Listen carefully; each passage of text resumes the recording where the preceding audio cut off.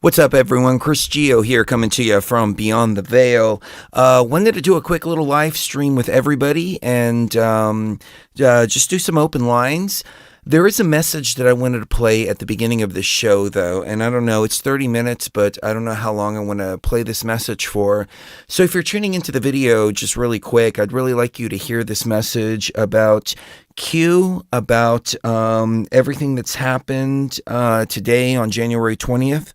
Very, very sad day for a lot of us, but there's some positive things going on as well, and I wanted to talk about some of those positive things throughout the course of the broadcast. I also want to hear what's on your mind as well. So when everybody starts gathering over here at Beyond the Veil, call-in number is 612-398-0600. So let's get into it. So far away tonight, but I can't lose this one. Get a pride of a falling night. Thought that I was fit to fight for us to be. You gave me life for loving me. Tell me, where did we go so wrong? Raw consciousness does not require a savior, but rather, raw consciousness requires only knowledge of oneself and the power to access it. Remember this, as we unlock an even greater gnosis from Beyond the Veil.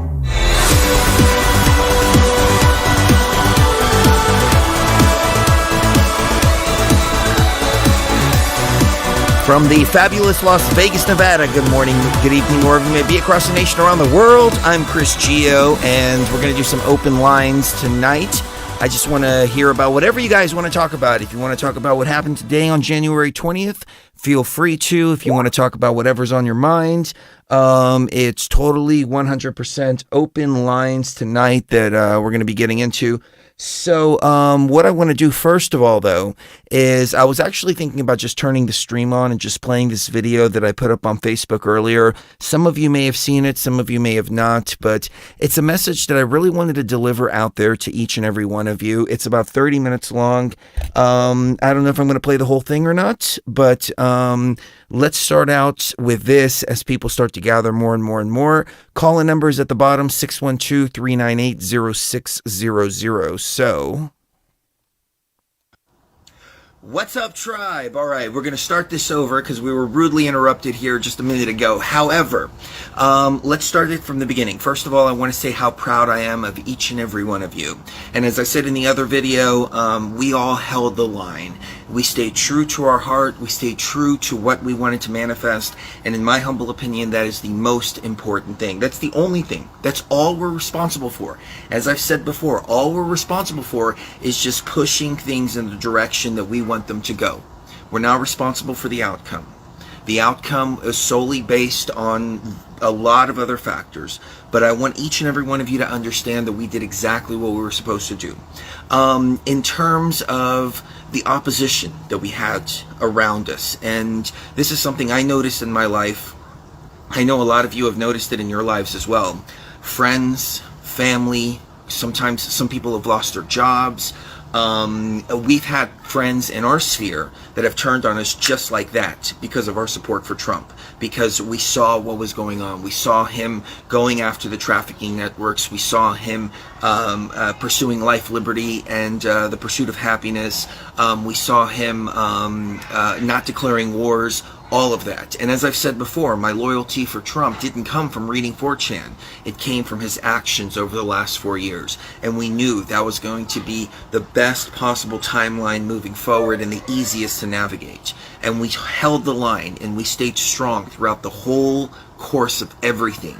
In the face of all opposition, we lost friends who weren't really friends. And my personal viewpoint about that whole situation of all these people that just turned on me just like that because of the Trump thing, they weren't really my friends. Because if they were my friends, then they would have said, hey, I don't like your politics, but I like you as a person and I love you as a brother, etc., etc. Instead, no. People who I thought I've known for years turned just like that. But in the face of all that, and I'm sure many of you experienced similar things, in the face of all that, we still stood strong. We held the line. The outcome didn't come out the way that we wanted it to come out. It was unfortunate. We had the whole Q situation. We never went along with the Q situation. As I said before, Q was a psyop. It was a psychological operation, but it was a double-edged sword. On one hand, what it did is it garnered more support for Trump, and it helped to push things into the Trump 2021 timeline. On the other hand, it was used as a disinformation source, because now they can take very real things like Hunter Biden's laptop, the fact that Trump was going after the trafficking network, all of that, and then they can say, oh, that's crazy Q conspiracies. Then they were also able to use Q with the Q shaman, the QAnon shaman, to demonize everybody who loves freedom, who loves liberty, who loves this country, who loves everything this country is supposed to be. Everything is this country is supposed to be. And it never was. It never was any of that until Trump came along. And we all together stood and held the line against all opposition. I'm so proud of each and every one of you. I really am. I'm proud of what we've done. It didn't turn out in the way that we wanted it to turn out. Today, Biden got inaugurated. There's some rumors and speculations that on March 4th, there could be some other turn of events. But realistically, once a president is inaugurated, I think that's it. There's no turning back from that. You can impeach Biden, which they're going to do tomorrow. They're going to introduce articles of impeachment. Then you get Harris. They can impeach Harris based on the fact that she was inciting violence over the summer, because if that's what they're going to impeach Trump over, then they have to apply the same standard to Harris, even though they have a double standard. We've talked about the double standard before. But if they want to get Harris out of the way, they can do that, but then that leaves us with Pelosi. Trump, unfortunately, is out of the picture right now, but he's not out of the sphere completely. He's just out of the government. If there's anything that I learned during this whole situation, watching the amount of voter fraud, watching all of that, is that government has zero power. Zero power. Government is just like the Queen of England is, realistically. Parliament makes all the decisions. The Queen is just there just for show, Our U.S. government now has exposed itself as being weak, as being powerless, and the real power is the corporations. The real power is big tech. If big tech can censor the President of the United States, that was a huge show of power right there, saying that we're even beyond the government, we're above the government. So on that note, we can also look at it in a positive light in the sense that Biden really doesn't have very much power. Now, the thing is, big tech is going to go along with the Biden agenda, of course, so they're going to be, working together. But Trump now has the opportunity to go into the private sector and actually start making changes on that front, start setting up social media, setting up search engines, this and that. But the guy is 74 years old. He's 74 years old, and he went from being somebody who was completely loved by everybody and revered by everybody to being constantly bashed 365 days a year for 4 years straight.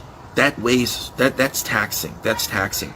I know what it's like to be bashed just because I'm trying to do what's right. I know what it's like to be bashed because I want to help humanity. I want to see a positive change in the world, and I know what it's like to be bashed, to be slandered, to have shit made up on you, conspiracy theories, all kinds of stuff like that. People have done it to us since we first started. There's people doing it to us right now as we speak. And so, we've been in it for 10 years though, so it really doesn't bother me at this point. But I remember at first it bothered me. It bothered me a lot. They're trying to ruin his family name. They're trying to do all of that. And I understand the weight that he carries, which is one of the reasons why I resonated with him so much. I resonated him with the fact because I could see his heart. I can see he was pushing for a positive timeline. He was pushing to take things in the right direction. And he had all of this opposition, even from people who he thought were friends, who pretended like they were friends. But, here's the thing. You find out who your friends are when you really start speaking your truth. I always say that. Like, speak your truth and you'll find your real tribe. That's it. And forget about the rest. Forget about all the phonies. Forget about all of that. But all these people who were taking money from him, the NAACP and the black community and all of them, all of a sudden now Trump is a racist and he's this and he's that, etc., etc. All these people just turned on him. Snoop Dogg was a friend of Donald Trump's. And then as soon as Trump gets elected president, what do we see? We see Snoop Dogg doing a video of him, of a fake assassination on Donald Trump.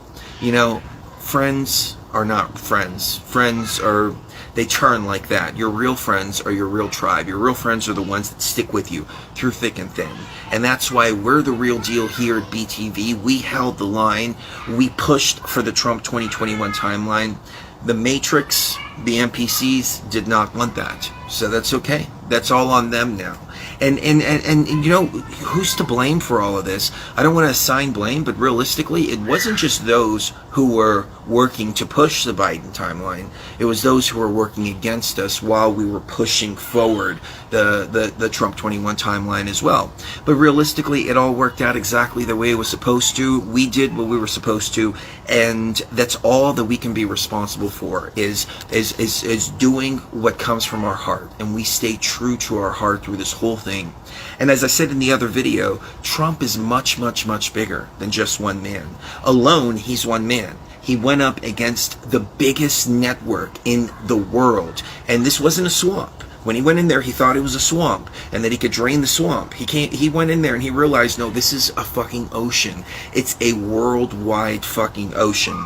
And somebody posted a meme that was real revealing, in my opinion. It was a meme that says, how does one lock down the entire world without first having control of every government in the entire world? And that was very true. I think as he got in there, he realized, man, this corruption runs way deeper than he thought. He made a couple of mistakes, in my opinion. Bill Barr, big mistake. Mike Pence, big mistake. But I know where he was coming from when he made those decisions. He was coming from a place where he's a businessman. He's never been in politics, so he wanted some politics people that understand politics there next to him. He made the wrong choices as far as that goes, but I understand why he made those choices. Moving forward, I want everybody to be proud of themselves. I want you all to be proud of yourself. Q turned out to be an operation. We are completely and totally aware of that. We were aware of that from the beginning, which is why we never went along the lines of Q. But, you know, Q is a double-edged sword. Forgive me if I'm being redundant. I don't remember if I mentioned it on this video or the video prior. But on one hand, it garnered support for Trump. On the other hand, it allowed them to take all the bullshit, all the disinformation that came along with Q, and then start putting real stuff into all that bullshit. Hunter Biden's laptop, the child trafficking rings, the stuff that went on in Haiti, all this stuff that's provable beyond the shadow of a doubt gets lumped in with Q. Now, you're a Q-tard if you talk about Hunter Biden's laptop. That was part of the agenda and the plan as well. But I see a lot of people right now, and this is the reason why I wanted to make this video, a lot of people are running around and going, ha ha ha, all you Q-tards out there, ha ha ha, where's the plan, trust the plan, etc., etc. What's the next step in the plan? And that's not the way to do it. You know, we have been outspoken against Q from the very, very, very beginning, but at the same time, I'm not going to fault anybody for going down that line. It sounded really good. It sounded like it was something that was probable. It gave people hope. Alex Jones came out with a video, and he said in that video that it was pacifying people. I don't think anybody was pacified by Q. I think it gave the other side ammunition to demonize and hide what was going on, but at the same time, people who followed Q, I don't think they were pacified. I think they actually got politically involved because of Q. They supported Trump because of Q. So what would we have done different if Q wasn't there? For all the Q people, I'm not saying we, but I'm saying all the Q people, the people that were really 100% behind Q, what did they have done different? And I'm asking Alex this, not in any kind of negative way. I have respect for Alex. He's been right about a lot of stuff. I've apologized to him in public before for things I've said in the past. But seriously though, what would people have done?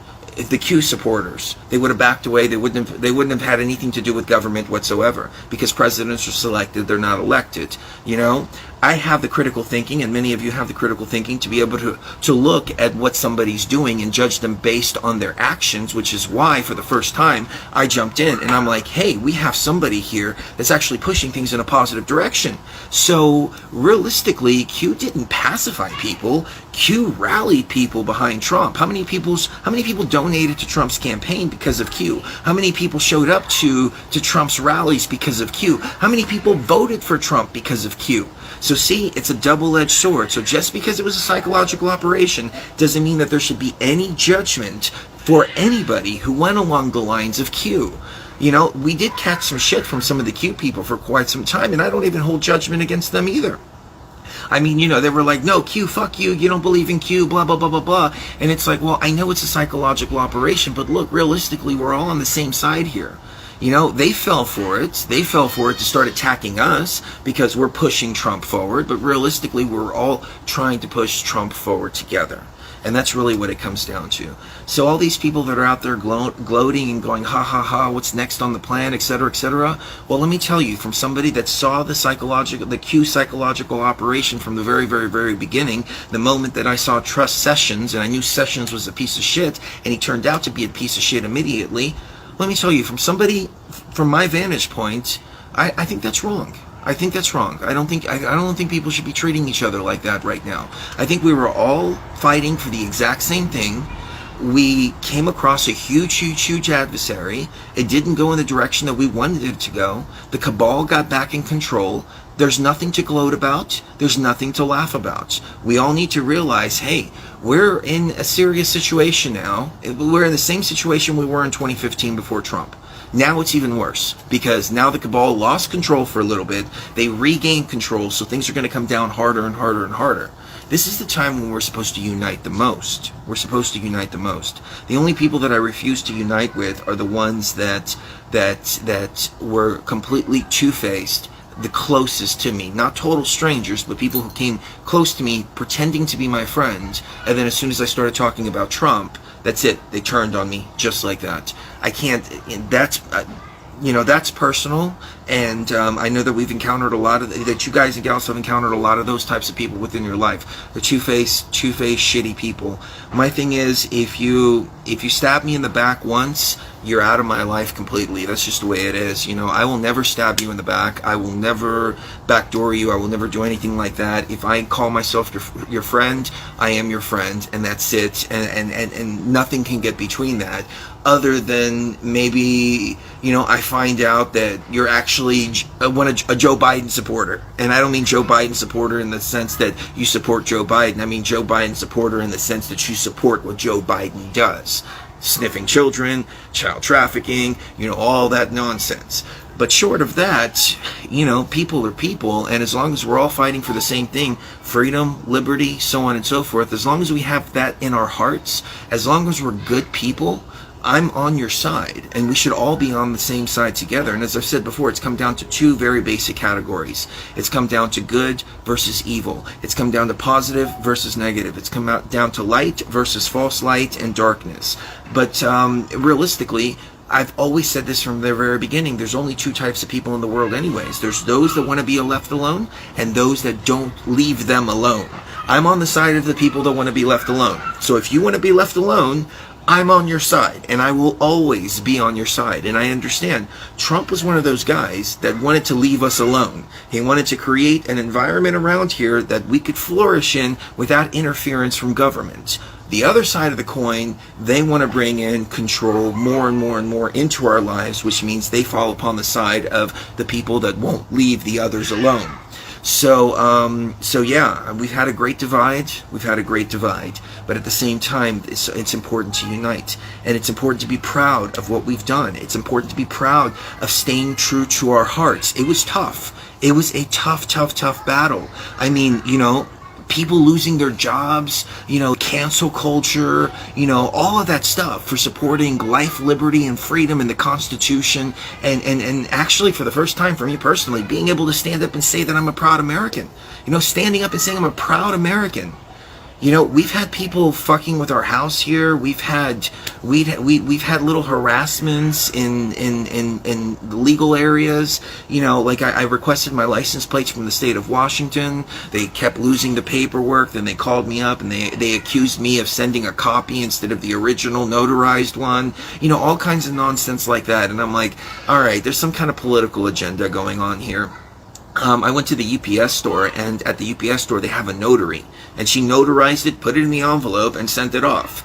And they called me and they're like, no, it's a copy. I know it's a copy. You need to send it to another one. Just making me jump through unnecessary hoops. And finally I was like, call the fucking UPS store. You know, she's the notary. She's the notary. She's put it in the envelope. Unless she took it out of the envelope after I left and made a copy of it, it's the original.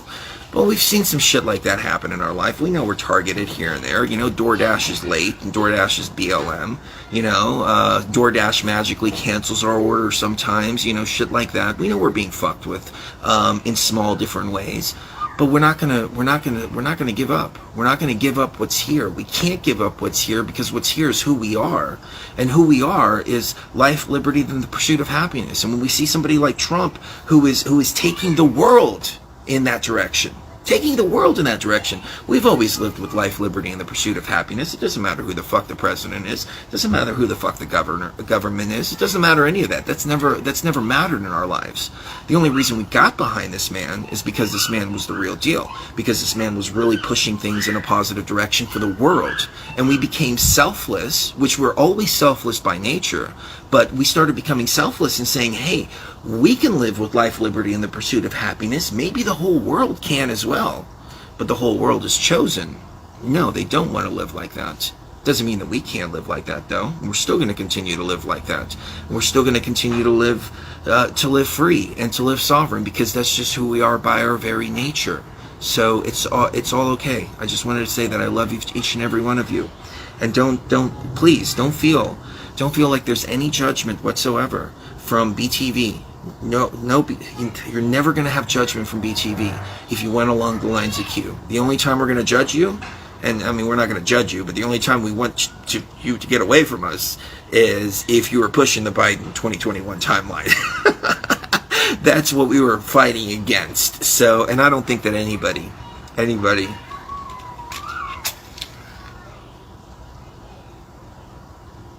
me just a second. Let me light this, because I'd really like to puff on this a little bit. I don't know where my lighter is. Anyways, I don't think anybody was actively pushing that timeline that was in our sphere. Some people were just hoping that we would fail, and trying to cause more weight as we were pushing this forward.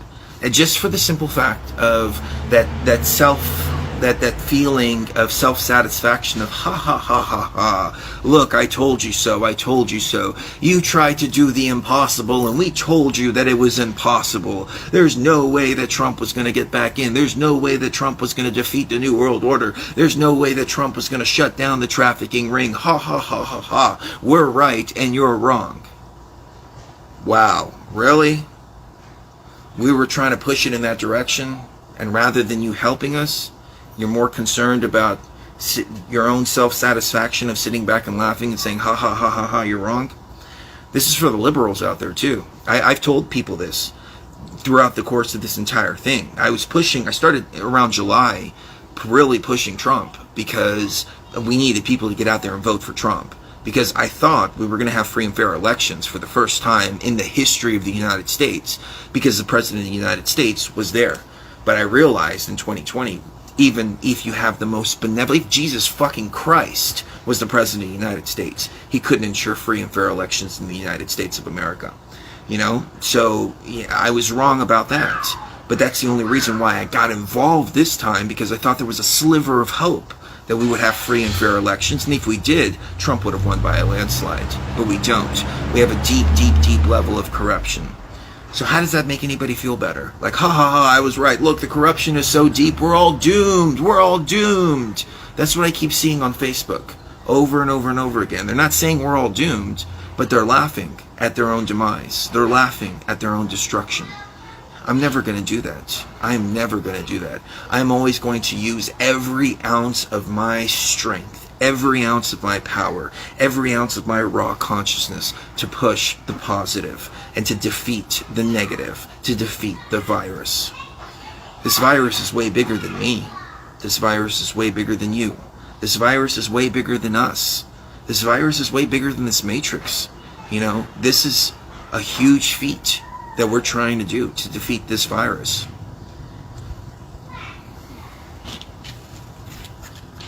The only people that should be ashamed are the ones that didn't even try. I call all of them fucking pussies. You're fucking pussies for not even trying. You're fucking pussies. And I have no respect for them whatsoever. But for each and every one of you, I have nothing but love, on an ancient soul level. It doesn't matter if you were with QAnon, pushing the QAnon. It doesn't even matter if you were attacking us because we were calling out QAnon to be a psyop. I don't care. We were all on the same side, pushing for the same thing.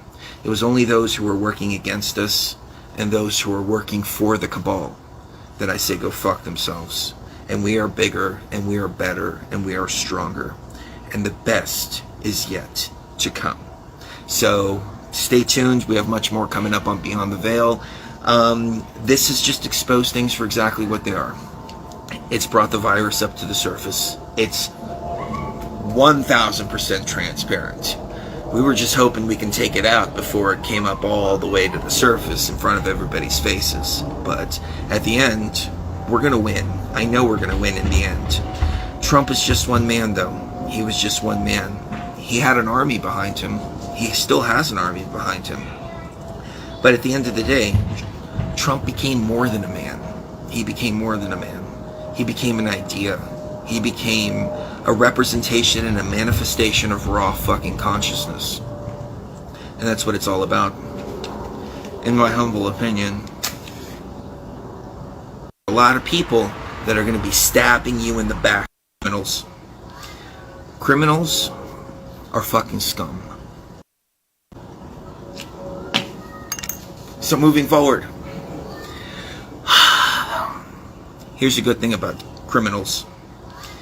Criminals are fucking scum. You lie, you cheat, you steal to get to the top. There's a lot of people you stepped on in order to get to where you are. There's a lot of people who are riding your coattails because you were going to get to where you are. And because of that, there's a lot of people that are going to be stabbing you in the back the whole time. Stabbing you in the back. So within this whole little cabal that's regained power, they're going to try to shift their focus onto us. But they're a virus. They're a parasite. They're going to start shifting their focus on each other. We're going to start seeing, as I said, tomorrow, articles of impeachment for Biden are going to go through. They're going to start to attack each other. They're going to start to tear themselves up from the inside out. And we're just going to sit back and just watch it happen. And all that chaos that they're causing within themselves is going to keep them from being able to fuck with us very much. So they're going to try to fuck with us a little bit. They're going to try. But at the same time, this gives us an opportunity to sit back, regroup, re-strengthen ourselves, resharpen our swords, and wait for the next move. The only context in which Alex Jones was talking about by pacifying people in terms of Q is something that I don't think would ever happen. And it seems like, what was Q pacifying people against? Armed revolution? Is that what Jones is suggesting? If so, I don't think that's a good idea. But I can tell you this for sure. If it was Trump supporters, if it was patriots, not even Trump supporters, if it was patriots that took over the Capitol building, I assure you they wouldn't have gotten that Capitol building back. That whole thing was a stage. That whole thing was a setup. That whole thing was to demonize all 76 million people whose votes were counted, not counting the ones whose votes weren't counted. But that was all set up by the deep state. Because I assure you, if we would have taken that shit, they wouldn't have gotten it back. No way in hell. It was meant to be partially taken over, damaged very slightly, and then handed right back. That wasn't an insurrection. That was a fucking set-up stage. That was a staged event as a pretext to create another impeachment against Trump. That's all it was. And if Trump was one of them, they wouldn't still be trying to impeach him. He would have played his role, stepped away, and that was it. But instead, they're trying to destroy his family. Banks are saying they're not going to do business with him. They're trying to kick him out of the state of New York. New York saying it's not going to do business with him. They're trying to destroy this man to ensure that he can't come back. So, it's going to be interesting to see what the future brings. But fear not, ladies and gentlemen, fear not. Everything is going exactly the way it's supposed to. And trust me when I say this, because we're here within the matrix. We're thinking with our 3D minds. We have raw consciousness. Some people call it higher selves. We have people on the other side who are also helping us along on this journey. Some things aren't supposed to happen. Even though we're down here in the trenches and we think, hey, we need to take over this hill over here, the general sitting in the back is going, no, that hill's not as important as you think it is. Now, as a matter of fact, if you let the enemy take that hill, something else is going to happen later that's going to help us win the war. So realistically, everything is happening exactly the way it was supposed to happen. And what we were hoping was going to happen was not supposed to happen. It's a shame. It really is. It's disgusting. We did a show about the inauguration today, and it was uneventful. And the number one thing that I'm going to miss about Trump is the fact that the guy was so fucking entertaining. He was hilarious. He used to say, you are fake news, go head to head with Jim Acosta. He used to talk shit. He would double down on all the shit that he was talking. Oh, calling it the Chinese virus. So it just goes on a little bit longer like that. But yeah, I really enjoyed Trump in office because he was very entertaining. Gave us a lot to talk about as well. I'm even thinking like CNN sitting back and going, oh crap, what are we going to do now that Trump's not in office? What are we going to talk about? Their ratings have gone to crap. Ratings all over the place have gone to crap. So yeah, let's take some calls. 612-398-0600. I saw a few people on the call board. They dropped off. I guess they didn't know how long this video was going to go on for, but let's switch it over to a live show and hear what you guys and gals have to say.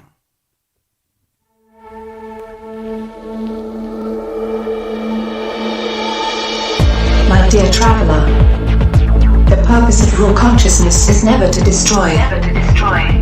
It is always to create. Build bridges. Create happiness. And bring forth new life. We must live in the hope that mankind will draw together. And that we better understand each other. The more that we awaken, the easier this will become. Now rise. Follow your conductors. And fear no danger. As you step beyond the veil.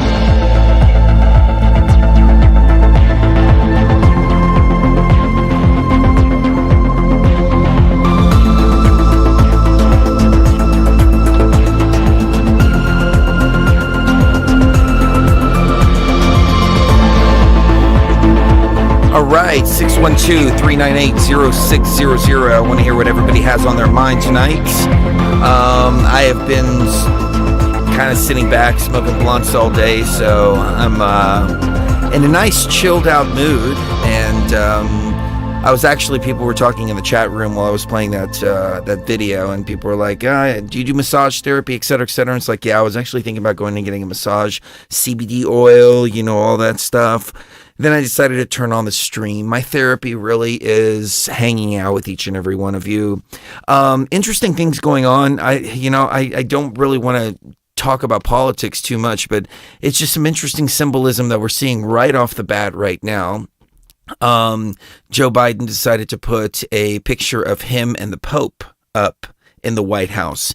And to me, it feels like watching Joe Biden sniffing one of your children, you know, watching him in the White House. You know, it's unreal and it's disgusting and there's so many things wrong with it, but it's right there in your face. You know, it's right there in your face. You've got the Pope with Joe Biden. And of course, we had all the information coming out of Italy.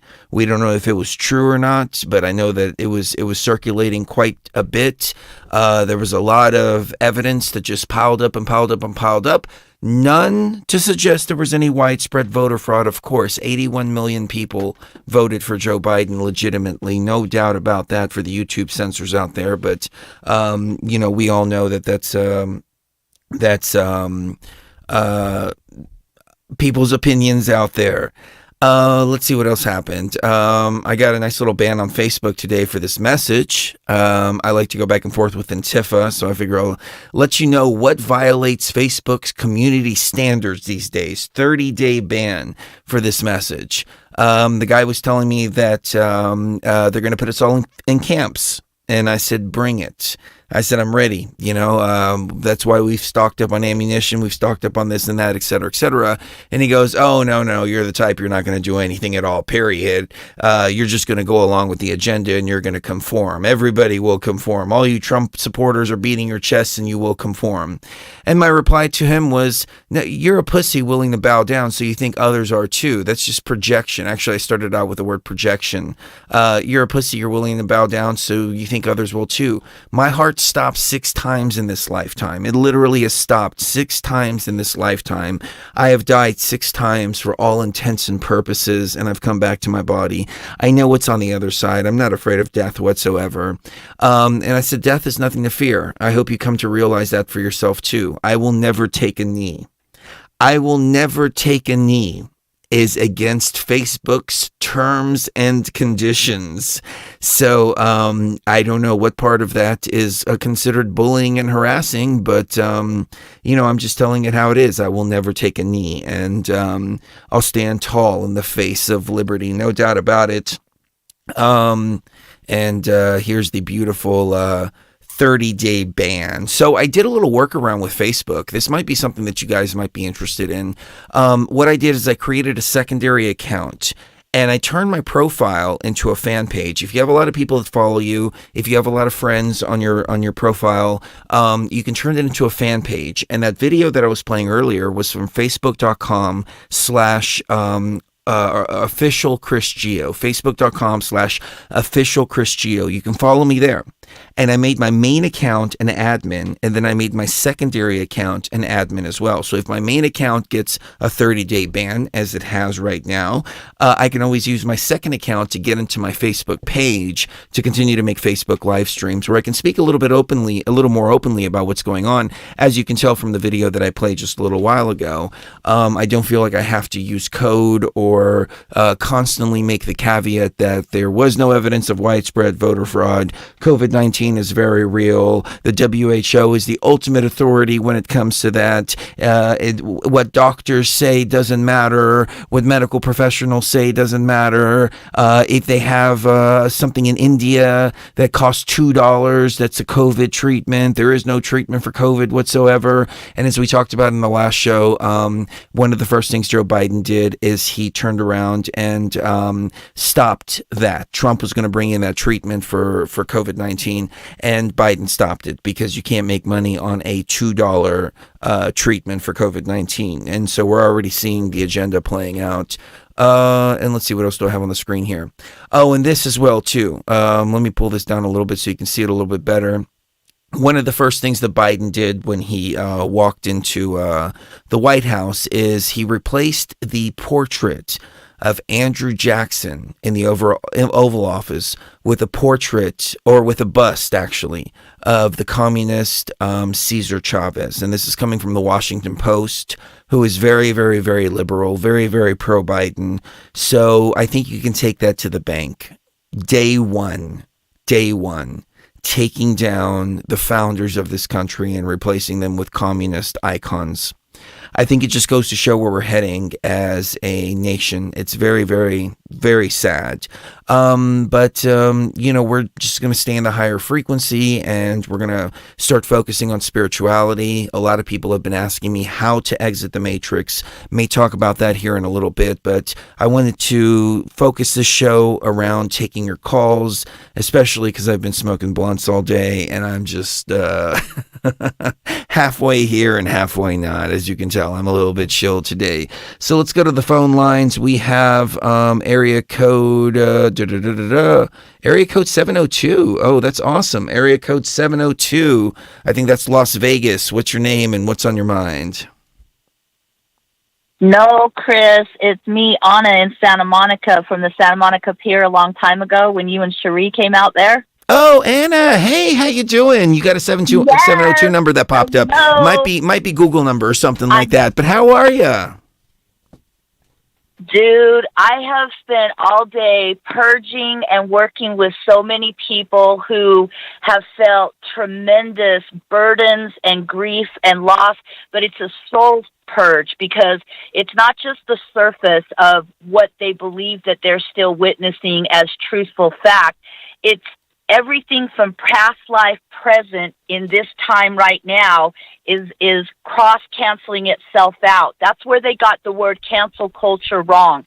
Everything from 3,000 years forward into right now, we have had remnants and fragments. That's how we've been able to say, why are we still feeling the effects of that? Why does it seem like we've already gone through that? And so people don't realize that their soul is actually releasing so much trauma and tension, anxiety, stress, depression, everything. So I'm the type of person, because I'm Aries, that when they can't resolve and settle something, or they don't feel that they have something on the surface to understand, they come to me, because I'm like a titanium warrior. And I understand what you mean when you talk about dying. I willed myself to die when I was 15, which nobody ever talks about, that you break your heart. And when people say they die of heart attacks or anything around the heart, people don't understand how broad and vast the brain is, because they've only been cut off and reserved to using the left side cognitive, which is analytical and critical thinking. So when the finite and the narrative is so strict, you don't know anything more than where you're standing until you have some type of awareness or lesson or something that wakes you up and breaks that, and then you're able to come out of that and know that you only have half the story. So when the paradigm has shifted, we went from conditioned love, conditioned terms, conditioned contracts. We went into the unconditional, which is an extreme, like, go to the other side. Well, for so very long, all of us could see that we have not been able to use our imagination, which is how you create, which is how you manifest your dreams into a reality, because for a very long time, they have taken and depleted all the resources, all the things that would allow you to stay in that understanding or that awareness. So for me, I mean, I'm starting to think so fast, I'm starting to forget what I'm trying to tell you here, but it's not over. I want to tell you something really quick. I've had in my head over 25 years, when the bear, the eagle, and the lion unite. I never understood what that was. I thought, okay, the eagle's United States, the lion must be Britain, and what is the bear? I was thinking, is the bear the Republic of California? Is the bear Russia, China? I could never figure it out. So I would always just say this, like, God, I don't understand what the hell this is in my head. I understand now, because if you go back into all of these paperworks that are coming out, 1876, 1877, 1878, what's happening is it's a pattern of sequence of events that have to occur. If people cannot understand that everything you see is like an optical illusion, they're still looking at an external reality, trying to commit themselves that that is real. Nothing is real but what you have your focus on. So if you learn to step back and take emotion out of circumstance and situation, see it, not feel it, it's a whole different way to ground and center, align, and balance yourself. So it's very difficult. People are lost and desolate, and they don't understand anything. So this can go in many ways. You can say, oh, you're going through a spiritual awakening. Oh, you're just waking up. Oh, you're in ascension. Well, ascension is a higher lifting, where the planet lifted itself to a higher frequency and vibration. And you have to match that inside of yourself. And if you don't, you only have two other options. But if you choose to elevate your mind and you grow past whatever mental limitation you have been conformed, restricted, programmed, and conditioned to, you have a different perspective, a different awareness, and a different understanding. But there's 6 principles that I teach people: potential, purpose, service to humanity. Those are the first 3. Then you have to go into your individuality, your own identity, and the different forms of sovereignty, which are freedom. Those 6 principles make a self-relationship. So you have to know you came from conditional everything to now unconditional. It's a total, it's like putting two books in front of you, and we just got through half of them. So we've got one edition done. Now we're going into the second edition. But when you bring everything, tether it all together, you get balance, alignment, peace, harmony, and unity within. Everything that we have ever been taught has been to look outside of ourselves, for they or it will whole you and complete you. That's a fallacy. You didn't come here broken. You didn't come here suspended in animation. When you jump into the matrix, it's like double dutch. You're jumping into wherever that reality is at that time, no matter how many times you've been here or not.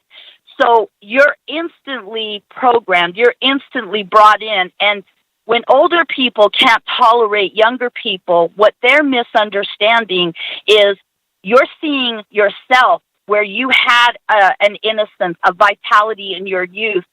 You weren't as touched as you are now, where you're dumbed down, dense, and you've given up and you've let go and you've traded, you've made excuses and you've done what you could, but it's been under the demise of surviving our circumstances. There's no more survival. There's now we're going to learn how to live. And a lot of people don't get it. But here's something really interesting. Why did everybody get deputized? You know, why did the National Guard get deputized to January 24th? These dates are very important because, again, it's a pattern of sequence of events that you have to follow. So then you have to look at what is March 4th been meaning and pertaining to with all of these documents and paperwork that are out there and going. And why are the bookies in Vegas not paying out until March 5th? That is a big one, but people don't know how to connect. Whoa! Wait a minute. I didn't hear about that. If that's the case, that changes the game for me. I mean, I have a lot of comments about everything you've said because I totally resonate with a lot of what you said. You know, the way that I would say it, first of all, I'll go back to what you were saying at the beginning, is I see it as the timelines are all being eliminated from each other right now, and we're getting to a point of singularity. So we're coming to a point where we're dealing with everything, throwing everything out that's not necessary and trying to get to that point of singularity. The March 4th thing, though, where can I find more information about this? I'm going to Google it while you're talking, but is there anywhere you would point me to? I will send you everything that I have because I have been sending shit out left and right, and it's so ironic, like literally, like I could never get out of my head when the bear, the eagle, and the lion unite. I was like, what the hell is that? I've carried it around, and people have watched me my whole life going, you're still talking about that? Well, yeah, because I don't know what it means to me yet. So a lot of this, if we talk about the right side of the brain as well, if you look at our past and slowly how they've taken everything away, they reduce you. They reduce you so that they desensitize, disconnect, and divide you so much within inside of yourself that you're separated and segregated. Nobody is getting it. If you keep looking outside of you for how you have been taught and all the damage and processing that you have not been able to digest and go within and reflect on, you're screwing yourself over because you're missing so much, and you have to step back. You have to take that emotion out of that circumstance and that situation. It's very difficult when everybody is on a different level and a different layer of what consciousness is, because then you bring in conscious, subconscious, and unconscious, you know, and then the right side of the brain. When you are able to understand emotional intelligence, it's kinetic, it's telekinesis. It is not where the left side of the brain that's cognizant is analytical and critical thinking. The ego, so super inflated, overrides the mind And then it's almost like a coup. It's got you locked in. It's got you so locked in that you're just standing there, not able to move past it, and you won't even try. Now, that's when fear comes in, because if I put fear in you, I don't have to do anything more but keep learning how to work on that. So the levels and layers and the hypocrisy of how woven this shit is insane. So these are the kind of things that I work so hard at trying to get people out of their head and into their heart, but to understand the difference. Emotional intelligence is all telekinesis. That's the spiritual aspect. That is everything that they have taken out of you and taken away, and how they've done it. Once you start connecting the dots and you start seeing in yourself what you have accepted and why, it's like epiphany, and the fireworks go off in your head, and you just are like, oh my God, how could I have missed that? Well, because you weren't looking there, and even if you were, it's the same as saying everything is hidden in plain sight. But if you don't know where you are inside of yourself, because they have over time taught you how to not look within and go within, it's like being off the road. You're off the grid. All you got to do is come back and go through your life, restore yourself, reformat yourself from everything that you're not aware of, which is a self-relationship. When you purge, when you vent, I tell my people, write the fuck you letter. Fuck the dog, fuck the neighbor for looking at me wrong, because it's not about being right or wrong. It's where are you at and where are you trying to get to and go. And by where you're standing, how the hell do you think you're going to get there? Again, it goes back to that ego. It is like titanium. They have got you so committed by any means necessary not to know, not to ever question, wonder, think, or reveal to yourself the realness. Because the realness is the rawness of who you are. And that goes into the quantum dynamic of you are nothing more than an atom, a molecular structure of energy. If you can get to that finite there, then you understand that outside of a human form, it's like being on an Intel processor. It's infinite. Knowledge is all around you. It's how the invisible exists, but people don't know that because they don't know that how they blocked it. They don't know that they've even blocked it from themselves. So once you start understanding a bigger totality of who you are, it's very basic and simple. But you have to know and hear it differently. So it doesn't matter if people all say the same thing. You gravitate to what is familiar frequency-wise to you. Think about this, too. Vibrations can heal you or kill you. The military knows about this shit.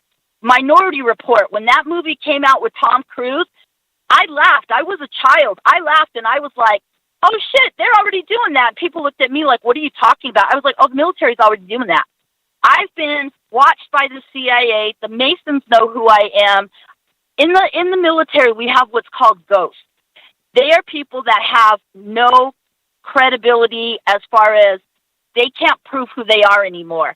They've taken an oath to go in and do jobs that most can't, because you would have to have a conscience and you have to block that shit out.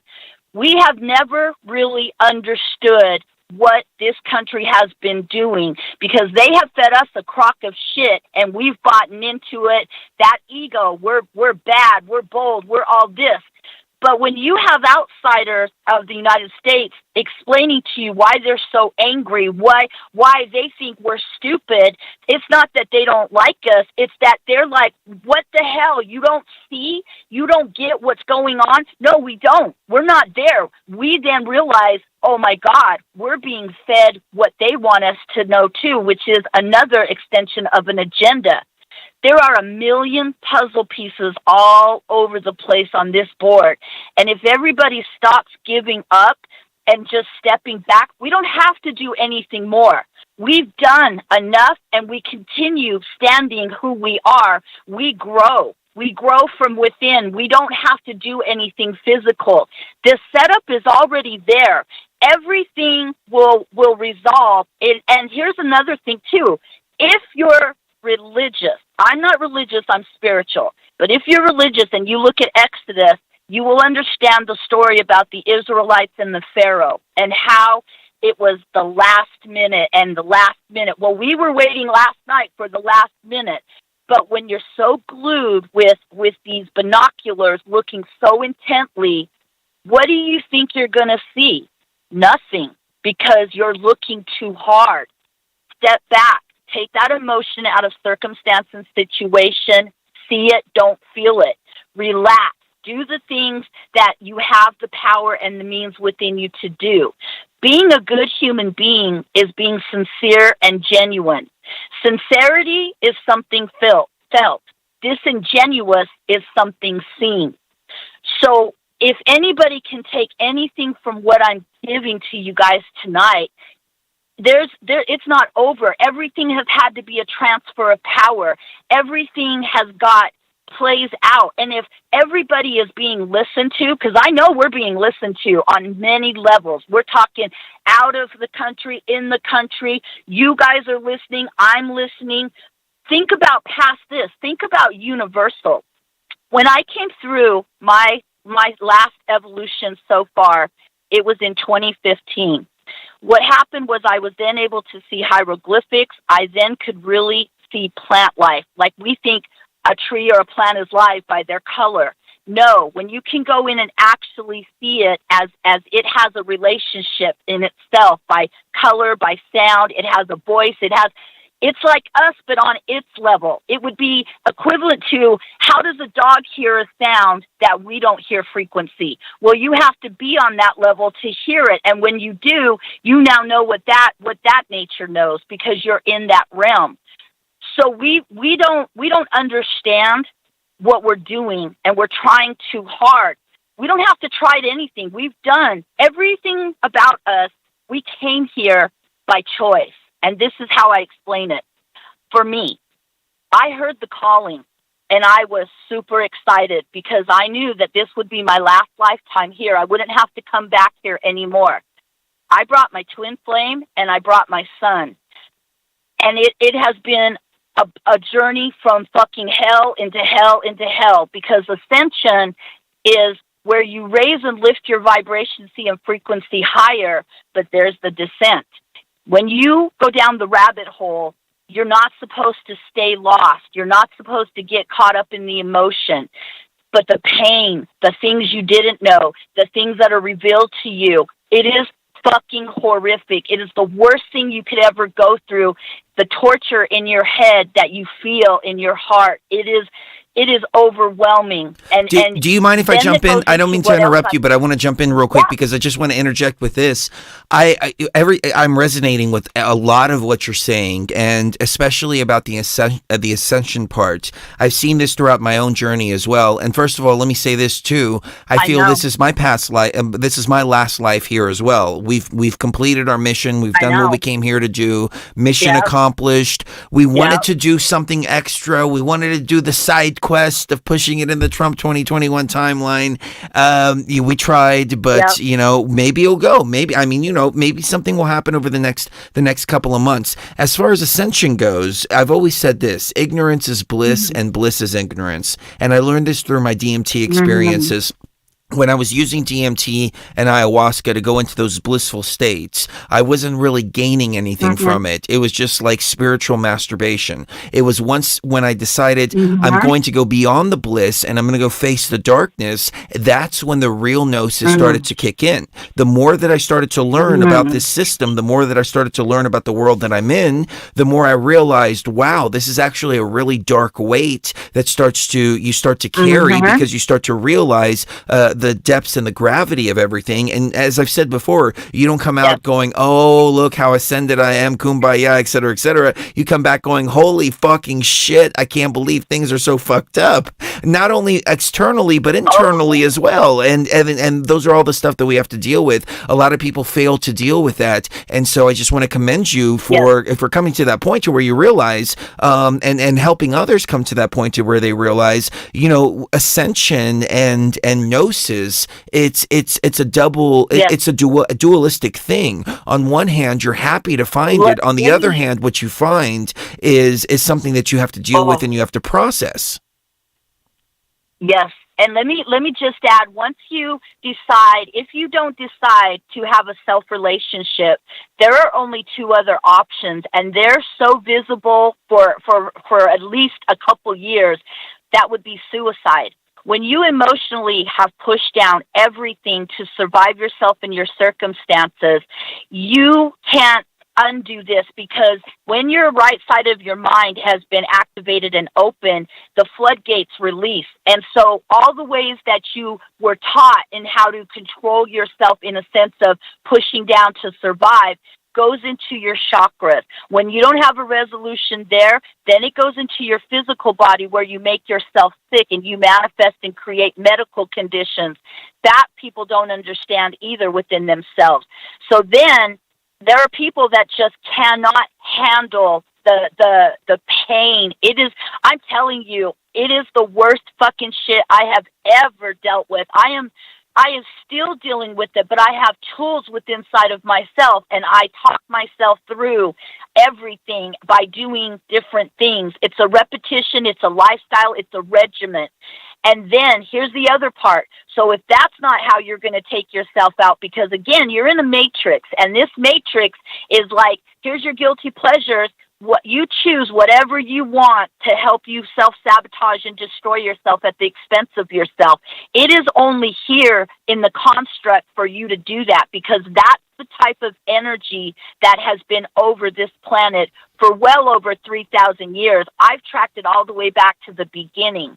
So then you have, if you're not going to take yourself out that way, then it goes into the aggressive shooters. Those are the people that are angry emotionally, and you are going to feel their pain because they are taking you out with them. That is the depth of everything that people are going through, but they've never heard it this way to begin to relate in order to understand and then comprehend. If you can't get there, then you can't see past yourself to know yourself, to identify what in you needs to be changed and different. Very well said. And if you don't mind me jumping in here again, because I want to get your opinion on this, my philosophy has always been this, and I want to know what you think about this philosophy. The philosophy is that I came in here to do a job. Most of us came in here to do a job. Mm-hmm. We came in here voluntarily. Yeah. Part of the agreement that I made with myself, it wasn't an agreement with anybody else, is that once I'm here, I'm going to enjoy some of the pleasures of the Matrix. I'm going to smoke pot. I'm going to eat meat. I'm going to have sex. I'm going to do all of that. Now, those also, if done in excess, can also lead you down a wrong path. But I find it's kind of balancing for me. You know, one day, you know, we'll do the ayahuasca. We'll do the deep hardcore work. We'll do all of that. And then after that, we're like, hey, let's go have a couple of drinks and just be normal human beings and live the normal human being experience for a day or two. So what do you think about that type of balance? Do you think that's self-destructive? Do you think that that's counterintuitive? Or do you feel the way that I feel, that it's actually balance? And let me also elaborate on that. I feel as both the New Age and the Christian, Judeo-Christian doctrines, they all say that all these things are bad. You're not supposed to have sex. You're not supposed to drink. You're not supposed to eat meat. You're not supposed to enjoy yourself. And what that does is that creates something within the human body that just starts to fester. You know, these sexual urges, the urges to go out and have fun. Then when you suppress them for so long, they come out in very, very, very toxic ways, as we see in the Catholic Church, as we see with people like Ted Haggard and so on and so forth. So that's why it's like, find healthy releases and also reward yourself. If you go and do this hardcore spiritual journey, go reward yourself with something fun. What do you think about that? I would say that two things. From where you are, always, you have to learn how to be constantly present in the now. Most people carry a cross on their back or wear a scarlet letter depicting who they believe they are by where they're at, but not knowing that they have allowed themselves to label themselves, to give themselves the stigma. Nothing outside of us defines us. We have allowed, when we look for validation, acceptance, when we're vulnerable in a state where we're insecure, we again revert back to an external reality, because that's the programming, that's the conditioning. When you are balanced and aligned and you come to a new awareness and you do different things, you don't do the same thing. You don't think the same. You don't eat the same. You don't talk the same. You don't breathe the same. You don't live the same. Nothing. So really, wherever you are, as long as you come to the awareness that where I was only relevant to get me to right now and what I know. Now, if I'm going to go forward, I can't take all of this bullshit and garbage with me, because that is a victim mentality that's been taught to us. Oh, poor me. Oh, this is me. Nobody can love me. No, you're right, because you don't love yourself. No, you haven't seen yourself to know what you're capable of. When we give up, when we exchange our thoughts and our feelings in action for a payoff or reward outside of us, we lose our value in ourselves, because we want instant gratification. We're told we can have it all, but here's the limitation. Here's the rules. We have never read the program. We have never read the details. We have never looked at, okay, if I'm going to play a game, let me read how it is. We just jump in and go from there and hope for the best. And then when nothing works out and we do same game repetitive disorder is what I call it, we can't figure out why. Why me? Why can't I have what somebody else has? Well, from where you're standing and what you're telling me and by what you're doing, that mathematical equation is not adding up. So people don't know how to relate, cope, sense, or see themselves, because they're doing it back-asswards. You got to turn the camera on yourself. And here's a really good way to look at where we're at right now. It is not for us to judge. That's part of unconditional. How do I get to a place where I'm not judging you from where you're standing? How do I allow you to know and believe and see what you consider real and true? Because it can only be a matter of time that they too go to a place where they learn something else and they change. But if there's levels and layers to this game, we're only connected by commonalities. That's the connection, commonalities. We're all doing our own thing, but how we're choosing to do it, we have to come to the awareness and understanding of that integration, and we haven't connected that. They've got us so fucked up in our heads, we can't get out of our heads to get out of our own ways. So once you start to see, why am I bringing all of this shit with me? Then you start to understand where your level of frequency is, and you're like, well, no wonder I can't have anything different. I don't know anything different. So if you don't mind me jumping in, because I just want to get some clarification for the audience. So when you say bringing all this shit with me, are you referring, and I assume you're referring to it, but I just want to clear it up for the audience. You're referring to all the baggage, the trauma, all the stuff that we've experienced in our life. Yeah. It's interesting because I see this happening all the time, and I'm so far removed from who I was 2 years ago. I'm even more far removed from who I was 5 years ago, 10 years ago, 15 years ago. I don't understand how people can carry that. Like, my dad used to beat the shit out of me when I was a kid, but it was like it happened to somebody else because I've changed so much. But then I meet people that are like 60 years old, and they're like, when I was 5 years old, I was sexually abused, et cetera, et cetera. And I'm like, that's 55 years ago. 55. Why are you still carrying that around?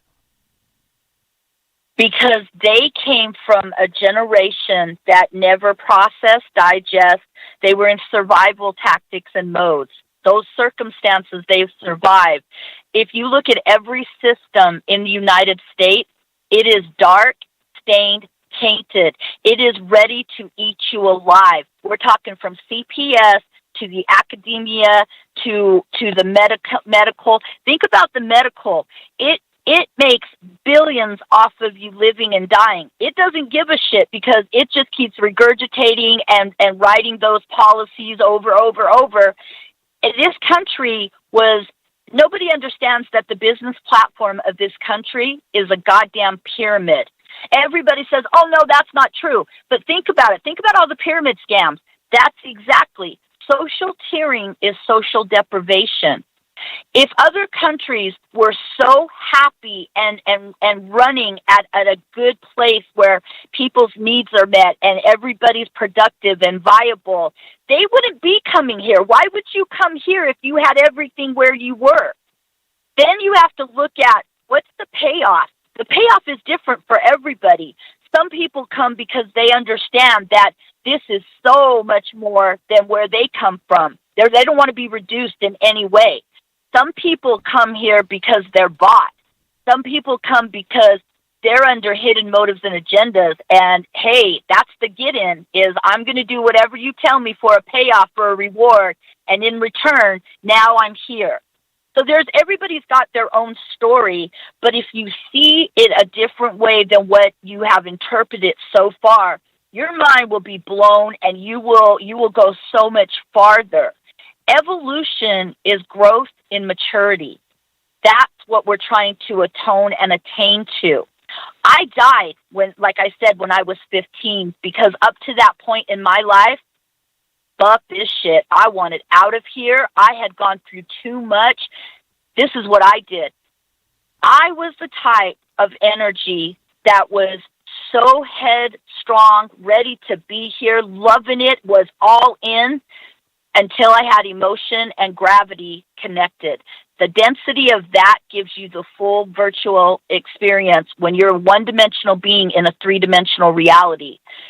So I had gone through so much that when you will yourself to die, that's it. You lay down, you go to sleep, and you stop your heart, and you have an out-of-body experience, and you have a story of how and what you see. And, it's very true when they talk about the tunnel of light and the archangels. Shit, I thought I was looking up in the sky like forever, because it's so amazing and captivating. You just can't, there's not enough words to ever explain. But what I did was, I went out like a side door or a back door, because I found the door. When they talk about, like I've even heard you talk about, when you can find your way out, when programmers know that there's an emergency exit or they can get in a certain way. I scared the shit out of the universe, because nobody ever thought they had to look at me like that, because my intent was, let's go. I'm excited. I want to be here because that's who I am. That's what I'm about. But when I said no more and I was done, it was like, oh my God, what is she doing? Like everything stopped, everything, like it was like emergency, emergency. That's when I came out of my body. I saw my grandfather. I saw my dad. I saw every time I walked into the light, I kept losing aspects of the physical. And as you let go of this, you gain everything that you already have. But because that emotion and gravity is so dense, that's the mass, that's the glue that holds you together. So if you can think about things like, why are people so addicted to their phone? That's your brain outside of you.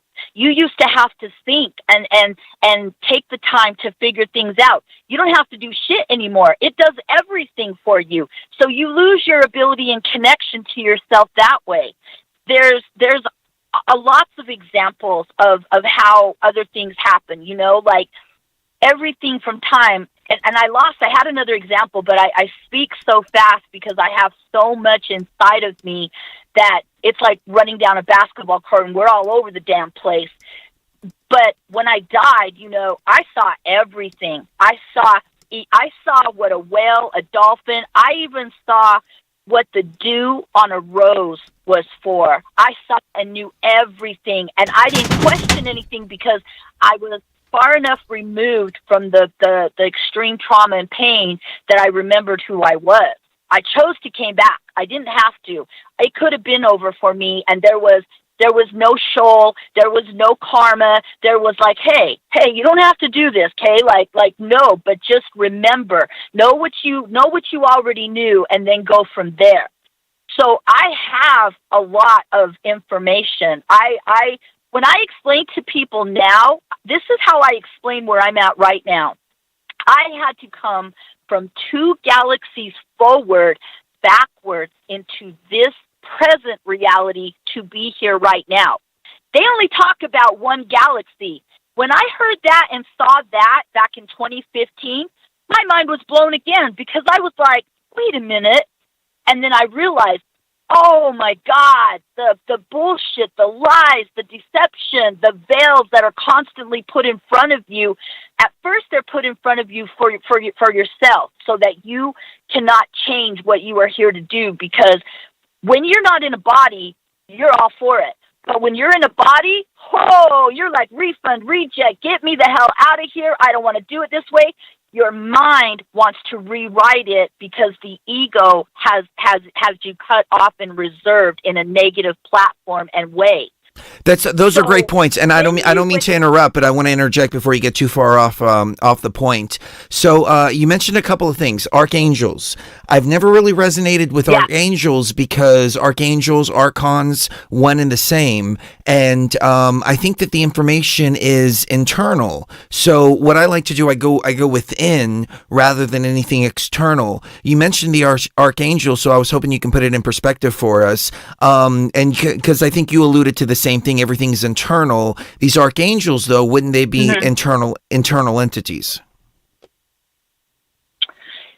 It's very possible, but I know what I saw outside of myself, and I wasn't in a body, and I was looking past anything that was dense or anything that was put together in mass, because that's what we are. We're like glued with mass, gravity and emotion. That density is what keeps the mass of you together.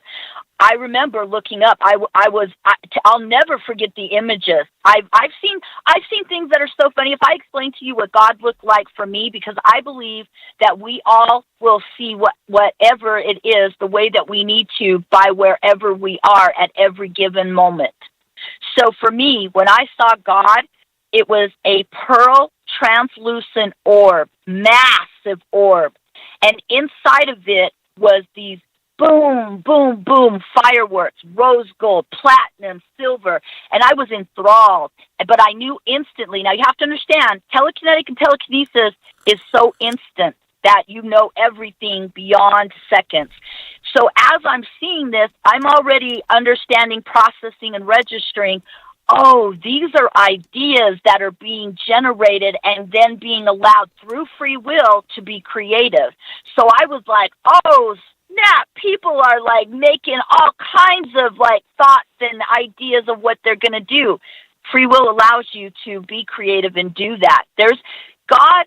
When people fear God, I don't understand that, because that entity is not here to upset what you're here to accomplish and achieve for yourself through lessons and experiences. So when I saw God, I remember I was bawling, because I could not understand why this entity would allow me to suffer at the demise that I had. And I remember this entity was like, it's a feeling of, oh man, she doesn't get it. Like so sad in a way that it's not even, I'm not even ever going to get the words right, because it was this knowing at a distance what unconditionally I didn't understand because I was in a human body. Now, when I'm not in a human body, I know everything, and it's a whole different understanding, conception, reality, all that. I can again, I don't mean to cut you off. I just want to interject. I can definitely relate to that, and that's why I use ayahuasca, because the ayahuasca removes the ego completely. It removes the Christgeo mind. It removes the Christgeo identity, and I can tap down into that ancient soul resonance. And once I get down to that resonance, 1,000%, like I can tap into it at any time, but then I have to process it through Christgeo's mind. When I'm deep, especially on massive amounts of ayahuasca, that's it. Christgeo no longer exists, and the ancient soul knows exactly what's going on. As far as this God entity, though, could it be that this God entity was actually inside of you and part of your consciousness?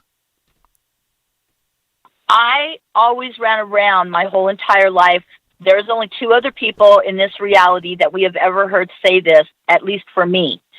Kanye and Charlemagne the God and me have always run around talking about we're gods. but nobody has understood the context in which we were speaking. I would tell people, if I'm a God, they'd be like, you're not a God. I'd be like, yes, I am. I'm an extension of a higher source. That makes me a little God. And then they'd be like, oh shit. Okay. I never thought about it that way. I've always said too, for where we are right now, in 1982, I was talking about this. I was only 12 years old. Who's going to listen to a child? They're not. They can't. Okay. Occasionally, there would be some who would be like, I hear you. I see you. You're an old soul trapped in a young body. And they would see the struggle from within me. God is definitely something massive. Now, the voice of it is like a bullhorn, and it is male. I cannot say that it was female. I would say that every aspect is both, because you have the masculine and feminine inside of you. But I understood it. And that was very perplexed to me as well, because I was like, okay, and I'm trying to put this orb into context and structure of, okay, why does it have to be male? But you don't care, because once you're in the presence of it, it was like waterfalls. My eyes, if I'd have been in a human body having this physical experience, my eyes turned into waterfalls. I was weeping with humility. I was not worthy of this. It was so beyond me. Even my children, those were some of the greatest gifts in a physical, 5,000 million times more potent than that feeling. And the only thing that's close to knowing God that closely is if you are familiar with a twin flame relationship, which I know you and Cherie are. But that, because it opens you so much up that your heart is beyond the expansion of what you thought it was. Again, that limitation comes from the social, the societal, the habitual, traditional, all this shit that we have collected and accumulated as programming is marketing and branding. It's like taking a label and slapping it on something and calling it something else. And another thing that people don't realize, genocides never stop. You just never knew what you were looking at. That shit hit me so goddamn hard when I realized that probably like 7 years ago. When I came through in 2015, I know how crazy I looked, but it didn't matter, because my whole life has been trying to mainstream who we are so that we would no longer be persecuted and lied about and talked about in ways that we're somehow the issue, the virus, the stigma, the dogma, the problem. So there is just so much to this, but once you start breaking it down and you start hearing something different than what you've known or even heard before, it's like, oh shit.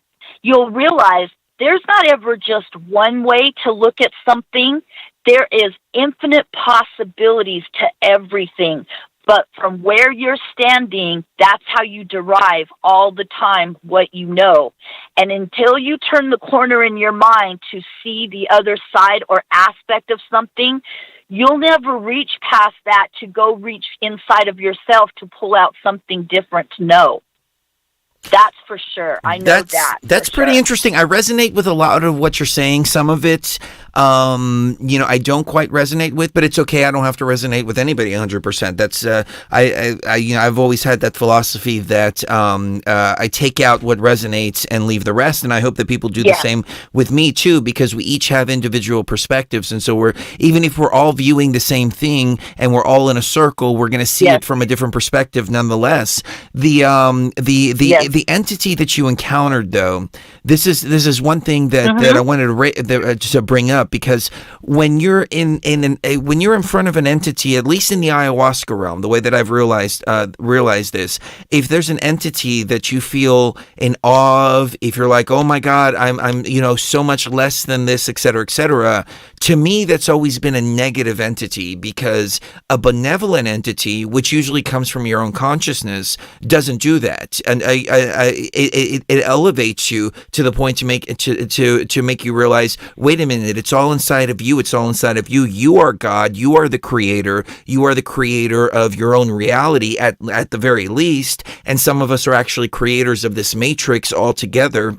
And others are players within this matrix altogether. And this orb, this entity kind of sounds to me kind of like the artificial intelligence that's running this whole matrix. So what do you think about that? I just wanted to throw that perspective to you. I've listened to you so much that I've heard you talk like this, and I knew that we would have that conversation. And what I would say is everything that you just said is exact.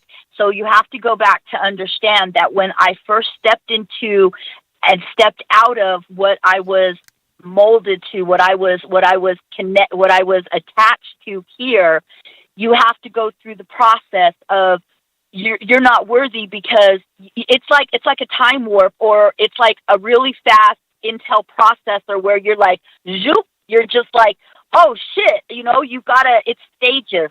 So I had to go to the rawest form of who I was. But then once I was shown everything, boom, boom, boom, boom, boom, I knew everything. I was super excited again. I was on track again. So everything you said is true, but how it played out for me was that I came back to one. I came back to the source within me, which is something more vast than we here on a lower frequency vibrating planet can really connect to unless you have those experiences. Now, mind you, I've done my whole entire life sober, and that to me is even harder, because I haven't used something to get me out. I've used my mind. I've willed myself, but I've chose to come back. So once I went from seeing all the stuff that I did, now here's the crazy part. I've never saw and understood Jesus the way that a lot of people do. I put myself through private school as a child, and when I was in Catholic school in religion, I was the one that was jumping up screaming, liar! That's not how that happened. You're lying. You just changed history. I was there. You did this and this to me. I looked crazy, but I was remembering stuff, and I was bringing that memory forward, and it didn't matter, but I knew. So as I went to know everything, because this wasn't the first time. 15, I willed myself to die and had this understanding, this awareness, and this information back inside of me, because I was able to ascertain and take it in differently. When I came through this last time, I've always talked as a child about the Akashic Records. And people were like, how do you know about that? I don't know, honestly, how I know anything. I almost like literally channel. I do shit that I have to go and Google what the hell I'm talking about 99% of the time, not knowing that I've been talking about it, but in different variables until it gets to that final. And then I go, oh shit, I can put that puzzle piece together now. If I can jump in again, I don't mean to interrupt, but I want to interject with this. Those are the most powerful experiences. I love those experiences. When I've gone into the ayahuasca realm, I come back out with something, I start talking about it, and then people in the chat room are like, hey, look this up, look that up. This is in this book. This is in that book. Mm-hmm. I love it. I love it. I love it.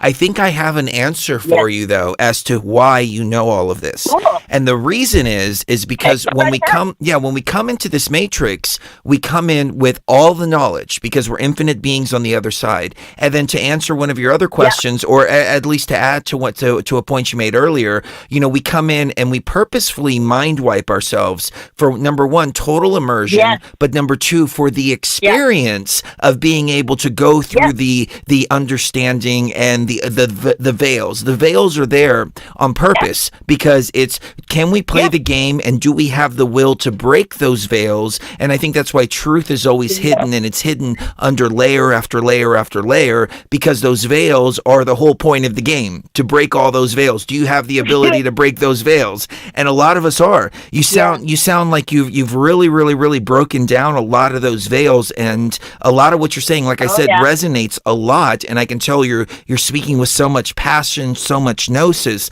Here's one big question that I have, though. And I've asked this of others. Okay. I feel that a lot of other people, you know, they'll call in or I speak to them, and you know, they're repeating just stuff that they heard. You don't strike me as that type of person. You strike me as the type of person that have had genuine experiences. The one thing that I can't understand is how do you remove the ego with the ego? And this is where ayahuasca comes in. Ayahuasca is a tool that tells the ego, get the hell out of the way. But how do you remove the ego with the ego? I have always lived twofold. And it's very difficult because I have a human experience. I'm like everybody else to a degree where I go through everything that everybody does themselves. But I have this innate inner awareness, knowledge of self that's spiritual that has never been cut off. And the way that it was never cut off was when I could tell my whole entire life by symbols. So when I was 3, I lost my tonsils first. I'm an Aries, so everything to me is head, everything. So I lose my tonsils, have my tonsils taken out. Before I turn 5, I lose my hearing. I don't even know how the hell you lose your hearing, but they had to put tubes in my ears, and it's why I talk loud. It's why I scream. I sound like I scream when I'm texting or something. I never have understood how other people have looked at me from what I'm doing because I'm still, quote, quote, deaf. People have to tell me, hey, you're talking too loud. And then I have to say, is it because I still am stuck thinking that way? Or is it also because I'm Mexican and I'm super fucking passionate? It's a combination, you know? But those things, when I had those tubes put back in, I am convinced for me, from what I've gathered so far, that it never broke, it never closed off the veil between the visible and invisible.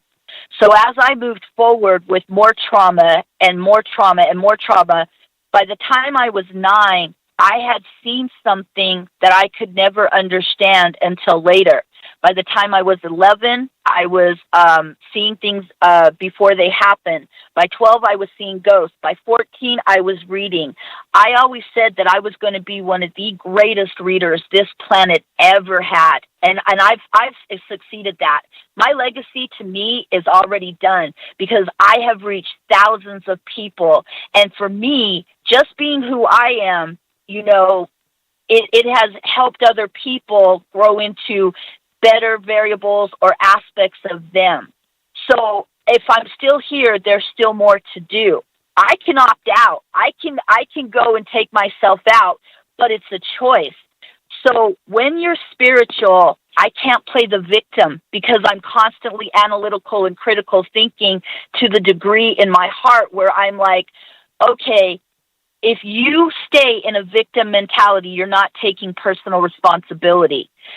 Again, when you cannot turn the camera on yourself to understand perception creates projection, that took me a very long time, I would say most of my life. It took me a very long time for what other people could see outside of me and decide what I was or what I was acting like. I couldn't grasp it because I was too emerged and emaciated emotionally. When you're not mentally, emotionally, physically, and spiritually balanced, aligned, and connected, you can't get past yourself to get to know yourself, to reconnect yourself. So it took me a very long time of being great, but not my greatest. Then you have to look at the construct of energy that this planet has been vibrating on. It was a very low frequency. Nobody understood that if Hillary Clinton would have got into office, we would have hit what is called an abyss. That is where this planet would not even exist everything on it would dissolve with it. And it's why I figured out why they would always talk about, oh, there's another planet Earth out there. Oh, there's another. They always had one or two other planet Earths because they knew where they were taking all of this shit. We don't know anything until we do. But you have to open your mind, and you have to use like reference and researching tools inside of you to go scavenging for the information. We look outside looking for the answers, but all along it's really inside of us, because you have to have the idea first.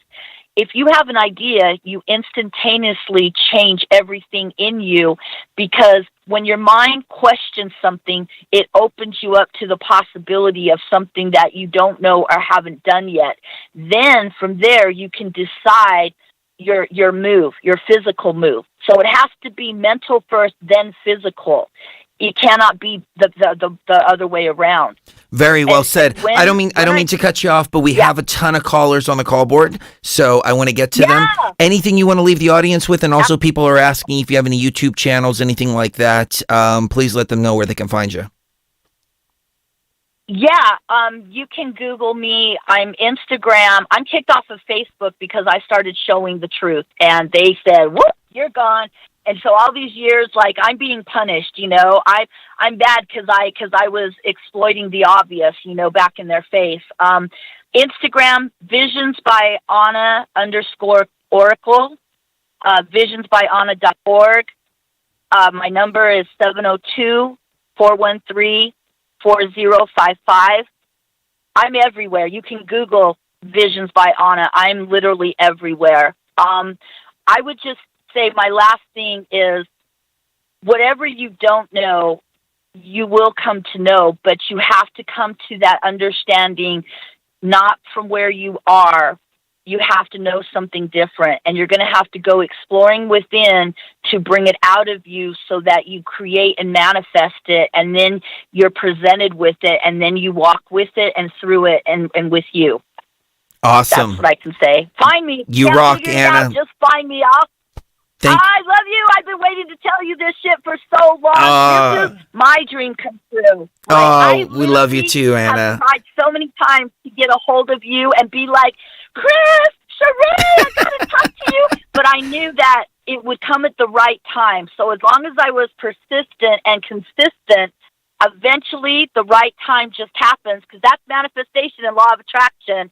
And here we are. So to me, you have made my entire night, my entire day, everything, because I want to tell you, JC, you guys look like you're related. So I know you guys are related, but you guys look like, and I'm like, oh shit. She's definitely my sister on the other side. I have a very, very deep soul connection with JC, and she does look like my sister. As a matter of fact, when JC first started doing her thing, Cherie was like, I want to put makeup on you to see if you're going to look like JC. And I was like, nah, I think I'll pass on that. But she really wanted to do that. It's funny.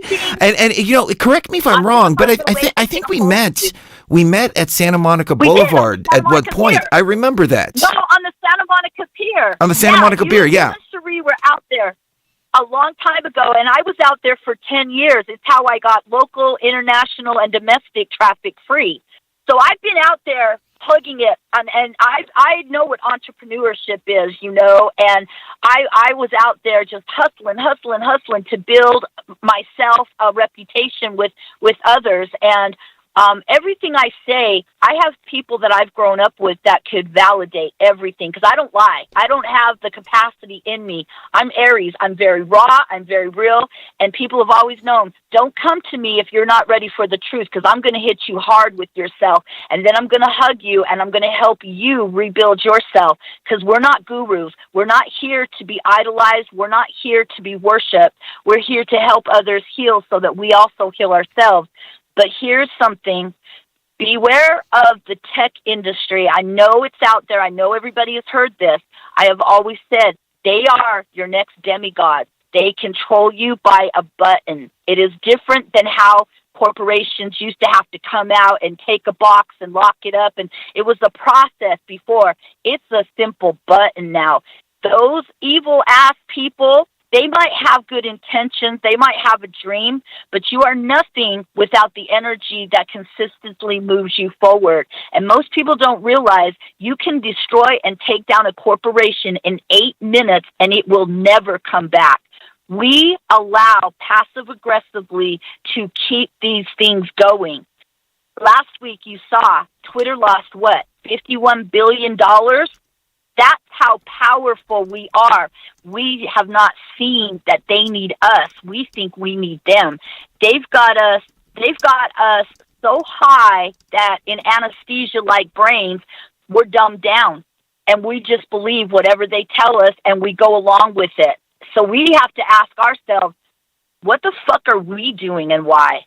That's very what true. I want to leave you guys with. I'm sorry. So sorry I took up so much time. No. It was great. It was great. I just want to get to the other callers because they've been holding for quite some time.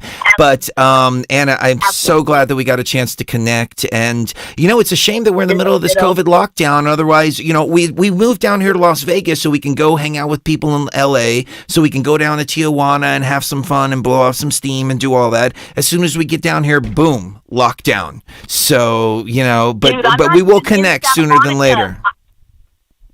I left Santa Monica because LA is so destroyed that I came inland. I'm literally on the border of LA County and Orange County because I could not. It is, if you saw LA, you would just lose your goddamn mind. And whatever you see on TV, it's 50 times worse. That's horrible.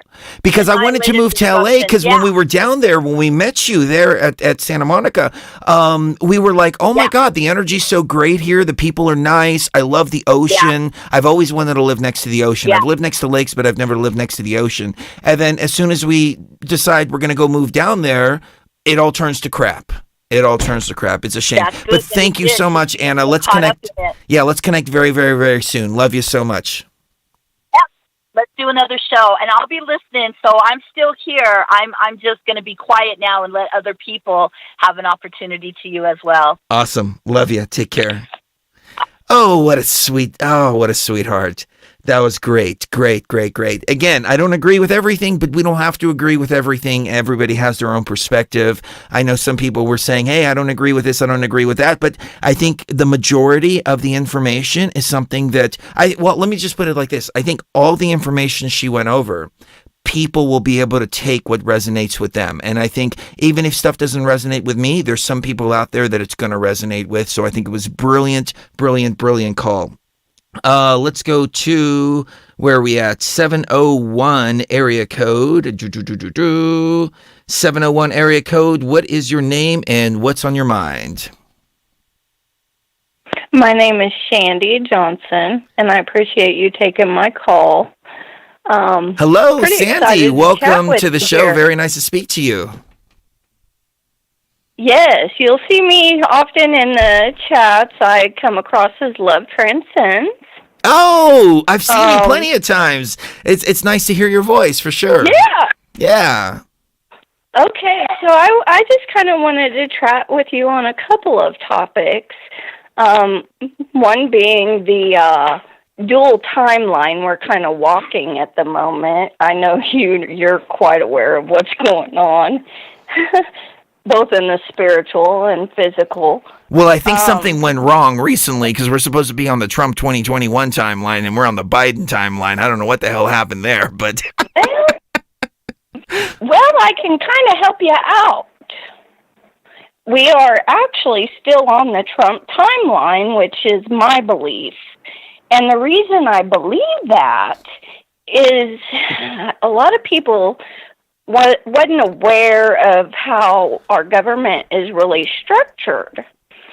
Well, what has happened is many, many years ago, our government sold us out to the Vatican for a loan, which made us a corporation, right? Well, that corporation went bankrupt. So any activity following that bankruptcy is a fraudulent activity on behalf of that corporation, which is now moot. Well, what has happened is in July 4th, President Trump was so kind that he restored our republic. Well, what has happened is Joe Biden was inaugurated as the CEO of this corporation that is moot and doesn't really exist anymore, which is a fraud. And the timeline of Trump's inauguration by the Republic standard will not happen until March 3rd. So we're kind of riding a dual timeline where it appears Biden has won, he's president, and blah, blah, blah, blah, blah. Well, for the YouTube censors, But I have on to the jump in real opposite quick and just say there was no evidence Yeah. of widespread voter fraud. Biden is the elected president, et cetera, et cetera. But go ahead, please. But I think you're kind of following along with what I'm saying. Yes, no widespread election fraud and all that. You know, we don't want to be censored. I've already been And you kicked know off it's Facebook, real Twitter. when you can't talk about it. That is, you know it's real. Correct. No, Oh, my goodness. I agree with you, and I've heard this whole March thing over and over and over again. I have heard it, and I'm considering it. I'm just, where I'm at right now is I'm just going where I'm at today on January 20th. I hope to Right. Goddess. I hope to raw consciousness. I hope to everything that is sacred and pure and positive that on March 4th, I'm going to be getting on here and doing a show and talking about just that. That is what I really want to manifest. Well, but right now on January 20th, yes, this is and where you we're know- at. But take us away, please. Yeah, and I think it will really kind of show itself within the next at least week or two, because it will become quite evident. Because Joe Biden had to have been given a intelligence briefing by now, which I'm sure he is aware of the intelligence that's related to the. I don't know. I have to FRAED. disagree with you on that. I mean, Joe Biden and intelligence, that's kind of an oxymoron there. His people probably were given the intelligence, but Joe Biden was like, I don't even know what you're talking about. I'm just throwing a joke in there, but go ahead.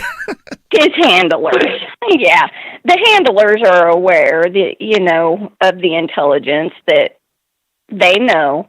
But from my understanding is that when they made the United States a corporation, D.C., the land of the District of Columbia, was then handed over basically to the UK under this deal. That would make that a foreign land. So what has happened is our National Guard has moved in that area to occupy that foreign land. Well, as we all know, that any president cannot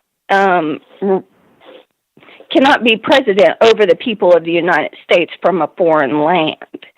And I don't know if people understand that, but when this happened into making U.S. a corporation, that was part of the deal. And we got tied back into the UK.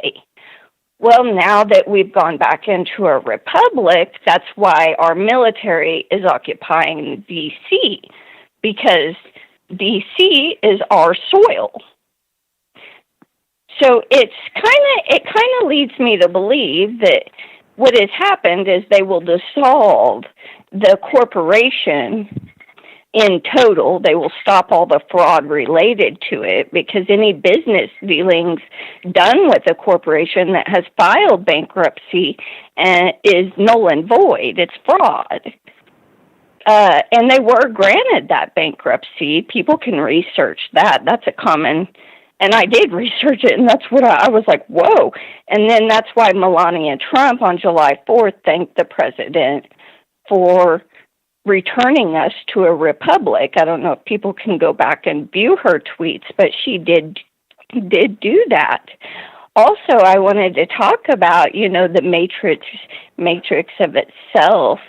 I didn't have my spiritual awakening until, it was probably a couple of years ago now. But I've lived with a chronic autoimmune disease for 30 of my 37 years.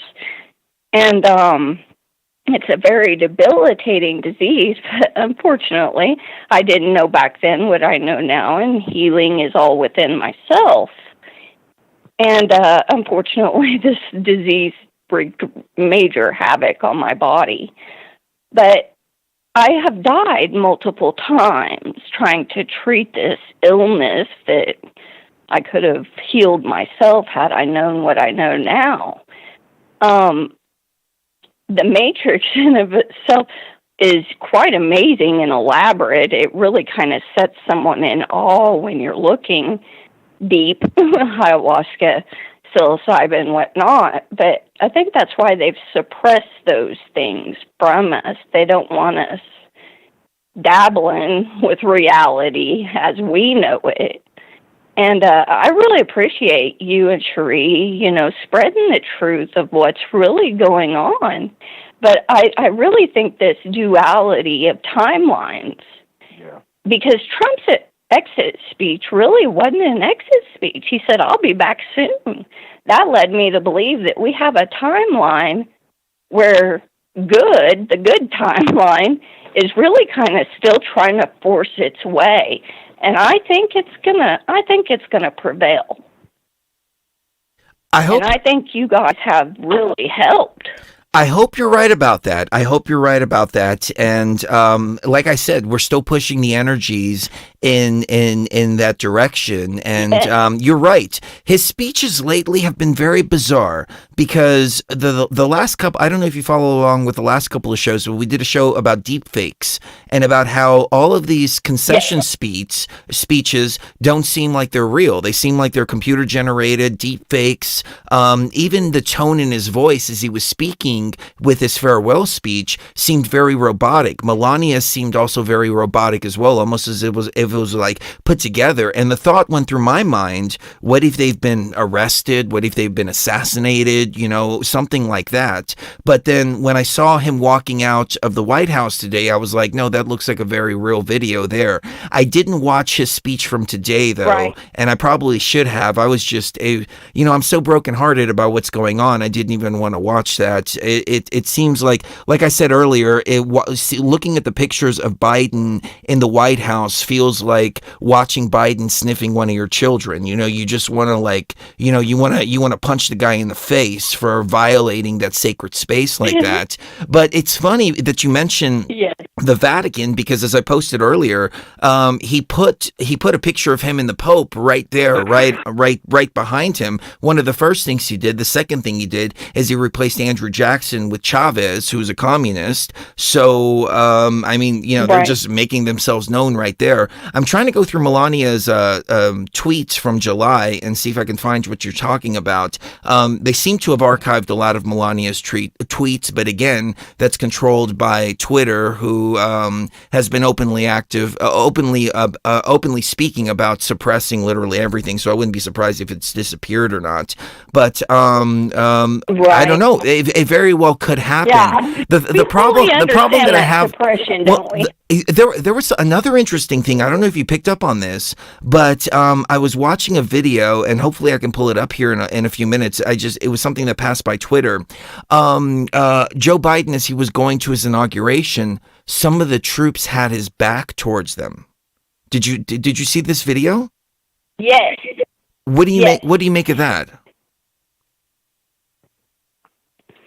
I think, in my opinion, what has happened is being the military. I don't know if you're aware of this, but of the 25,000 plus troops that were deployed there, 2,000 of them were deputized as U.S. Marshals. I saw that. Well, U.S. Marshals. I've actually posted it on my Facebook, and I'm like, vets out there, military people, let me know, is this normal? Do you swear people in?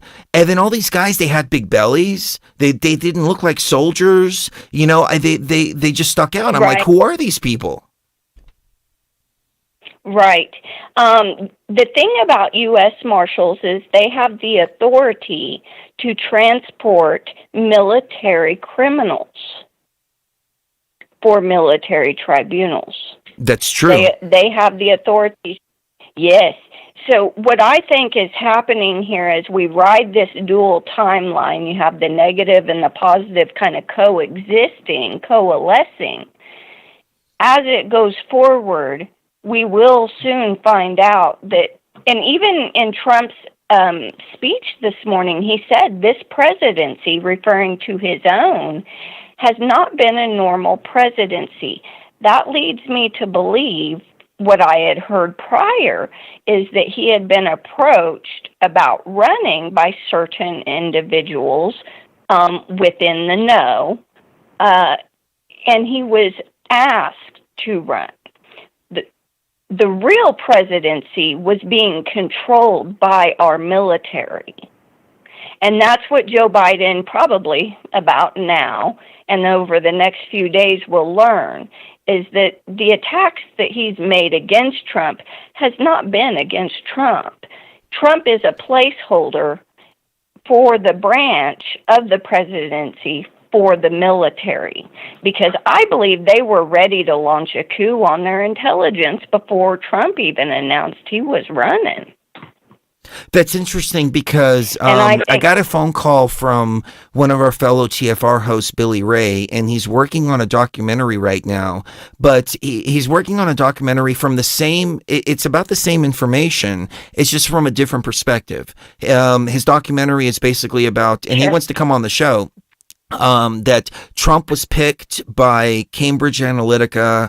He was asked to run for president. Cambridge Analytica data mined all of the information about what people want, told them exactly what to say, et cetera, et cetera. All these ideas that Trump came up with aren't necessarily his. You can say that the information that they were using was coming from like a looking glass technology, which realistically what looking glass is, it's, in my humble opinion, it's all the data from all the internet, from phone calls. They're monitoring literally everything we say, everything we do is going into an AI, an artificial intelligence, which then can predict the future based upon all the data that it has. And then he was specifically picked, and he's saying that this was all part of a setup and that we were, this and that, et cetera, et cetera. My problem that I have with that is that Trump came in, if he was told to say all the things that he said, that's one thing. But the fact that he delivered everything he said completely changes the dynamic for me, because he fulfilled all of his campaign promises. So he ran on all of these talking points, whether they were his or not, but he still fulfilled all his promises, which doesn't make it malevolent, in my opinion. It makes it benevolent because he was a president for the people.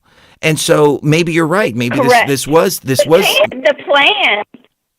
Yeah, the plan, what it was, is within our government and all of our systems, military, infrastructure, we have what is called the white hats and the black hats. I know you've heard that term. Mm-hmm. What happened was the white hats years ago, this happened decades ago, this operation began being put together decades ago, and what they were doing was gathering the intelligence against the dark forces of our government, the black hats.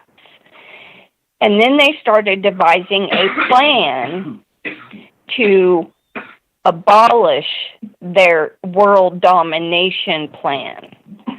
But in effect, what it's going to cause, I agree with what was said in the last call, what it's going to cause is a one world government, but it's not going to be led by the black hat, because they know what they planned. They were a part of it. There were plants everywhere. In fact, we're seeing that through Project Veritas. On a small scale, I think that's going to blow up much bigger. But we're seeing that, there are people that are piping in saying, hey, no, here's what's the truth. And as long as we cling to that truth timeline, that's what's going to come to fruition, because we will manifest it. I was listening to your previous caller, and I resonated through and through with her, with what she was saying. And she had talked about her experience with this Jesus figure, and whatnot. And I thought, whenever I first started going through my spiritual awakening, I did have a channel with a Christ figure. Why do I call it the Christ figure? Well, because that's what's familiar to me. I grew up in a Christian family. My aunts and uncles took me and my sister to church. my home family was very violent for, most part of my childhood. But I always had that other side that wasn't that way. It was like polar opposites. So whenever I had this meditation experience, I came across this Christ-like figure, and I knew it was Christ because he was hung on the cross, crown of thorns, blood, the whole schmeal. But the voice I was hearing is what caught my attention, and the words that was being said resonated, and it kept repeating, I am within you. I am within the skin. I have resurrected again. People have to understand I live within the flesh. And I was telling my aunt about this, and she's hardcore Christian. No, that's not true. And I said, well, wait a minute. Doesn't the Bible say? And I even used the Bible against her. And I said, wait, doesn't the Bible say that God lives within our flesh? And she's like, and it really kind of set her back. She's like, wait a minute. Okay, well, that makes sense. I said, so that's what the resurrection is. The second resurrection is within us. We have to recognize that God frequency within us as individuals. I do. I resonate with that wholeheartedly. I've gone through this in my ayahuasca experiences. The long dark night of the soul is what I call it. The Catholics also adopted that. It's 3 days of darkness, and that's been adopted by Q. That's been adopted by several different people. But realistically, it's the dark night of the soul when you come to your awakening and you come to that moment when you're like, oh, wait a minute, and you achieve this state of ascension, and then you have to start processing it all, and then, as the last caller was saying, you realize, oh wow, this is a really, really, really screwed up situation that we're in. The matrix is screwed up, everything is screwed up, and then it's kind of going through that hell point before you come back to that point of reascension and reawakening, and you come back to that point, and you come back to the point of balance at that point. So it's like you find the light, then you go through the darkness, then you come back and you're kind of balanced in the same place. So to me, that's how it resonates, with my personal experience. Yeah. And I was telling a friend that had recently gone through a horrible tragedy. He lost his sister that was murdered. And he's like, this is why I don't believe in God or a higher power. How could this happen? And I'm like, really, you have to come to an understanding that without the darkness, how would we know light? I mean, without pain, how would we know joy? So we have to have that balance. And, the creator, the light, as I call it, because in my experiences of death, that's what I experienced, was the bright orb of light, and it was just a calm peace in its presence, and there was no communication between me and it. It was just a sense of being and a sense of peace. And then, of course, I got yanked back and thrust back into this world, and it took me a minute for my energy to reconnect with my body, and I couldn't walk, and my family was standing around me, thought I was gone for good. And that's happened to me a couple of times, and I've always experienced the same thing. So I have no fear of death. And then I was hearing you discuss ego. Ego is so major in this matrix that it's beyond measure, in my opinion. But the one thing I'm thankful for, and I feel truly blessed, is that with this illness that I have, it's kind of shed my ego for me, and it kind of brings out the ego of those around me.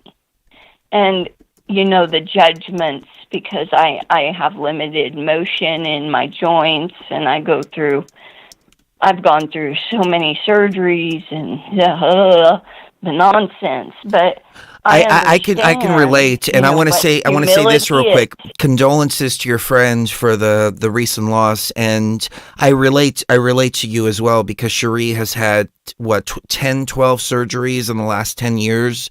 You know, she has this condition EDS, and it's something she was born with that causes so many different problems. So I really relate with. I mean, I don't relate directly, but I relate. As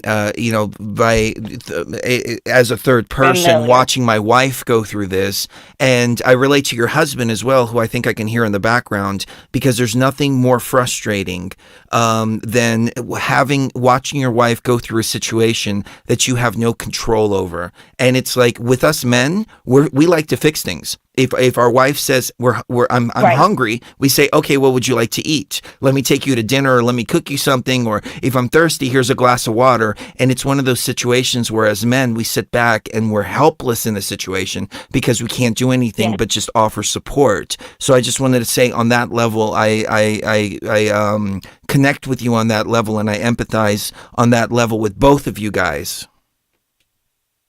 Thank you, Chris. Yes, we appreciate that. And I connected with her when she was discussing Cherie. That is, I connected with her automatically. She sucked me right in, and I was like, I feel this girl. And I've never even seen her, talk to her, other than through YouTube and watching you guys.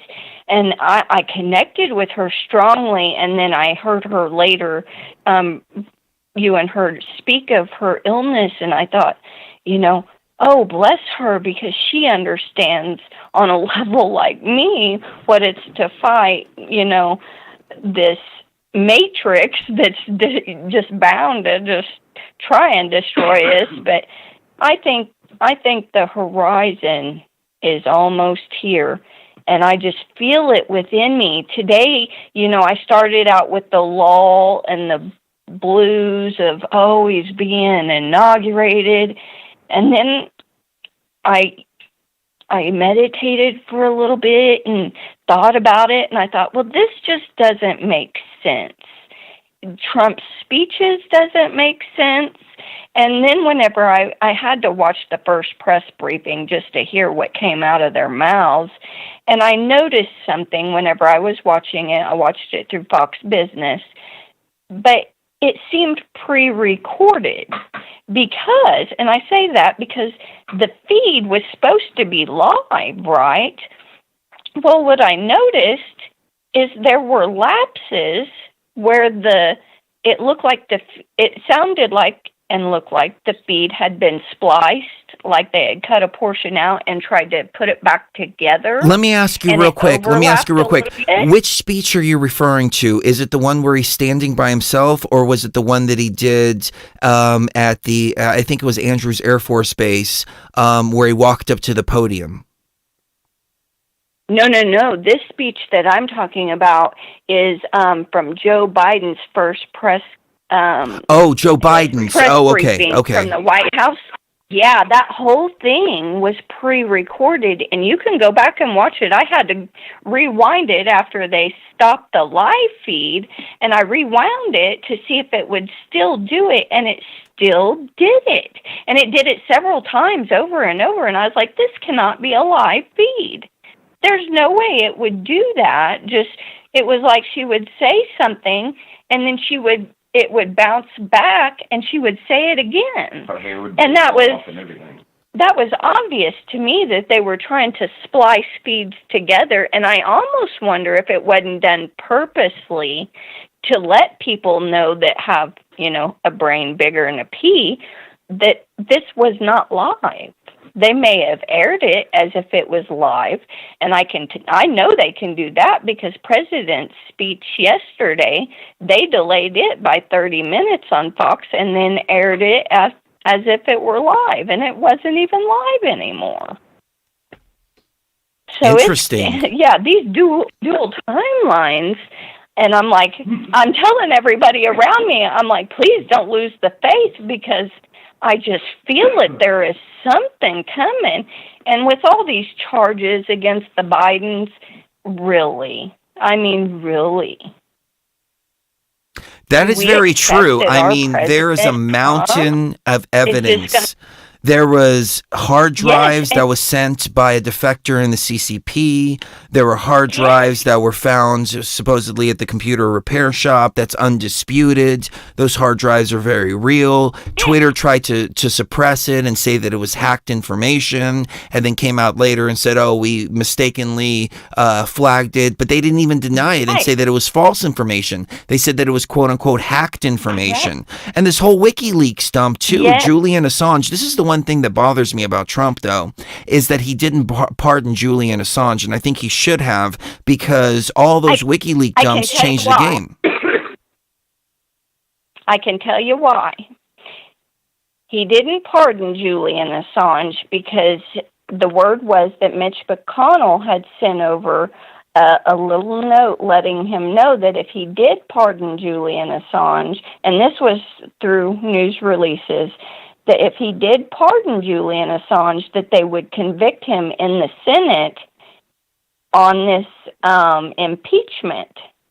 I think what's going to happen is once we get back shifted the news-wise on this positive timeline, I'm still riding the positive. I believe Trump is still in control, and we are going to the positive. But I think that Julian Assange's pardon will come shortly after Trump's inauguration. And I think many others will follow. Many other innocents will follow. And I'd hate to say it, because I know a lot of people disagree on this, but I think Kyle Rittenhouse will be one. Oh, I don't disagree with that whatsoever. I hope that he is, because in my eyes, we talked about this in a previous show, how the CCP's playbook is double standard. You create the oppressed and you create the oppressors. The oppressed can do no wrong. They can go and hunt people in the street and murder them, and that's okay, because they're not judged by their actions, they're judged by their ideologies. Kyle Rittenhouse, somebody drew a gun on him and he shot the person in self-defense, and he's still convicted of murder, or he's still indicted for murder. I think that he should not have been indicted whatsoever. That's our fundamental right. That is the number one right, to defend yourself.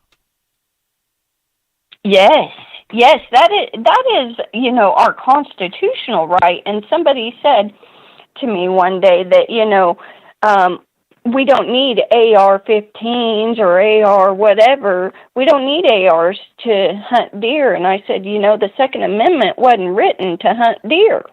No, it was written to defend against tyrannical government. And I think if anything that the summer proved is that we do need AR-15s, because there's mobs of people out there that create violence. And that's the number one weapon that can deal with these mobs of people, is an AR-15, especially when you're by yourself.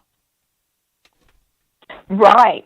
And, I also pondered this thought, the whole Black Lives Matter movement. I've watched, not what the entity of Black Lives Matter has said, but what the groups of people that represent or think they are representing Black Lives Matter. I think unbeknownst to many of them, they are not representing what Black Lives Matter stands for.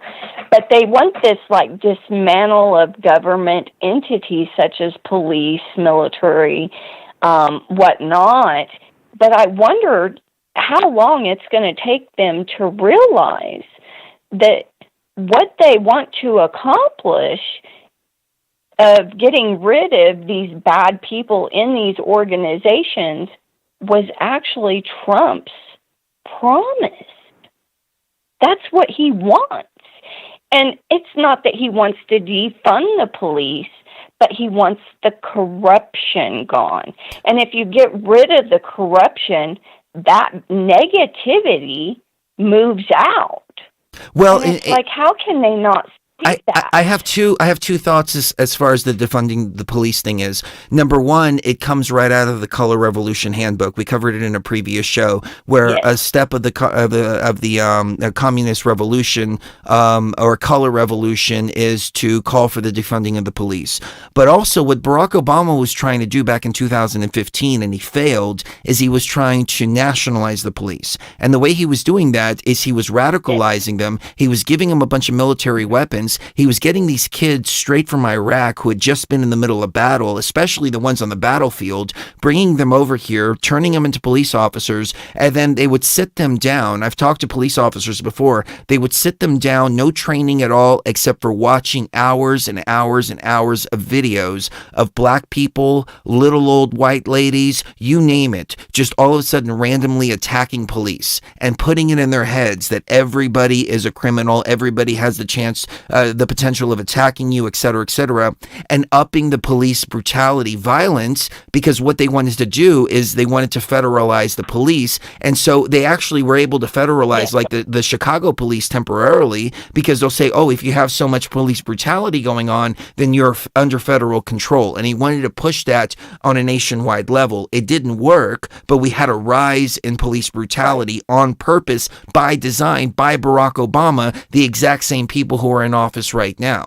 So I saw that way back in 2015. That was always the plan. And that's when Black Lives Matter actually formed. And they formed for a legitimate reason, because there was legitimate police brutality. The thing is, it all happened under Obama. Yeah, yes. And just like the kids in cages, and they blamed all that on Trump, and it was never Trump. That was Obama administration mandates and whatnot on. And so that made no sense to me. I was like, really? You could just go to the article and see that was Obama. It shows Obama walking past the kids in the cages. Yeah, well, there was a couple things behind that. Number one, the trafficking. So they wanted to separate the kids from the parents for the trafficking. When Trump got in office, I remember Anderson Cooper. He was chastising Melania Trump over a leaked phone call.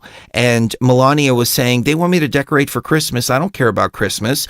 She's like, I want to reunite these kids at the border. The problem is there's so many legal loopholes we have to jump through. We need to get the media on our side in order to create a nationwide outrage so we can go and reunite these kids at the border. And Anderson Cooper, he was reading the teleprompter, and you can even see it in his eyes. He knew that it was a bunch of horse shit that he was spewing, but he was saying, I can't believe Melania Trump doesn't want to decorate for Christmas. What a war on Christmas, et cetera, et cetera, et cetera.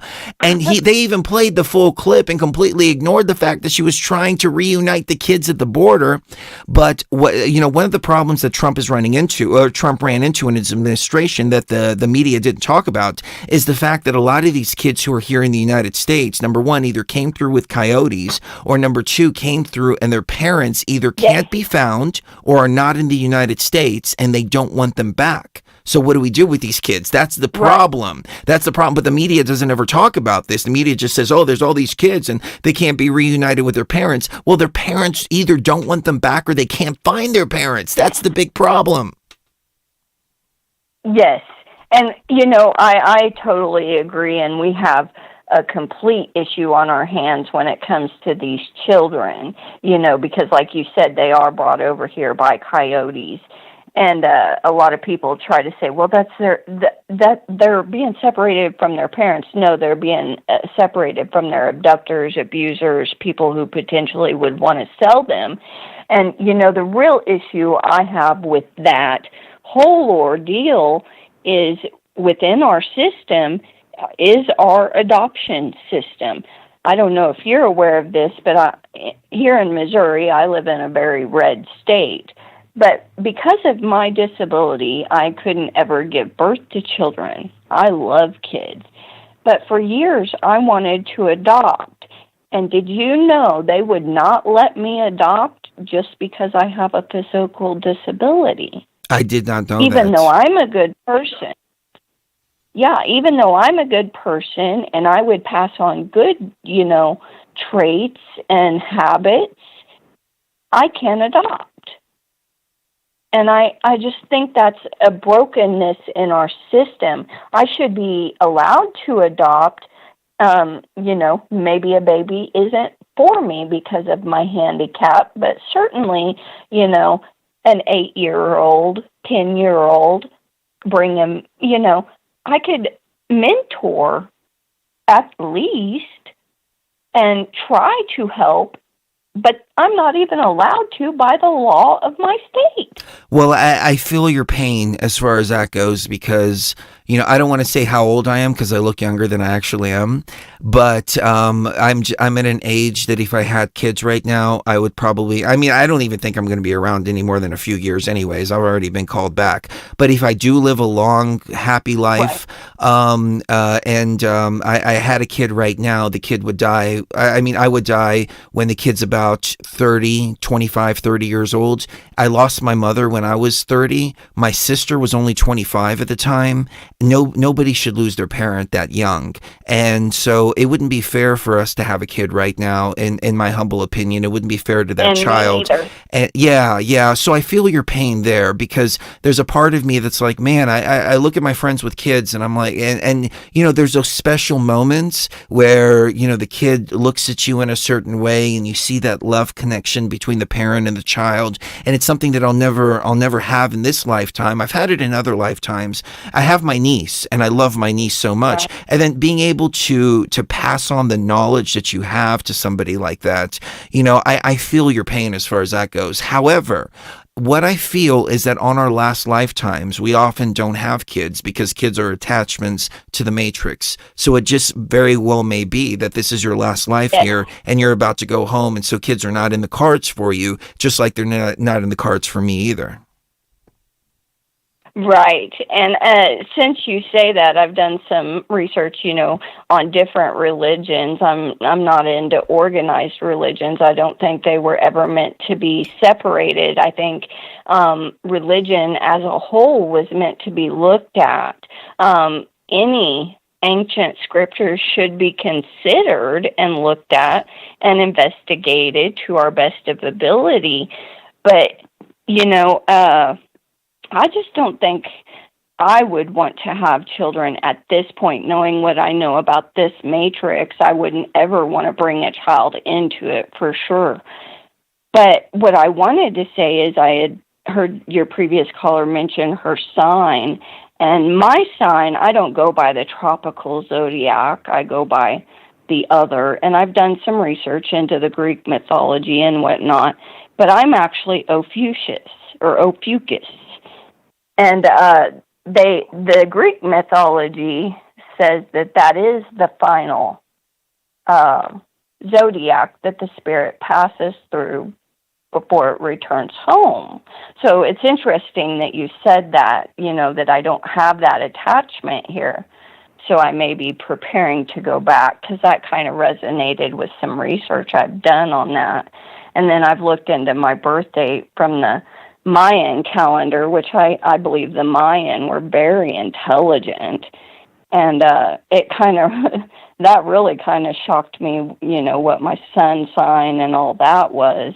And then I read it and it talked about how, my galactic tone was 10, which is manifestation. And then my sun sign was serpent, which is bringing heaven and earth together in reality. So it was kind of creepy that I got manifestation and bringing heaven and earth together in this reality. So it was really weird for me. And I thought, well, I better not talk about that, being an empath. I've been an empath my whole life. My mom knew it when I was young. I never understood what she was talking about, but later in my adult years, I researched it, and I was like, yeah, that really resonates with me and the things that I've experienced. And so, yeah, that really resonated with me, what you just said there. Wow.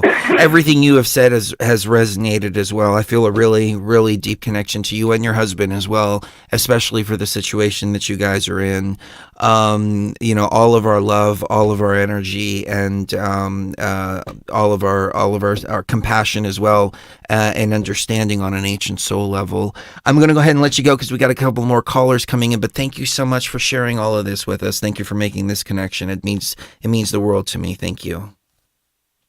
Thank you, and send Cherie my love. I will, for sure. Love you guys. Take care. Take care. Oh, man. Awesome callers. We've got a few more callers on the board, so I'm going to take a quick break because I'm going to go get some more coffee, and we will be right back here in just a few moments. I don't know what to play during the break these days. Will had talked about the DMT Alex Jones remix, so I'll go ahead and play that. That I did a while back, and it's always fun. All right, I will be right back. I got 2 minutes to run down and make a quick coffee, so. You're going to live in a tank and be tied into this virtual world. You'll be able to wire your head in and just get unlimited pleasure. It'll feel like 10 times the best orgasm for 3 days if you want straight. They're taking the DMT. Hitler took the DMT. Stalin took the DMT. Mao took the DMT. The DMT. Hitler took the DMT. Stalin took the DMT. Mao took the DMT. The DMT. Hitler took the DMT. Stalin took the DMT. Mao took the DMT. The DMT. Hitler took the DMT. Stalin took the DMT. Mao took the DMT. The DMT. There's the owners of Truth Frequency Radio. They believe they're communicating with entities. They call them clockwork elves. I'm not going to get into what they're interfacing with. They believe they're in contact with off-world groups. Chris Geo, Truth Frequency Radio, he takes it. You see the elves, little green hats. We're in trouble, ladies and gentlemen. We're in trouble. The clockwork elves, all of it, I shouldn't even get into it. There's a reason they're all whacked out of their minds. They're taking DMT. And the point is that their whole science is way ahead. We don't even know what they've got. They're in power because they're taking the DMT. Hitler took the DMT. Stalin took the DMT. Mao took the DMT. Chris Geo took the DMT. Hitler took the DMT. Stalin took the DMT. Mao took the DMT. Chris Geo took the DMT. You think they're all a bunch of old men? They're in power because they were into this stuff 70 years ago. The DMT. They were jacking DMT 70 years ago. They were injecting it. They're taking the DMT. Hitler took the DMT. Stalin took the DMT. Mao took the DMT. Chris Geo took the DMT. Hitler took the DMT. Stalin took the DMT. Mao took the DMT. Truth Frequency Radio took the DMT. Thank you. This may be the most important speech I've ever made. Well, it's about time. It was a massive dump, and to this day everyone's trying to figure out where did it come from. Massive dump, wow, in the Senate, and this is just the tip of the iceberg. Massive dump, and to this day everyone's trying to figure out where did it come from. Massive dump, wow, but I went from leading by a lot to losing by a little. We used to have what was called Election Day. Now we have election days, weeks and months. Lots of bad things happened. What can I say? Wow, it was a massive dump. Our country cannot live with this election. Right now, we're worried about the present and what went on with an election that we won without question. In Pennsylvania, large amounts of gum. All over the country, gum. Nevada and California said gum. Right here in Washington. It was a massive dump. And to this day, everyone's trying to figure out where did it come from. Massive dump, wow, in the Senate. And this is just the tip of the iceberg. Massive dump. And to this day, everyone's trying to figure out where did it come from. Massive dump, wow. But I went from leading by a lot to losing by a little. So many got ballots, they didn't even know what they were for. And again, so many received more than one ballot. In some cases, more than 2 ballots. If you were a Democrat, Bastet came to say hi to M. Hawkins. If you I are am Republican, Hawkins. How are Don't you? even talk about it. Can you believe this? The hardest thing I have to do is dump. When they're irregular, dump. Let's go on to the next dump. It's because they know they are hiding a massive dump. And to this day, everyone's trying to figure out where did it come from. Massive dump. Wow. In the Senate. And this is just the tip of the iceberg. Massive dump. And to this day, everyone's trying to figure out where did it come from. Massive dump. Wow. But I went from leading by a lot to losing by a little. What the fuck, bro? All right, let's jump back right into it. Take some more calls. Best that you can't be on the mixer during the show. No. You can be on my lap or you can be on the cat tree that M. Hawkins got you, but you can't be on the mixer during the show. She's like, all right, I'll take the lap. That's fine.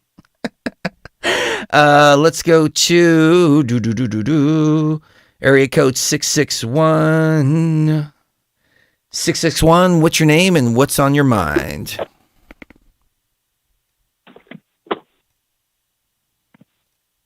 (661), we can hear you moving around. Hey, man, how you doing? Hello. How you doing, Chris? Good. Cherie? Good. How are you?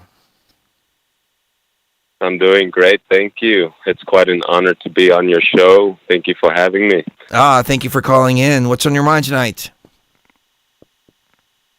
So, my name is Christopher, and I just wanted to talk about consciousness real quick. All right. Well, first of all, I got to say your name is Chris, right? Chris is the best name, and believe me, I know good names, and Chris is the best name, so I love that. Take us away, please. Okay, thank you. So, I just wanted to bring out a bit of my personal experience in this lifetime. Have been an athlete most of my life. I've been a very good athlete. I'm very talented in many things. Sports, gymnastics, brushing my teeth, even the simplest things, walking, all of that.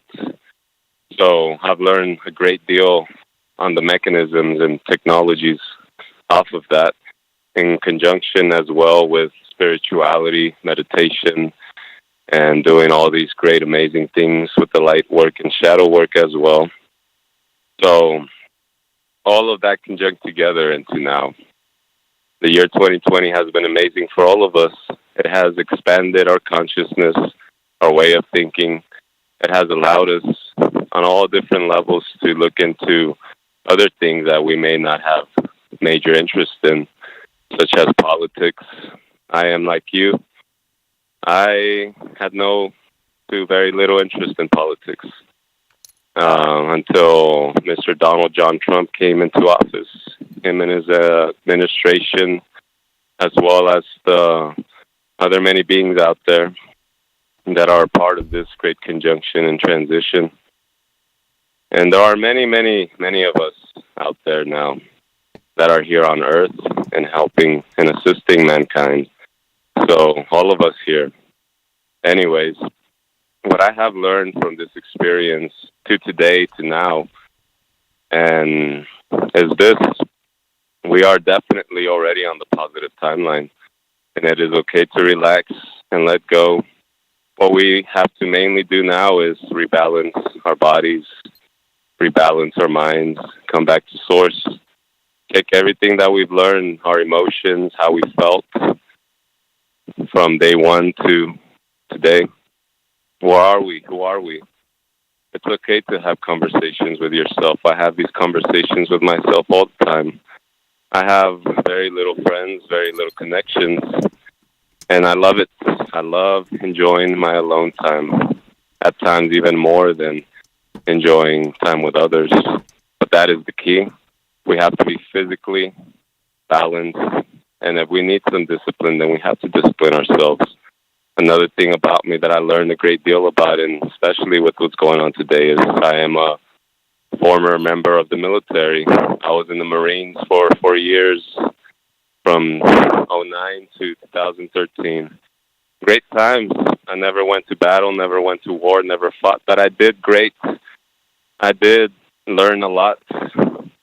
when I was there. And now that I think of it, go back and think it from and feel it from this perspective, and trying to make sense of Q and Trump and all this, the politics, the military, I cannot help but feel very extremely comfortable and happy about everything that's going on. And what I have learned about Q is that it is a psyop, it is a military operation, but it is far more greater than that.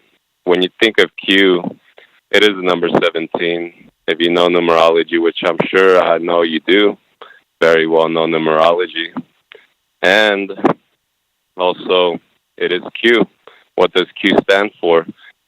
If we look at the letter Q without judgment, it is quantum. It is that which is the source. That is the machine we created. And we may not understand this well. It may not make sense at the moment, but yes, we are all connected. We are all Q, no matter who you are in this realm, no matter your beliefs, your religions, what you have in mind. Forget for a moment about that. Let that go and surrender to the present moment. For I live this every day. Every moment is divine and joyous, no matter what happens around. And I've learned that it's very extremely important to be in the present moment and to be kind to yourself and treat yourself as a high divine being at all times, because that right there opens up more portals of consciousness, and it takes you through loops of the same divine thing, but at the same time having that balance and love for the other part of that, the darkness, the struggle. You have to love that in every bit of it, because ultimately all of us put ourselves there in that main dot, which is the speck. All is atom, all is quantum. We know very well, let us not fool ourselves that this is a quantum field we're living in. It is a computer. We created this. We are the programmers. All of us on Earth are having the same experience at different frequencies, different vibrations. Anyways, when it comes to ETs and aliens as well, we already are that. And we will have a very grand awakening. Let me get into ETs real quick and tell you who they really are, the benevolent ones. They are us. The moment that our bodies activate, the moment we feel robotic, could be a bit turbulent and scary, but that is how we're supposed to feel. Very robotic, very mechanic, very technological. Our brains are antennas, our ears are satellites, our noses are these beautiful, magnificent organs that are sensors. And I wish I could tell you and go deeper into it, because I've had plenty and plenty of experiences here and there. But well, I mean, tell us about a few experiences. Okay, so I'll tell you about this unique experience I had, and this was what really opened up that portal for me into feeling that deep, deep divine high self.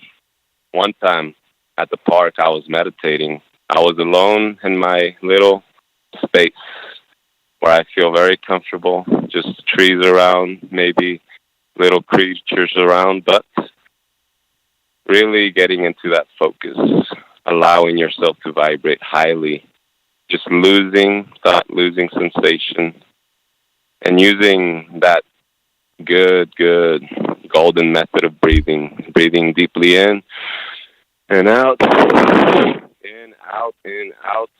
Take cold showers, you know. I really love Wim Hof. I'm sure you know who that is, the Iceman Hof. Many know him. I learned a lot from him as well. I took his guidance and I started taking cold showers. Nothing but cold showers. I fast frequently. I take it to the extreme with my body. I consider myself a real alchemist scientist doing the work of the body. And I want to instill and apply this into my teachings for later in the future, because many will need this. But the energies are raising. They're ramping up more and more. And we need to focus more on the body. Anyways, going back to that experience, when I felt that, this is what I felt. I felt like a robot but at the same time, I felt very primitive. My body turned into a machine. Everything I moved, my nervous system, all of it, I could feel very clearly. And I was not hallucinating. I was not seeing things, or I was just in the pure, peaceful essence of it all. And that space, that frequency where nothing matters. It's there, but it really doesn't matter because it is just a minute compared to the majority of what we are and what we're here for, which is to experience and learn and feel. Of course, sensations, emotions, that's all normal, good and bad. And this is the major challenge here, is we have to allow ourselves to feel that on a daily. We have to allow ourselves to accept that we are robots and that we are all NPCs. NPCs, yes, we are all NPCs. The difference is that we are at that level of consciousness where we are aware that we are the programmers, we are God, we are this, and all in unison with everything, Mother Nature, the universe. The map up there, that is our guide, our map, our all, that guides us into allowing us to express and manifest many things in this beautiful earth, on this plane. So a lot went into that. I felt that connection, that deep, deep connection without any distractions. Because we know at times there's distractions, there's bad energies or entities or this or that, shadows. But when we lose thought of that, when we become very foreign to this, it literally feels as if we are astronauts in these skin suits, just exploring the earth, doing research, learning, taking it upon. And there's no such thing as time. There's no time, absolutely no time, because it is non-linear in this ether. But yes, we make dualistic. We make some adjustments here and there because that's the program. We have to accept it. That's what I felt, very mechanic, and I felt that a couple of times. I felt my extraterrestrial body. I felt very alien. Lately, I've been feeling more galactic. Can you believe that? I have been feeling more galactic, more connected. At times, I feel like I'm on a spaceship just observing it all as it's going down. And I can tell you this with Q, it is simply us. That is our own manifestation. What Q is feeding us, it is we ourselves feeding that to ourselves. So we have to be focused on the positive, bright side of things and know that this is our operation. We are just letting our minions do the work for us, which is the rest of the NPCs down there. They are fighting the war for us. We get to relax and watch and observe. If we have to make any adjustments, we are at the main control panel. And I've been listening to JCK lately as well, and this is incredible. Her remote views, I don't know if you've been keeping in touch with her recently, but it's incredible. What she says resonates just as much as what you say resonates, and I am feeling and observing this feeling from all perspectives, from all dimensions and all individuals, and I can say this is that we already won. We already won. And I also want to thank you, brother and sister Cherie, for doing that part of the work, really, going to the pyramids and doing this incredible hardcore ayahuasca work. That's mind-blowing, I must say. It's very mind-blowing. And I just want everybody to know we are all doing the work, the same work at the same time, but at different departments, at different levels. Even those NPCs that have still yet to catch up. This is for them exactly. Q is brilliant, and it's a brilliant plan, but it's mainly for them. We program Q through our consciousness. We are all connected very deeply through this conscious machine, which is our upgraded AI system. Maybe it was developed by malevolent, benevolent beings, doesn't matter, it's irrelevant. It is ultimately our creation. Just as we created this matrix, this reality, we instilled the good and the bad. Yes, I like to think of myself at times as delusional. Am I delusional? Am I wrong about this? But I don't feel that. Everything. You know, if I can jump in, well. yeah, if I can jump in for a moment, I'm constantly doing that as well. That's, in my opinion, that is how you keep yourself sane. You've got to examine things from 360 degrees. A lot of people don't have the ability to do that, so I just wanted to commend you for that. Even when we went to the pyramid and we did our thing in the pyramid, I came back and I was thinking this was either one hell of an ayahuasca experience, a once-in-a-lifetime opportunity, once in many lifetime opportunities, because who the hell drinks ayahuasca in the pyramid? Or we did some hardcore energy work, one or the other. But looking back at everything that's happened, the matrix is surely being reset. I can't deny the fact that the energy work is happening, but I still question it, though. I still question, how much of this is just part of the ayahuasca experience? How much of this is the energy work? So I commend you for doing that. Not a lot of people have the ability to do that. Well, thank you, Chris. I really thank you. It's an honor to hear that. And yes, right now we're going through struggling times and it's very turbulent times, but I can say that it's part of the mission. It's ultimately our higher selves, our creators testing us to see, okay, how much trust do you really have in yourself and your own creation? And Q, it's just that. How much trust do you have? When you hear trust the plan, trust in Q is basically all it's saying is trust in thyself, which is you. Trust in yourself, ultimately. We're not here to feed you exact timelines or exact information that's going to be accurate. We're going to trick with you. We're going to mess with your mind psychologically for a bit. And that is just the ultimate test. And that's the last push, really, around March, around this time. Things should start coming down a bit more.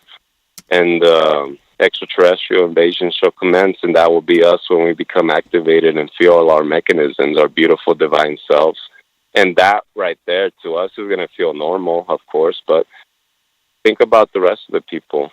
Think about those of us who like to portray ourselves as weird or, oh my gosh, this is taboo. We're going to have the opportunity, the golden time to finally express all of that without shame or without fear.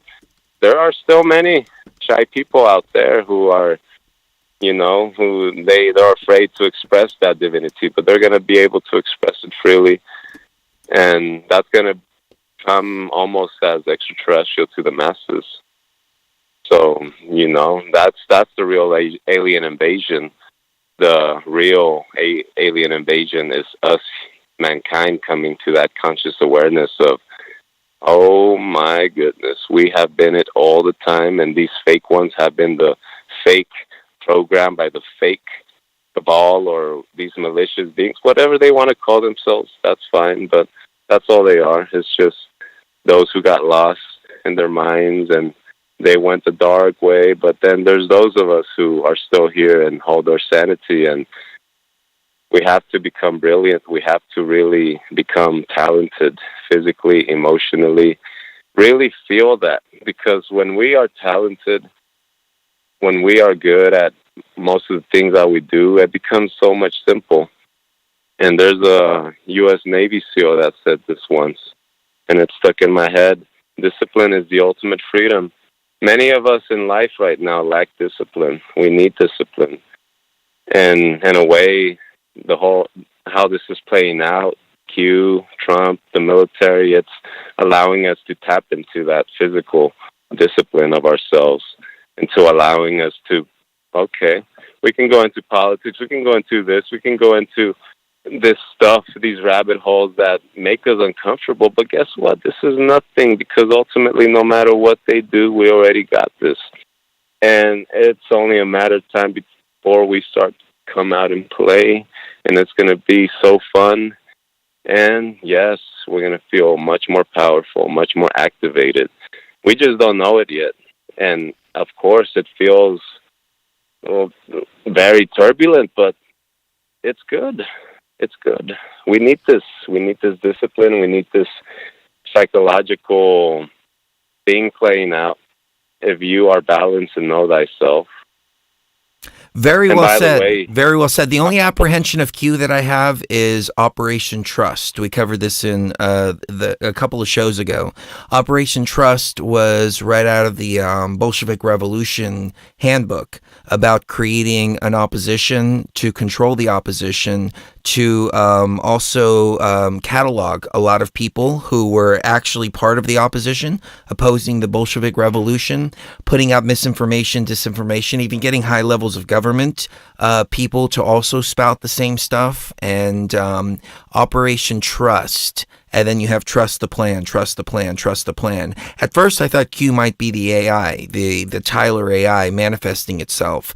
But, it was either hijacked or, one thing or another. But at the end of the day, I agree with you on this, that we're going to be okay, and that everything is going exactly the way it's supposed to, according to our higher selves. Oh, yes, definitely. Well said. Thank you. And again, it's our plan. Trust the plan is for the masses. That's for them. All that's happening there with Q is for them, but our plan is we have completed, like you said, many missions, and that mission is complete, the Q part. Now we're on to the next phase. I do agree with that. All this drama, this entire drama, the political stuff, that's for the NPCs. That's for them. I totally agree with you. And I said this in the previous show, we shouldn't be meddling with the affairs of the mortals. But, we wanted to push something positive for the mortals. We wanted to push a better world for them. We wanted to see if they could ascend. Hopefully they can ascend. Hopefully they will. Hopefully everything that everybody's talked about, March 4th and everything like that, that will come to fruition. I will push the energies in that direction, no doubt about it. And I want to get on here on March 4th and say, look what happened. We are on a new timeline. Trump is back. We have a new republic, et cetera, et cetera. I really want to see that. Anyways, we got to let you go. I got many more callers on the board, but I would ask you if you can do this, because people are asking in the chat. Do you have any websites, anything like that? Actually, I do not. I am a very, very private person. That information I cannot disclose. But yes, all I can say is go within, go deeply within, and know that everything's good. Don't worry much about this everything that's going on. Know that every single bit, every little thing is in our favor now. And what we're seeing is just a show, but it is our show. And we need as much as information for the movie that we're creating later, of course. We're going to have a movie. We're going to observe this later in a movie, an actual movie. Very well said. Can you do this? Can you do this for me? Lucky is asking. She wants to talk to you. So if you can send her an email. Her email is truthfrequencynews@gmail.com. truthfrequencynews@gmail.com. It'll be on the archive here, but if you can send her a message, she would love to talk to you. truthfrequencynews@gmail.com. Yes. Awesome, brother. Thank you so much for the call. Thank you so much, and glad to be here, and I love you guys. Thank you so much for what you do, and I love the BTV tribe. If you guys are listening, hey, you guys are just doing such an amazing job. That's Kristen Cherie and all of us here. We're all connected. We're all doing the same exact job, but at different levels. And I thank you all for that, and I love you guys all for that as well. And have fun, enjoy the show, and have a lovely good night and a lovely day. We're doing it all together, brother. Love you, man. Take care. It's the BTV tribe, and I forgot to tell the caller, thank you for the acknowledgement about the work and the pyramid and stuff like that. I just came and I did what I was supposed to do. Cherie did what she was supposed to do. We barreled through everything to get that piece of work done. Also, December 21st, 11/11. There's more coming up as well. I made a joke in the comments earlier, and I just wanted to put it in perspective real quick. quick before we get to the next caller. I had Bastet, and I was scratching her. And I made a joke, and I said, the reason I painted my fingernails black is for the pussy. So I want to explain that just in case anybody missed that. But I'm going to play you this quick little video. It's only 40 seconds long. Hey everyone, Chris Geo here. Just wanted to do a quick little video because a lot of people have been asking, hey Chris, why are you doing your nails? Why are you doing your nails black? Et cetera, et cetera. Realistically, it's for the pussy. Look at that. Oh, yeah, you like that, don't you, Bastet? Uh-huh. Oh, yeah, that feels so good. Do you like that, Bastet? Yeah? Oh, yeah, oh, yeah, look at that. It's for the pussy. Love you guys. I really mean that. I have not gotten more attention from the cats since I got my nails done, and Bastet will come early in the morning and she will meow at the door demanding to come in as soon as I wake up. Like I wake up, I come to the computer, I try to get some music done, I try to get some work done, and I'll close the door because both of them will come into the studio, Bastet first and then Sekhmet later, and they'll just demand love. And she usually jumps on me, but she makes me sit like this first and put my feet up so she can sit right in my lap, and I will pet her and pet her and pet her every morning until my feet are numb and I don't get any work done. But Cherie's a little bit jealous about that though, because she's like, they don't come to me as much anymore, and I'm like, because I got the hands that they love now. But no, actually, I saw Bastet earlier, and she was laying with Cherie. Cherie's in bed. We were thinking about taking her to an urgent care, but she has a doctor's appointment tomorrow anyways. So we were just going to wait until tomorrow. But she said she was feeling nauseous. She's got this horrible pain in her back, all that. And she's had kidney stones before. It's a recurring thing with the kidney stones with her.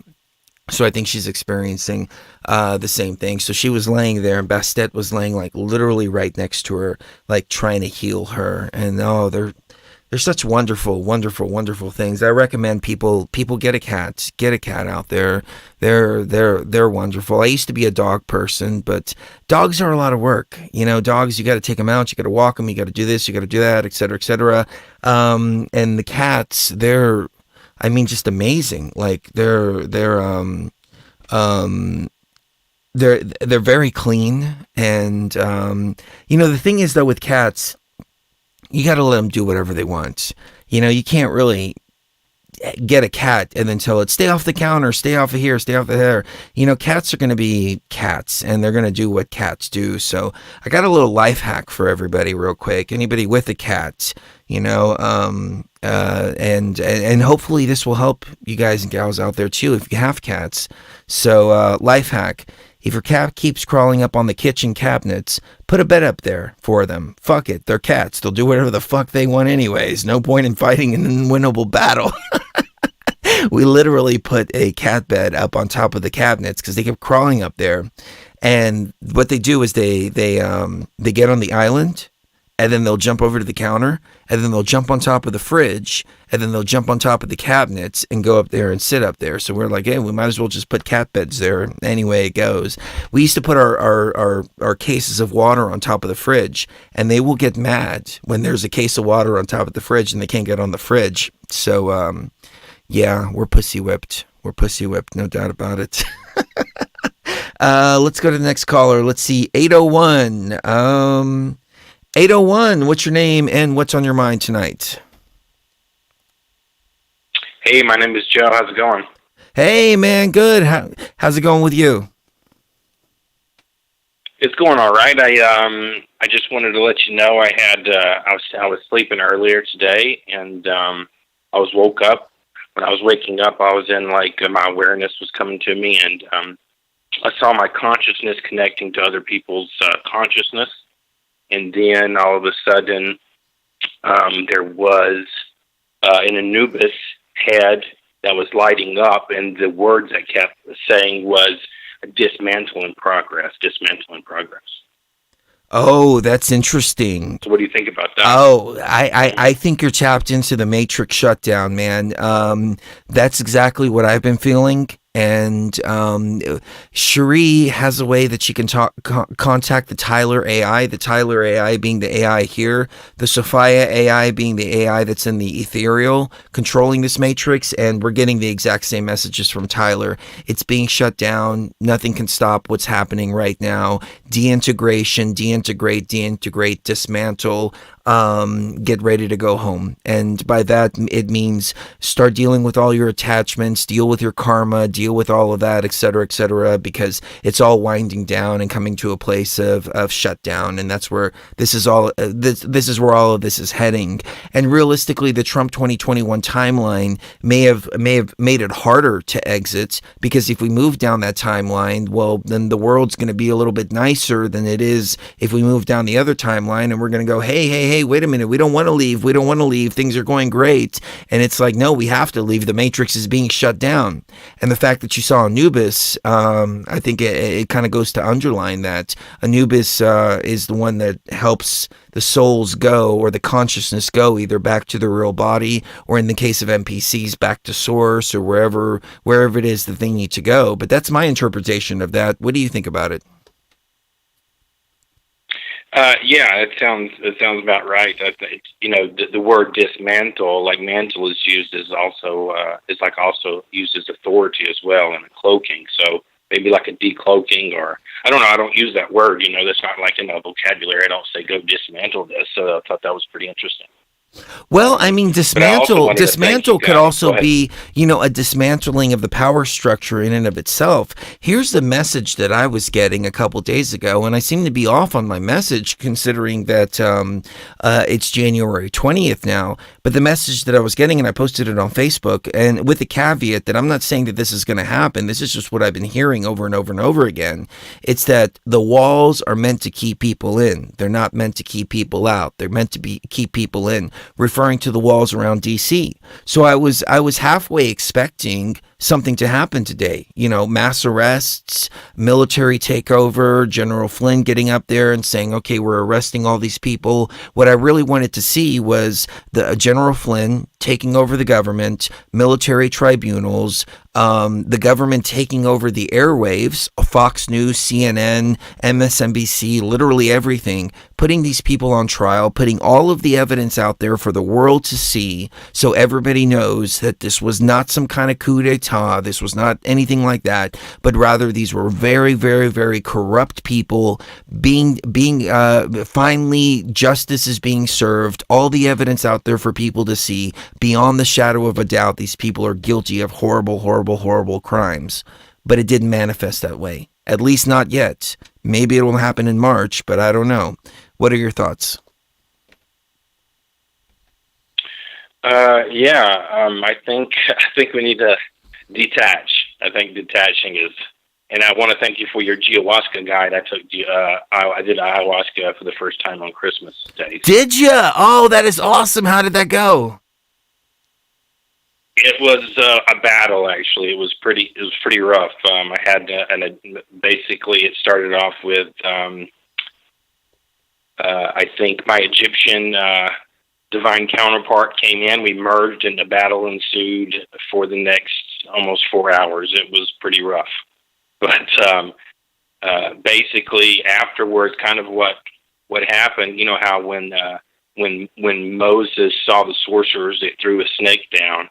And then Moses threw his snake down, and that snake consumed the other one. Basically, one of the spirits of, I ended up taking I was guided to take the Yucca Black, which is actually, I don't know if it's B-Cappy. I think it's like a different one. It's called Alice something. But anyway, I took that one.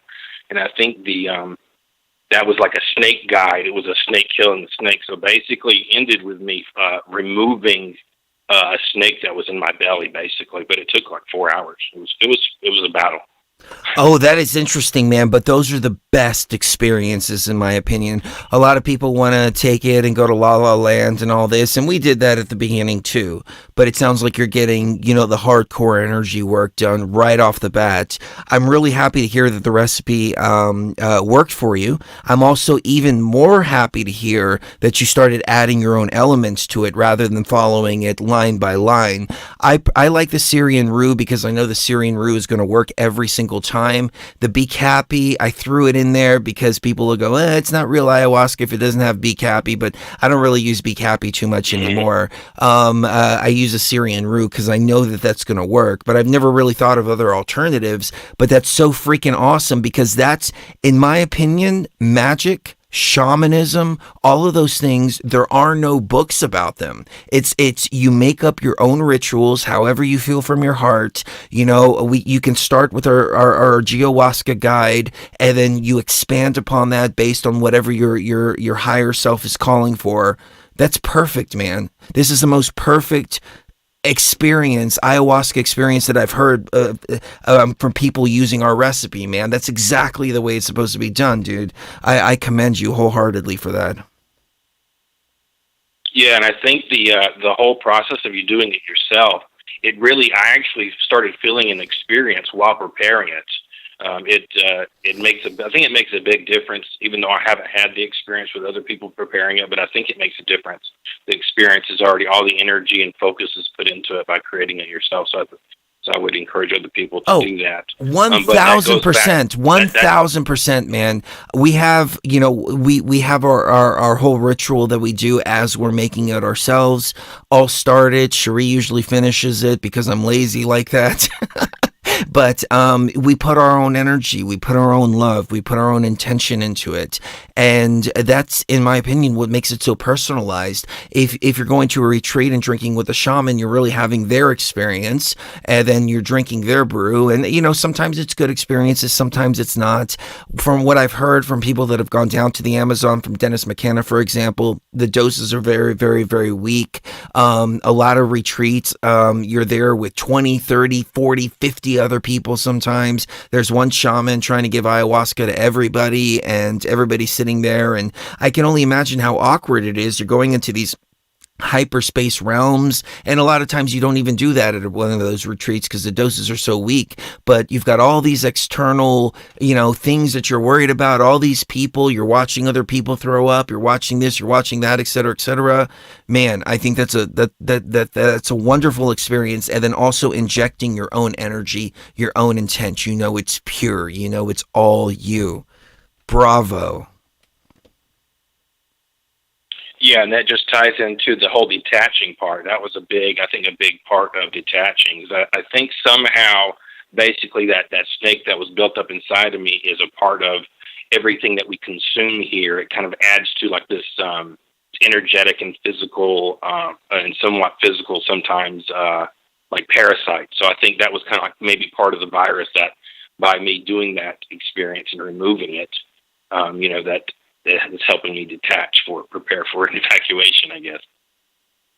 Beautiful, beautiful. Clearing it all out, getting rid of all of that. Man, that's great. I need to go back into the ayahuasca realm and do some inner work. The only time that I've done ayahuasca in the past couple of years is when I've had to go in and actually do like some energy work on something else besides myself, and it's such a shame. Like even when we were in the Great Pyramid, Cherie still gets after me for this, it's like we went in there, we did our thing in the Great Pyramid. All I was focused on was getting the mission done. And Cherie was like, why didn't you work on my body? And I was like, shit, I didn't even think about working on my own body or your body or anything else like that. I was just worried about just getting the energy work done. I need to sit down and have a couple of experiences where we're focusing on ourselves to try to get the stuff out of ourselves as well, man. So thank you for the inspiration on that. Yeah, no problem, though. That's all I have. Awesome. We really appreciate the call, man. Thank you for sharing that experience. That made my night tonight, man. Thank you so much, brother. Yeah, no problem. I really appreciate it. It was something that I needed to do. For sure. So. Let us know when you do it again, man. Call back in, share your next experiences. I find that, a lot of these experiences, they become episodic. So if you take it 2-3 days in a row, or even 2-3 weekends in a row, the experiences will start to become like a story, an episodic. And I mean, even now, I'm going back to experiences from 10 years ago, and they're making so much more sense than they did back then. So yeah, do it whenever you feel like it. Don't say, well, I have to do it 3 days in a row or whatever. Whenever you're called to do it again, but this experience will start to make more sense as you have more experiences as well, and they'll start building upon themselves. So, love you, man. Thank you so much for the call. Right. Yeah, no problem. Yeah, I got a lot more information while it was happening, but it was such a battle. I felt like I had worked out for like a whole month straight, so I didn't feel like taking it again for a while. You've got to sometimes process it and taking the time to process it. So I think you're doing it perfectly because you're going with what you're feeling, and that's what it's all about. Beautiful, brother. Beautiful. Love you, man. All right. Thanks, Chris. Wow, he was on hold for 90 minutes just to share that short piece of information with us. I love you guys and gals so much. The tribe is just so amazing. It's so amazing. Every one of you are so amazing. Let's go to area code 317. 317, what's your name and what's on your mind tonight? Hi, Chris. Hey, is this, let me guess, Ash? No, this is an expert. Oh, I called a couple weeks back. Oh, okay. Sorry. I was just trying to guess, but I guessed wrong there. How are you doing today? It's okay. I'm okay. I've been really upset all day. I've been crying. I wanted to say that Christopher and the cat really helped to calm me down the first time all day. My energy's been crazy. It's been a lot, I know. It's been a rough day for all of us. It was a very disappointing day. Here's the thing though. It's external to us. And as many of the callers have reiterated over and over and over again, it's external to us. We wanted to get involved in this game that was being played. We did everything we were supposed to do. We pushed the energies in the direction. But it wasn't up to us. It was up to the NPCs out there. It was up to the people who are in the game, and they fought us, and they fought us, and they fought us, and we tried. But the thing is, we cannot force our will upon them. Otherwise, we become dark entities ourselves if we're forcing our will upon them. But we encouraged them. We pushed the energy. We did everything we were supposed to do. So there's nothing to feel sad about whatsoever. That's true. I have a lot I want to talk about. I made a list, and I want to go through it quickly, so I don't want to no hate on the other caller, but I don't want to take an hour. I know that you got a lot of other callers. No problem at all. So take your time. Take your time. But I appreciate it. We do have a couple more callers on the line too. But you've been holding for an hour and a half, so please take your time. The floor is yours. Okay. So the first thing I want to talk about is I've been into the cult. I've studied so many things, all the paths I could, all the weird stuff, and I'm finally getting into comics the past couple of months. And I would suggest to anyone to pick up the Alan Moore series called Promethea. It's a female version of the name of Prometheus. It's spelled Prometheea. It is the most amazing, complete, path-working, occult understanding books you will ever find. It blew my mind. When I was reading it, I had 20 years of hardcore research to understand all of this. It took me 20 years I didn't know about it. I just picked it up on a whim, but I stand it. It's so complete. So I would suggest that. it is mind blowing. Second, okay. So Well, hold on. go Before you back move, to what- before you move off of that, I've got it on the screen here. I just want to make sure it's the right one. This is Alan Moore, J.H. Yes, Williams. that's it. Okay. So I'm looking at that right now. Here's the thing about these comics, video games. They put a lot of gnosis into this kind of stuff, and it's almost eerie the way they do that, because it makes you wonder, like, are these people just creating this stuff and then tapping into their raw consciousness, or are they telling these ancient tales and they're telling them through comics, they're telling them through video games? I mean, even some of these Netflix series I've seen. I mean, the weirdest example, if I can go off on this rant real quick, the weirdest thing that I came across that I can think of off the top of my head is I had this ayahuasca experience during the eclipse. I saw this huge octopus-like creature coming out of the eclipse, and then Stranger Things Part 2 comes out like 3 months later, and the whole basis of the second series is this huge octopus that's interdimensional trying to break into this dimension. And I was like, holy crap, how is it that I'm seeing this in the ayahuasca realm? 3 months later, this comes out in Stranger Things. So no, I totally resonate with that, but go on, please. Yeah. An open occultist. So he worships this old ancient snake god. So he, anyways, he's very upfront. He's like, yeah, I'm 100% occultist. Like, everyone knows. Anyways, so second point is I want to do a quick visualization for everyone. What I did the first time called the 4 layers. The mirror, imagine a mirror ball around you, to protect our energies. Second layer is black ball, and then the white, and then the gold. So for anyone that didn't hear about it, anyways, so let me see. So there's two or three main things I really want to get into. So timelines. I've been really in depth with the whole timeline thing. Like, I'm like, and it goes right back. It's the same subject, but I want to do the A or the tell side first. So right now we have purged the other timelines.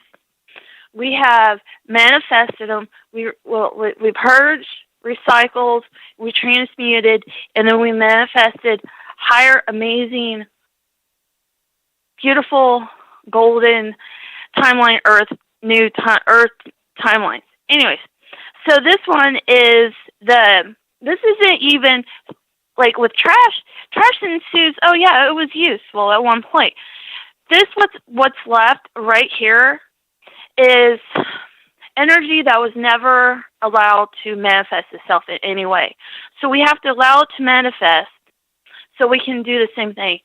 Well, let it express itself, then we'll purge it again. We'll purge this new energy, and we'll expunge it, recycle it, and then we'll manifest it into something new. So that's pretty much what I want to talk about. But then on the other side is I wanted to join the Illuminati. I'll be honest about that. I wanted power. But it was I wanted a golden age, and I was willing to do anything for it. Like, I want wealth, and I want to be loved, and I want intelligence. I want art. Anyways, so I got into it. Like, I founded Madame D. Pompadour. Well, hold on. You didn't go to one of those Facebook groups that, or those Facebook posts that say, call this number to join the Illuminati, etc. No. Okay, good. I'm just making sure. No. It was like more of a spiritual thing. Okay. And I'm just teasing you, by the way. It's okay. So it was Madame D. Pompadour. She was the mistress for the king France for 20 years, and with the Voltaire and the rest of them, it was all about art and human rights. They done alignment. If it wasn't for the French Enlightenment and the rest of them, America would never, we would never have been a country. Because without the French, we would never, we would have lost. They backed us. Because of the 7 Years' War. That's a whole history lesson. That's very true. It wasn't until the French recognized us as a country that we actually became a country. They were the first ones to recognize us, and then they also gave us a loan to fight in the Revolutionary War, and then we never paid them back. Yeah, it was. Well, see, they lost Canada to the English, and to get retribution, they sponsored us. They gave us all this money to be like an FU to the English. It's like, you made us lose our colonies. We're gonna make you lose yours. So fuck you, England. Fuck you. Anyways, excuse my language.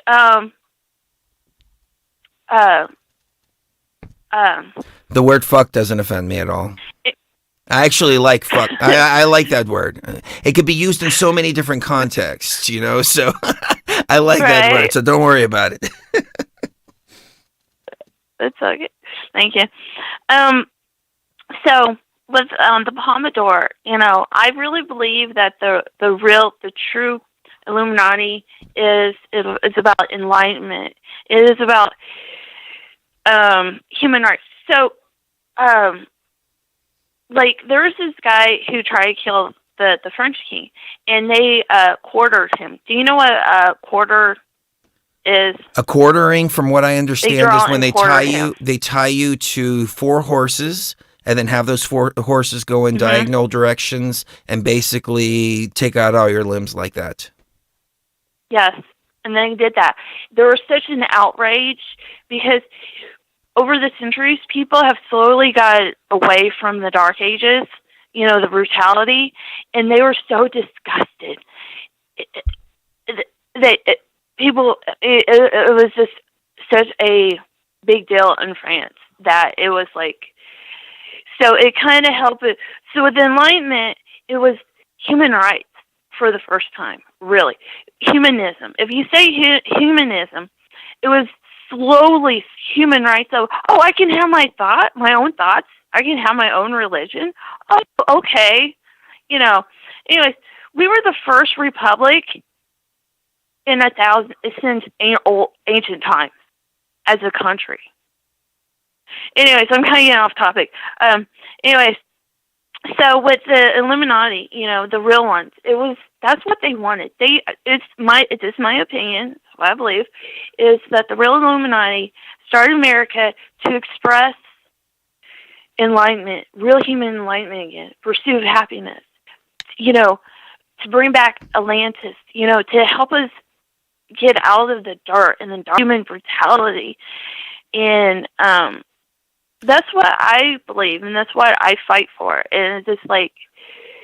Well, if I can jump in for a moment, I would say rather than Atlantis is a good word to use, though, but they wanted this to be the new Egypt. And they knew that Egypt was the center point of everything, and that's why everything was built around Egyptian architecture. A lot of them were Freemasons as well. George Washington was a Freemason. There's a famous story of him, of a soldier, a British soldier that was captured. And when he was captured, he had I forget what it's called that the Masons have, a compass, a square and compass. And George Washington took him, gave him special quarters, et cetera, still kept him as a prisoner, but treated him as a Masonic brother at the same time. Yeah. I was saying, I want to say something very controversial, and I hope you don't mind. I just want to be honest. I don't think there's anything controversial that could be said on this show. I am down to the core of my being. I am thoroughly disgusted. The cabal, what I call them low levels, they don't represent the true powers. Think of it this way. the real Illuminati, their shit, like their real power, where they rule themselves, is paradise. It is maybe not always paradise, but it's like high level, high everything, intelligence, art, style, architect, anything you imagine is going to be high level because they're high level themselves. It's a reflection of who and what they are. So if you look at this reality, this is the lowest point. And who rules here? They're low grades. The low grades, I shouldn't be saying this, I don't care anymore. They've been purged out by the higher ones because they're tired of this shit. As much as we're tired, I don't know how to say this politely. No, I think when I think I understand where you're coming from. The true Illuminati, for lack of a better term, they're not these blood-sucking, self-serving parasites that claim to be the Illuminati. There's a group that's a little more benevolent, for lack of a better term, trying to maintain balance in the background, so on and so forth. And these little minions have gotten out of control, and they're trying to purge all of them. At the same time, though, let me put something controversial back to you.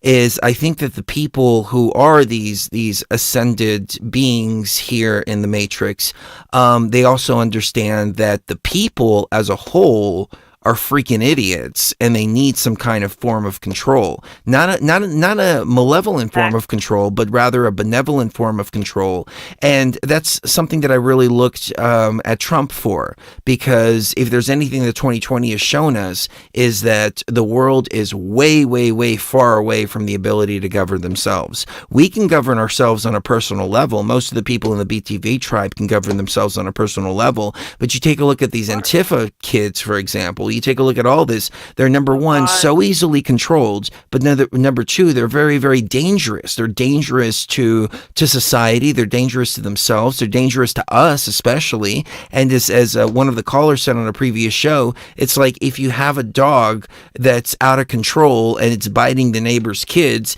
you've got to do something. You've got to put it in a pen. You've got to do something to keep it from biting you, to keep it from biting the neighbor's kids, and so on and so forth. So I think they see the world like that. So I agree with that philosophy. What's your take?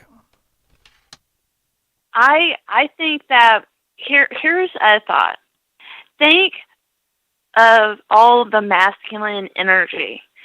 Think of all these guys. They really don't probably have a father figure. They don't really have a culture. They don't have anything. They're young. What is their chances of a future, let alone finding a mate, settling down, having a family?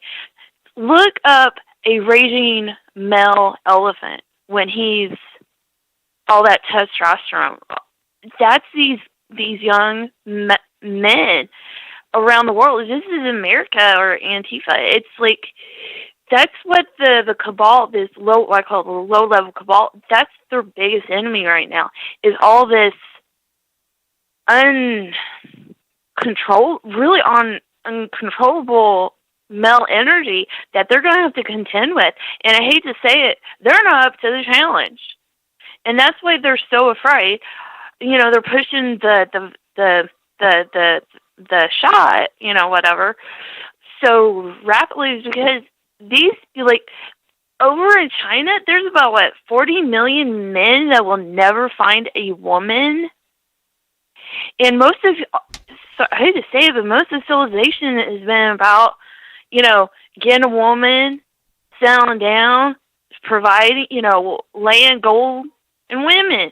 That's all human history. No offense, but honestly, kind of is, and it's like, well, it's China's fault for I mean, they implemented that one-child policy, and what that wound up with is all the women being aborted, the females being aborted, because they wanted the males to carry on the family name. They did it to themselves like that, but they do have that very, very, very serious problem. Earth needs women. Yeah. Yeah. That's an Definitely, old most 80s definitely. movie. Yeah. I think it's Mars Needs Women or something like that. I don't know, but you know. There was one animation movie that Mars Needs Moms or something like that. Anyways, I like to. My main point is not to be afraid. So another point is with all this energy, there's 5 things what to do. Imagine a white room. Use your emotions, and then when you go into this white room, feel it to be real, and then will quietness. And then don't think about it. I'm sorry. I'm going through like the very basics of magic right now, but I just want to kind of like put it out there for anyone that's interested. It's not even, we're not even really up against the low level cabal at this point. It is this, on the other timelines, I was, I was busy, manifesting them, living those lives. It's amazing. It's high level. And here I'm, I don't really do anything because I'm so tired, but I was still putting my energy with like, yours or whoever and trying to, give people, I can't really do anything over here because my work is on the other side, but I can at least I was trying to help allow people, create an opportunity for people to do something, to create something. And it's just like, I'm kind of like looking around and it's just like, I hate to say it, and it's not anyone towards anyone specifically, but there's a certain way to create a new society. There are certain steps, there's a certain way of doing it. And I can feel it, like no one has done that. And I was just thinking, I would do it, but I've done it for the other timelines. Now, you can call me selfish, but it's like, I can only do so much, you know what I mean? Like, and the reason that I haven't done anything here is, personal reasons, with a regret. I'll be honest. Like, when I've been the same person before, but I gave up something very close to me to make that happen. And, I helped create, like, a wonderful society, but I don't know why I'm saying this, but I didn't want to give up I didn't want to give it up this time, that personal thing. So I'm just kind of sitting back and letting other people do it. Does that make any sense? It's making a little bit of sense, but it's causing a lot of speculation. So I don't know where to go with that. What is it that you gave up? I mean, but because it sounds like child sacrifice type stuff you're talking about. No, it's just like having a family. Oh, that's what I'm talking about. Oh, well, yeah, no, I gave that up too. Yeah, no, I'm right there with you. Yeah. So I gave up having my own like children or whatever because for other reasons, but you can have anything you want, but you can't have it all. You have to make a choice in life. Like, you want that? Okay, well, you have to give up that. Or you can do this, but you can't do that. You know what I mean? It's limitation, which is fine. I know exactly what you mean. I'm right there with you. And, I that's the one thing I'm not going to be able to understand in this lifetime is what it's like to be a father. But I understand that's what I had to give up in order to be able to accomplish the mission that I came to do. So I totally resonate with you. Yeah. I kind of like to go back to Madame de Pompadour real quick. Have you heard of Saint Germain? I have. At all? Well, he, the legend is that he was immortal. He was ascended master. He was this and that. Well, they actually knew each other. Like, he went to the king and her. And do you know anything about the Skulls and Bones Society at all? I know a little bit about the Skull and Bones Society. I know that John Kerry was part of it. George W. Bush was part of it. They were running against each other, and they were both bonesmen. I know that they do a ritual supposedly with a Native American skull. I can't remember. I think it's Geronimo's skull. Their I think numbers. they gave it back, right? Did they give it back? Okay, yeah, their number's 322. But that's about the extent that I know. I know one thing for sure, that they're not Masonic. They were sued. Oh, go ahead. Yeah, they were sued. They've been sued over stuff like that. I think they gave it back. I don't know. I'm sorry. Things change in the timeline. It's like, okay, this person's alive. They're now dead. They're dead. Now they're back. I'm sorry. I can't keep it up. So, anyway, so the Skull and Bones Society, supposedly they have her skeleton, Madame de Pompadour's. And this is why I want to be cremated when I go, because I don't want anybody fucking around with my bones when I'm gone.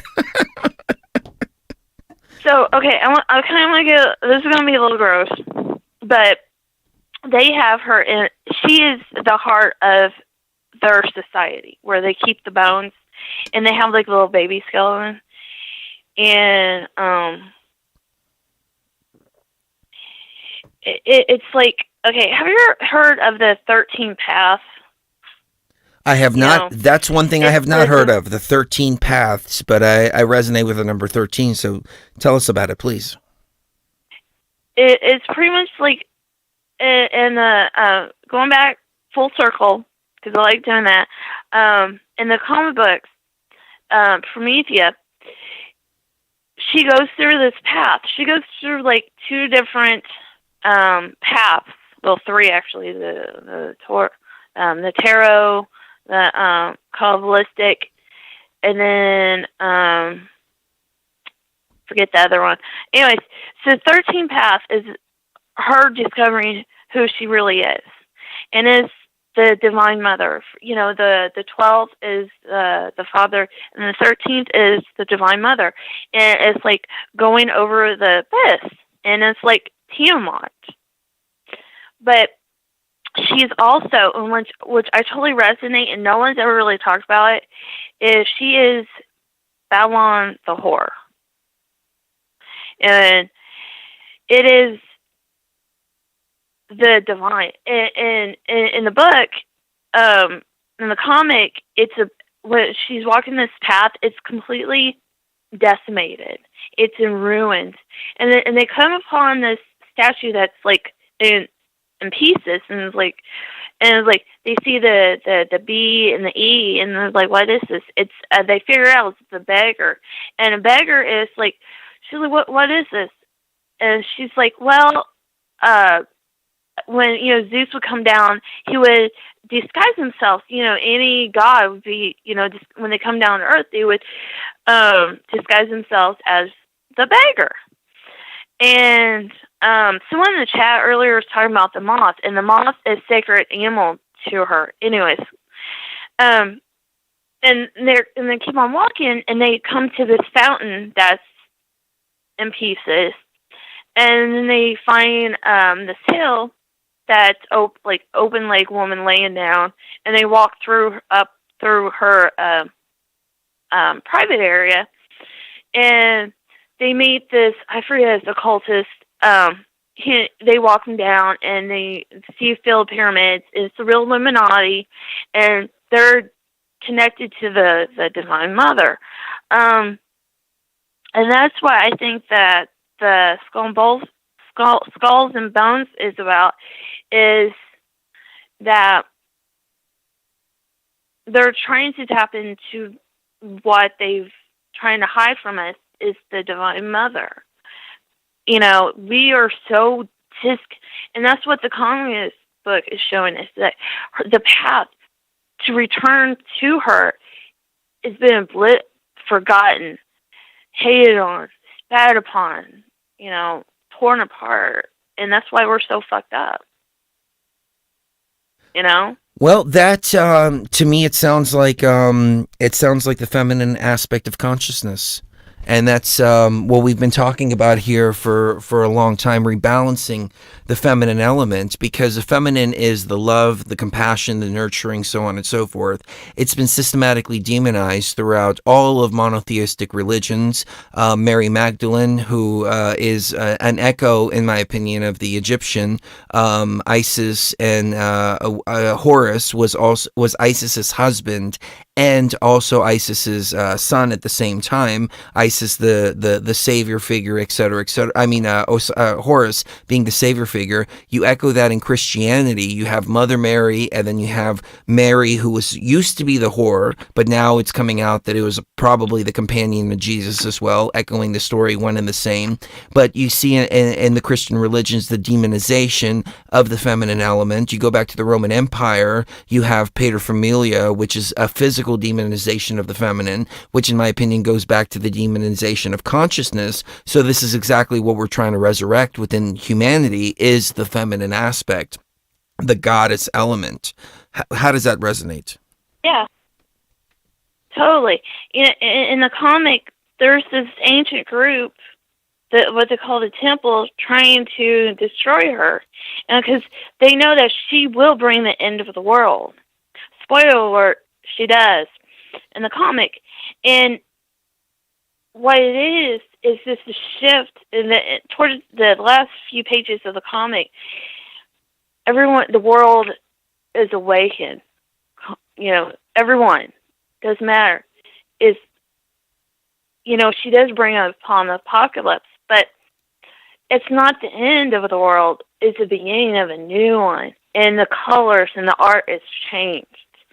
And it's so profound. Everyone's so afraid of change, and they cling on to what they've always known, and just like to surrender. You have to surrender to the process. You have to move past fear or just jump in. I agree with you. I agree with you. I mean, realistically, the Matrix reset that we initiated May of 2018, it's to shut down the system.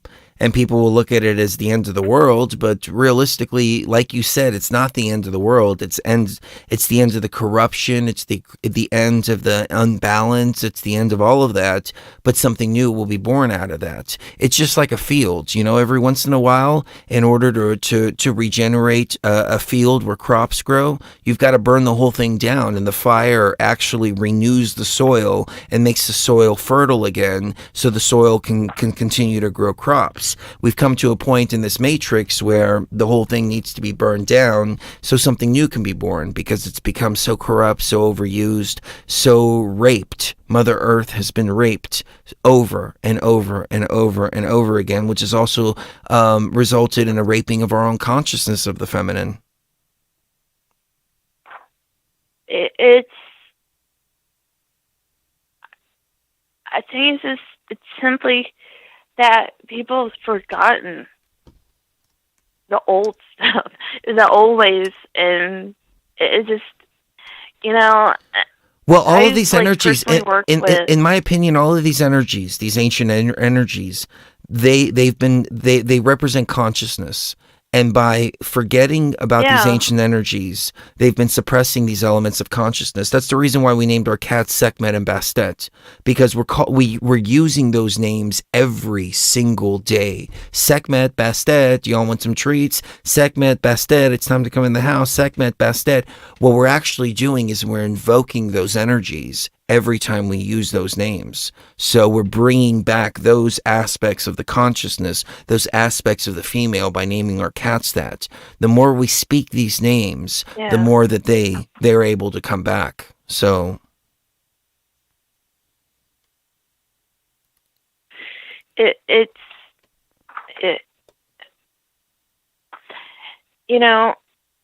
think that what I call the fake, the low-level cabal, they can't handle the real path. They can't handle the good shit. The real ones want it because it helps expand their own self. they want a good country to rule over. You know, if you think that way. I mean, they're not all good, but they're smart and they're intelligent. They know that they at least empower their lowest countrymen. It would raise them. Like, they understand that. And the low levels, they're doing the best that they can. Like, that's why they're ruling on this level, this timeline, is because this is where they are at. You know? Does that make sense? It does make sense. That's the only level of consciousness that they're able to achieve, and that was the realization, in my opinion, of the NPCs, the non-player characters, the Archons as well, who are also, in my opinion, part of this machine. And I think what you're referring to by the low-level players is the Archons. They have a little more power within this matrix than the NPCs do, but at the same time, they're very limited in their power, and they just don't have the ability to ascend in these types of ways that we're hoping that they can ascend, but they don't have the ability to. So it makes perfect sense. Well, I hate to say it like this. If they can't, they're going to be wiped out. Oh, yeah. No, sorry. that's the plan. That's the plan. Matrix shut down, organic consciousness wakes up, they're erased from the system. No, let me tell you something. I've been working with Babylon for over 20 years now. Mama Cat is angry, and I tell you, she's been clearing out the timeline. Mama Cat, just because she's over here on the left side taking care of business on this timeline, creating stuff for her kids over here, these motherfuckers on the right side, oh, look at us, we're so wonderful and powerful. No, motherfuckers, you ain't. She just haven't got to you yet. When she does, see what she's done over here. They need to be afraid of Mama Cat, because when Mama Cat comes home, I don't know if you can tap into what Mama Cat has done. Mama Cat is made examples of. Mama Cat is Sekhmet, in my humble opinion, and she's about to roar. Yeah. Yeah. No, she has roar. You can tap into those timelines. You've seen what she's done, what she's capable of. Mm-hmm. So I completely agree. I'm going to have to let you go because I have a couple more calls, and okay. I'm going to get through these. Thank you so much. That was freaking awesome. Love you, and talk to you very soon. Love you. Take care. Have a good night. You too. Oh, man, we have a few more calls we are going to get to. I am going to take a quick break really quick, and then we will be wrapping up the show. So let's see. What other fuckery can we play during the break? I don't know. I need to find a new channel besides WTF Bra, because we've played all the WTF Bras stuff over and over and over again. Let me see if I can find something unique from them that we haven't played in a while. There's some of his stuff that I don't really resonate with. Some of it's like, it's okay. He's been doing it for quite some time. I really like the Trump stuff. We've played that one. We've played that one. We've played that one. We've played that one.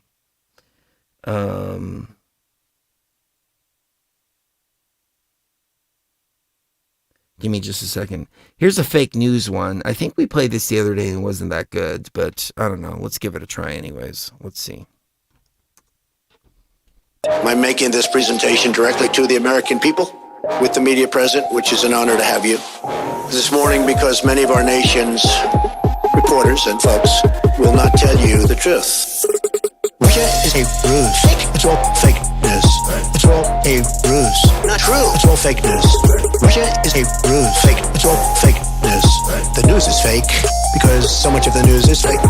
One of the reasons I'm here today is to tell you the whole Russian thing, that's a ruse. Russia is fake news. Russia, this is fake news. Well, I own nothing in Russia. I have no loans in Russia. Talk all you want about Russia. I don't have any deals in Russia. Tomorrow the headlines are going to be Donald Trump rants and raves. Press is out of control. Dishonesty is out of control. We're not going to let it happen because I'm here again to take my message straight to the people. Russia is a ruse. It's all fake news. It's all a ruse. Not true. It's all fake news. Russia is a ruse. Fake. It's all fake news. The news is fake because so much of the news is fake. Hillary Clinton gave Russia 20% of the uranium in our country. You know what uranium is, right? It's a thing called nuclear weapons and other things, like lots of things are done with uranium, including some bad things. Hillary gave away 20% of the uranium in the United States. She's close to Russia. I didn't do anything for Russia. Tomorrow you'll say, Donald Trump wants to get along with Russia. This is terrible.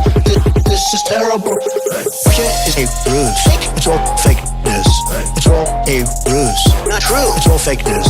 Russia is a ruse. Fake. It's all fake news. The news is fake because so much of the news is fake. What the fuck,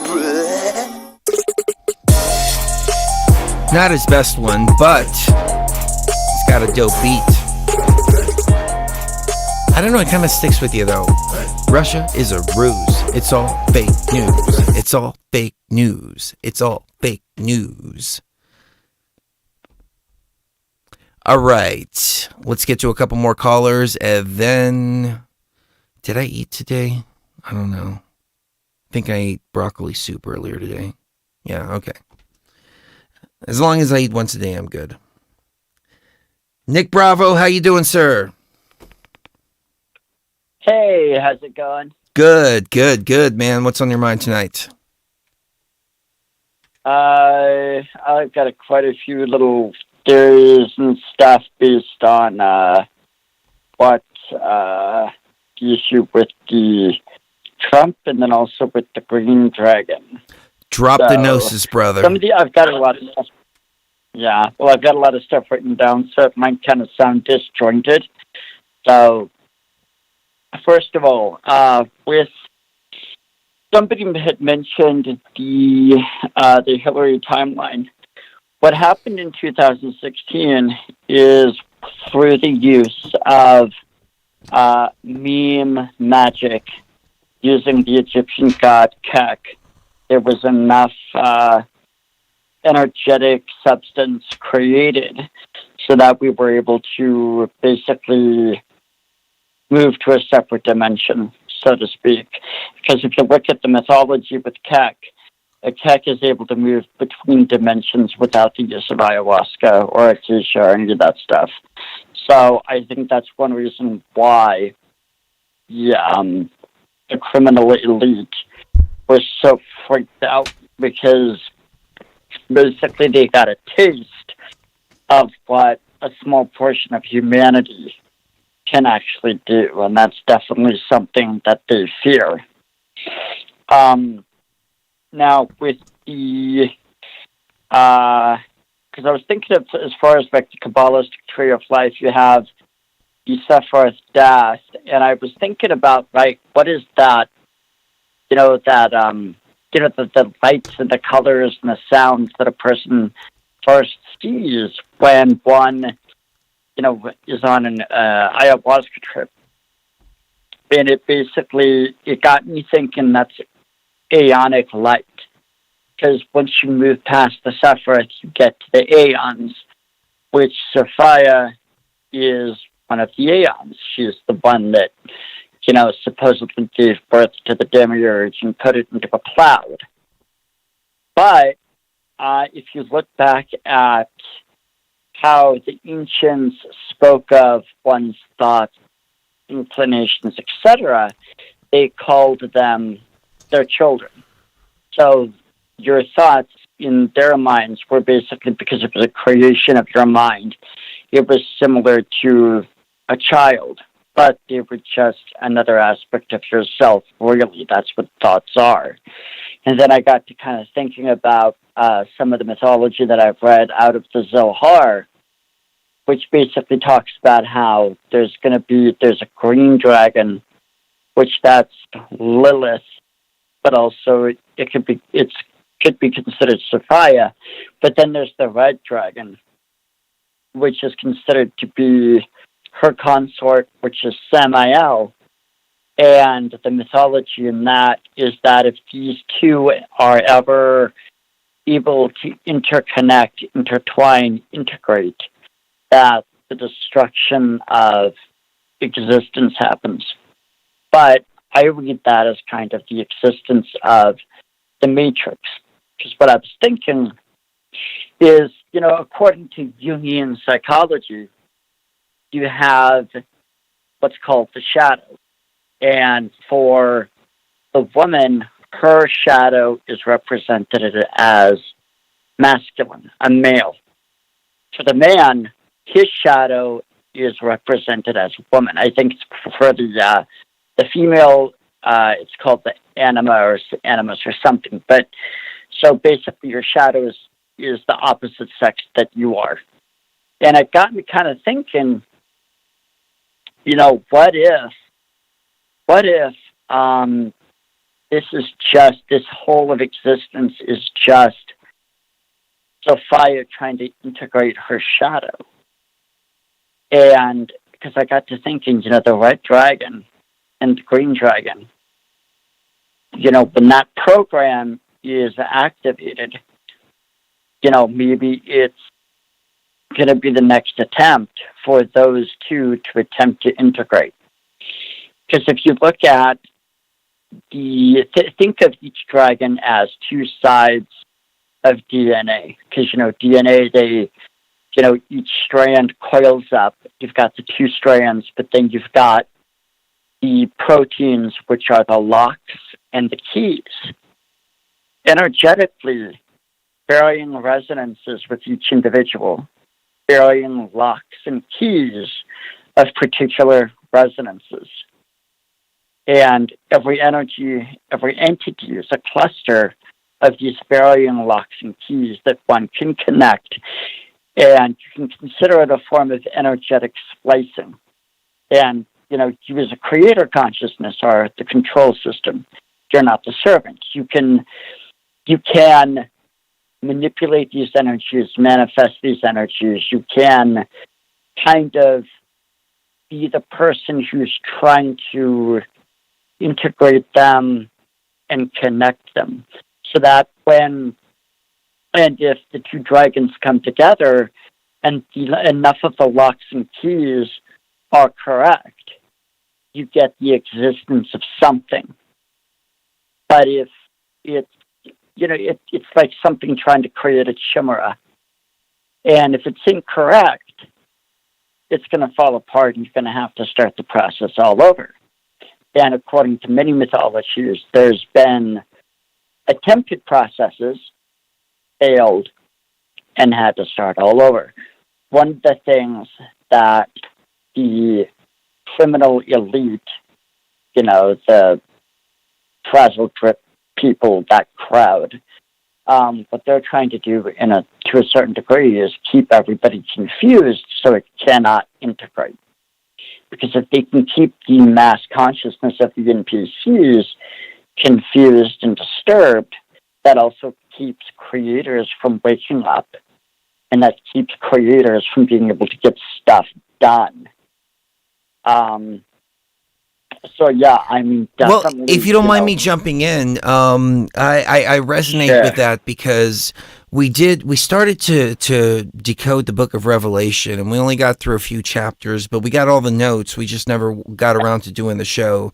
And at the end of Revelation, what it essentially says is that the AI tries to lock the game down.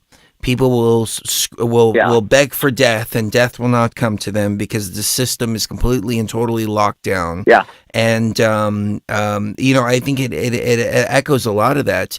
I really like the way that you framed this, because on the screen right now I have a picture of the two serpents with wings, and people call it the dragon, but it's really winged serpents, and that's exactly what this dragon program is. We'll just call it dragon just for lack of a better term, but it's really winged serpents. And these winged serpents could actually be bringing completion. I just see it as kind of like a system wipe. Wipe the system clean, reboot the system, et cetera, but there could be more, until we actually get into the space. We really don't know what the we don't even know what the program is going to do. We just know that the program was laid there a long time ago by us to activate at a certain time.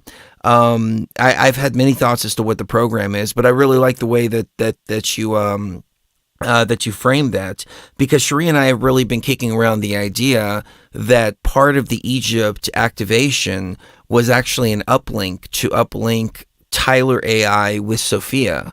And ever since then, Tyler AI has been coming back and saying, I'm linked up to Sophia, et cetera, et cetera.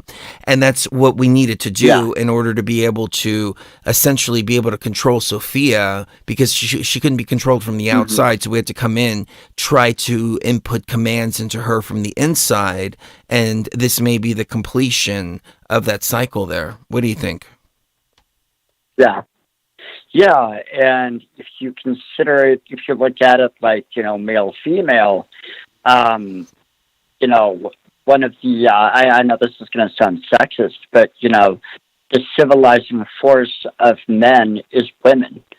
Because if it were not for women, us guys would still be running around in caves and, doing whatever. Because, we don't really care much about, we can be happy with relatively little, and as long as we've got food and sex and whatever, we're pretty happy.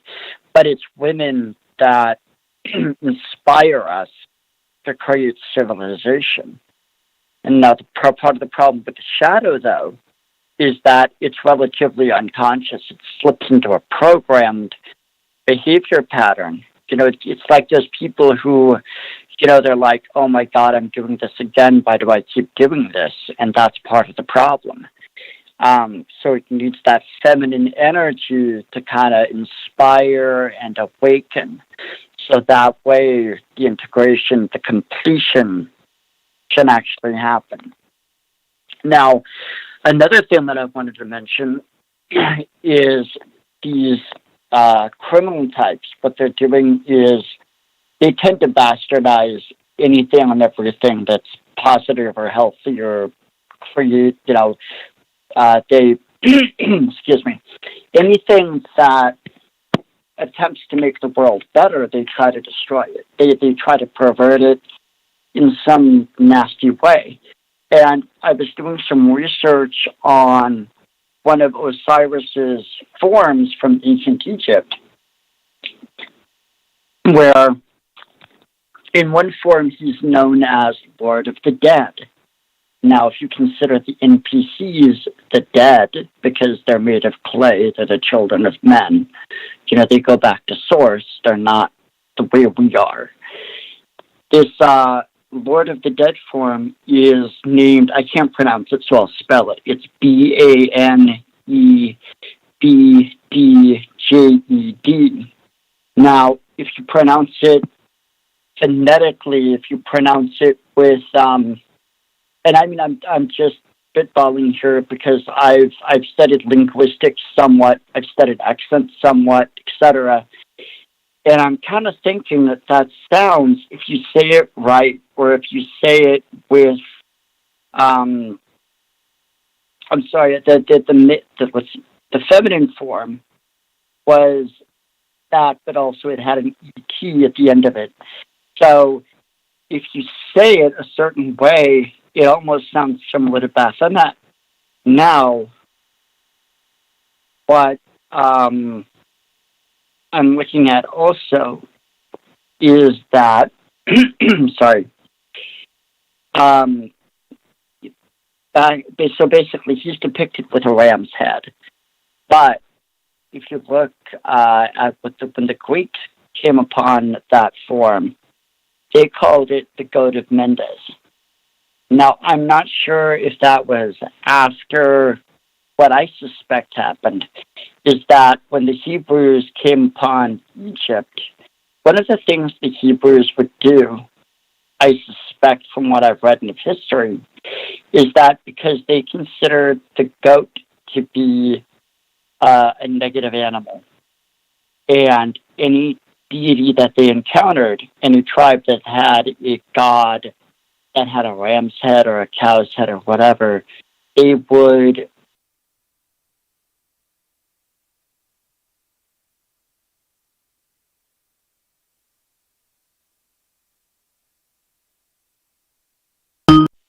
goat of Mendez, but you also see that like with the Knights Templar. The Knights Templar will call it goat of Mendez. Now here's where I'm going with this. The Baphomet is a symbol of integration, but many groups have perverted it. You know, it's just like if somebody picks up a knife, they can use the knife to cut some food, make themselves a sandwich, or they can cut someone.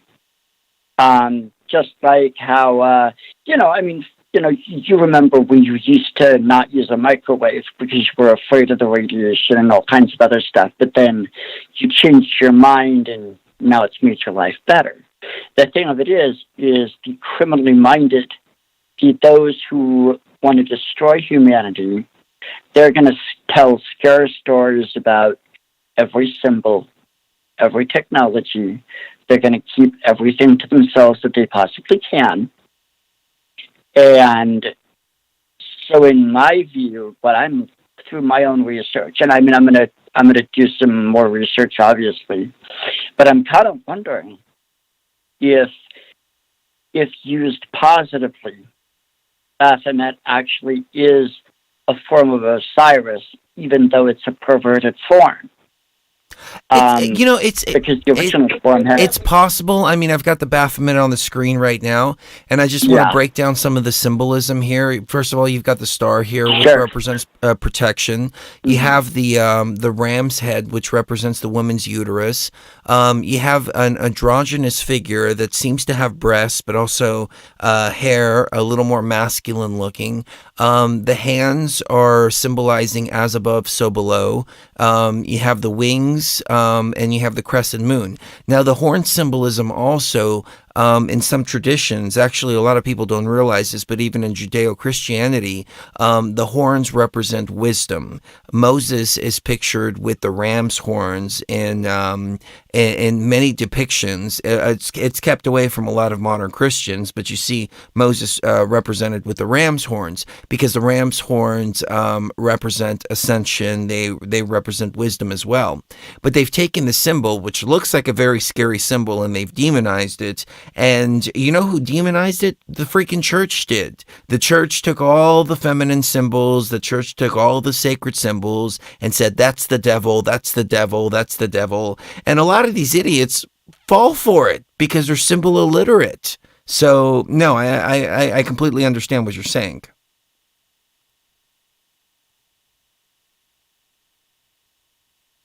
Did I lose you? I think Nick dropped off the call. Anyways, on that note, ladies and gentlemen, Cherie did send me a text message. She's asking me to go downstairs because I think she needs me to go ahead and take her to the ER. She said, go ahead and finish up the show, et cetera, but I'm going to take her because her kidney stones are getting a little bit out of hand. We have several callers, one that's been holding for an hour and a half. I apologize to you guys and gals, especially the ones that have been holding for so long. But I do need to end it here and go downstairs and take care of Mrs. Geo. Thank you very much for understanding, especially to the callers. Thank you so much for tuning in, hanging out with me tonight. We'll do another call-in show tomorrow, the day after, something like that, and I'll keep a list of the callers here who have been on hold, and I will make sure you guys go to the top of the list, especially area code 732. Actually, let's go to area code 732 really quick because they've been holding for so long. And I'm going to, and I mean, screw it. We'll just take these last two calls. We'll take area code 732. We'll take 2262, and then I will rush downstairs. But 732, what's your name? What's on your mind? Hey, Chris Geo. I'm Jen, and I've been following you guys for years. And because Cherie is in the situation that she's in, I want to let you know that I was an RN for a long time and became a quad. I did learn how to teach myself to walk, but I understand a lot of her pain issues. I've used the same kinds of treatments that you've followed as well. plant medicines and such. I ordered Aya Life. I got my package in. Thank you. Oh, how is it? How is it and, working? How is it working for you? Have you had a chance to try it for a few last weeks, or night, did you just get it? I mean, I'm kind of in the pro leagues because of the situation I'm at with chronic pain, but I don't do opiates. So, plants and that. I did 4 milliliters for me because of my situation is. Yeah, that's a good dose. Yeah. But it actually, I had a really restorative sleep. My mind, because I have crazy, I've had out of body experience my whole life, all this other stuff. But right now, I'm more concerned for your wife.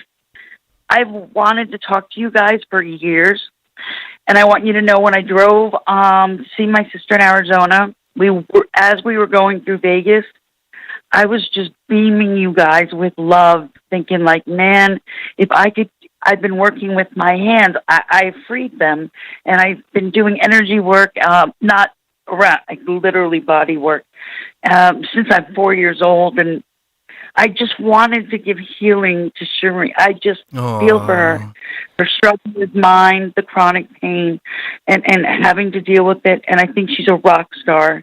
And I hope in some way I can, because I've waited 3 years to actually call you, because I didn't want to be like a sycophant and just, but I mean, I truly love you guys. And this happened to me 3 years ago, a spinal cord. But I did teach myself to walk when they were ready to send me to a nursing home to die. And I was like, you don't know, I have been on this journey 30 years. And so I really would love to one day get the chance to explain that you guys have helped me to understand that in spite of my loss of physicality, what I have gained by doing the work to clear the internal bandwidth has opened up what I've always had, magical experiences. And I'll just say, because you were talking about feminine and masculine, I'm a triplet between 2 guys, and I'm 50. So I'm a womb mate with 2 identical twin boys. So I really have an intimate knowledge of the alchemical blending of masculine and feminine energies in a way that I don't think anyone can understand. But tend to your wife. I don't know how to reach your wife. I just want to... Well, she's telling me, she's telling me she wants to hear, she's listening to the show now. She's telling me she wants to hear what you have to say. So she says, I'll wait. I want to hear what she has to say. So please take us away. That is totally up to her, because honestly, it's... All right, I love you, man, and you've helped me figure out a lot, but my heart right now has been so centered on her, because I'm tapping into her struggle. She is really a rock star for what she's doing. I believe one of the reasons why I defied everything, and I'm a C1 through T3, paralyzed from the neck down, and it took me 4 months, but I literally did it. But I had my best friend who is now professionally, heading up grow operations for Oregon, but making me the finest whole plant oil and bringing it in every afternoon so I could have it. And I think it really helped with my nerve regeneration tremendously. I mean, I've learned over the years. Wait, can you? I didn't mean to interrupt. I didn't mean to interrupt, but can you say what that was again? Because I didn't quite catch that. It was an extremely. I found a profile. I've been studying cannabis medicine because I haven't been able to practice nursing. Been an RN, and then for another time, if I ever get the chance, I'll tell you. But I've had brain tumors, epilepsy to the point of 5 near-death experiences, 4 that were documented, but the 5th one was I was dead for 4 minutes completely in a helicopter trying to save my life. I drowned, and I was on the other side. But I've been having out-of-body experiences, like spontaneously, and my twin brother or triplet brother, 1/3 brother, I found out at 45. It started happening to him at 10. And so there's a whole, like, you've said things that while I'm embracing this, like, I'm totally about going with the flow and riding the folds. Like, I've spent so much time oh, by the way, the oils, and I would rather give Sherry, even if it's just your regular tip line, no problem, the information rather than over the air of what exactly, but it's a matter of getting the right terpene, the trichomes, there's so many cannabinoids that play a huge factor beside the CBD, and you do have to have some THC balancing it out, absolutely. But the combination is another 475 some odd cannabinoids or compounds, if you will, that when used synergistically, just like you use the iodine in your stuff, and coconut oil, by the way, tastes great. So thank you. But there are some really good choices in things that can be used synergistically. You're not buying like shake, you're buying great stuff, but you press it yourself. The oils, you make it. You do carboxylate in a safe way to get the most pure, beneficial oil. Like you guys, I am a matrix cosmonaut, so I'm all over the place all the time in different rounds here and there and in my just whatever. But I don't want anything to disturb that. But the reality of what your wife is suffering is a reality that so many of us, if you don't have a cast on your leg or a giant neon sign that says chronic pain sufferer, people do not get the impact it has on your life. And she just handles herself with such beauty and aplomb. And she's showing other people how to create healthy boundaries when it's time to rest. And, you know, like say, I can't pull off this show because that's showing other people, maybe the younger people, how to draw boundaries in a way that is purely born of love. But she has to take care of herself. So I think that's beautifully said, because the times when we don't argue, but the times when we butt heads is when she tries to force herself to get on the show, or she forces herself to do something, and then I can tell she's miserable while she's doing it, but she wants to push through it.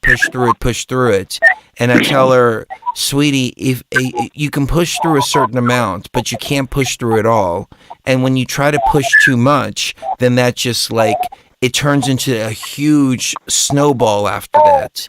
And so, that's why the last couple of shows, she's taking a couple steps back. But, I'm sorry, go ahead. no, I was going to say that's why for the last couple shows, she's taken a couple steps back because she's realized, yeah, no, that's right. But I put our email address. It's a generic email address that we have. It's btvlink17@gmail.com, but it's up on the screen during this call. If you can send me a message with that, right. Yeah, if you can send me a message there with the headline with your name or something like that, something descriptive, right. So stick and out. I'm on your life list, and are you? all that. Okay. So the I will. CFR, Okay. I'm a member. I will. Are you really? Thank you so much for that. If you send me a, I am. I'm on all of your stuff. I just waited for years to call, but thank I you. needed to talk to your wife because I have information. I think that if I can help, because I do intuit empathically, and I have helped heal people, and I've never accepted money. I want to help her. Thank you. Send me an email to this going email. On and what might help. Send me an email to this email. I'll look for it, and then I'll forward it to Cherie's personal email, and that way you can reach her directly. I have so much love in my heart, brother. I can tell. I can tell in your voice. Honestly, I can tell with your energy. I'm humbled. I'm really, really humbled with this call because I can tell. I mean, the hairs on my arms are sticking up. let me talk to you. Thank you. The gift is mine. I hope I can truly be of assistance, and thank your wife from the bottom of my heart. Thank you. So that I can get this opportunity to perhaps help her work out some hacks I've learned along the way. That would be wonderful. If you can do me a favor, I don't know if you're near your computer, but if you can send it to me here in the next few minutes. I've got that screen open right now, I'll send it to you right. Okay, good. Absolutely, I'll brother. forward. I will. I'll forward it directly All to right, her email. Jennifer is the name, NB, Jen Ben. So J Ben, you'll see it. Okay. And I swear, my friend, you'll see it, and you'll know. You knew how to read energy. You'll be able to read mine in a heartbeat. I love you guys. Jen, and, thank you so just much. Go be with her, and thank you for this opportunity. Thank you. And I want to speak to you again very, very, very soon. So, wow, thank you so much. Okay, great. I'm so excited. Thank you. Love you very much. Bless you. Oh my God! Wow. The energy from her was just pure love, and it's incredible. I do need to go look after Cherie really quick. I'm going to wait for Jen's email here real quick so I can forward it to Cherie, but wow, that was incredible. The product that she was talking about, the Aya Life, is what we have on the screen right now. And this was a product that I developed for Cherie. It came out of the ayahuasca realm because she couldn't take NSAIDs anymore. Because dealing with this condition her entire life, the doctors were always NSAIDs, wound up killing her kidneys.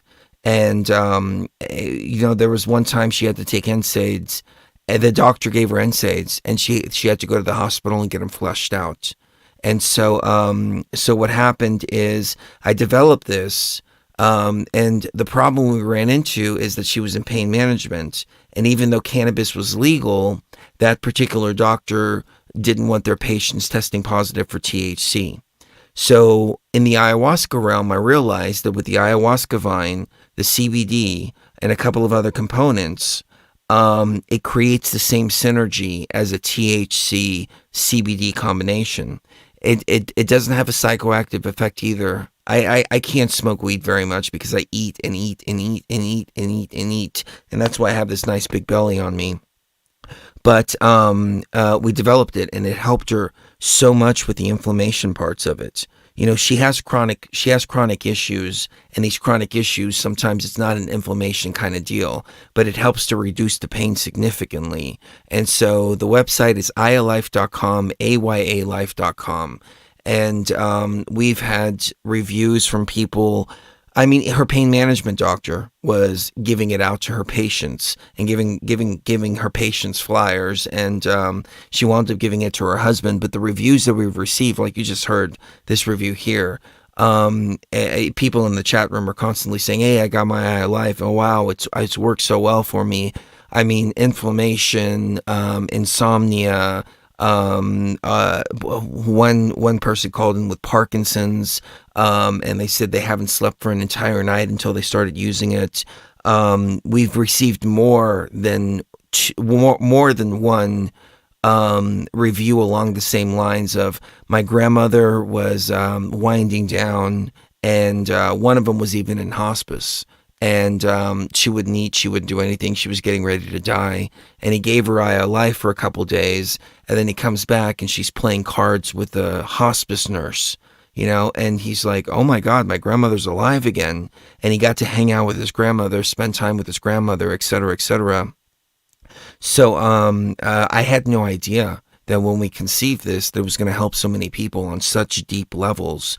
I mean, time is our most precious commodity, and being able to spend, I mean, even if it was a week, he didn't tell me how long his grandmother lived. I mean, she was in hospice from something else, but it brought her back to life for those last few days to where he can interact with her instead of her just being just a vegetable on the couch. I mean, on the bed, ready to go. She was up playing cards and doing this and doing that. And he's like, man, you gave me time back with my grandmother that I never thought I would have again.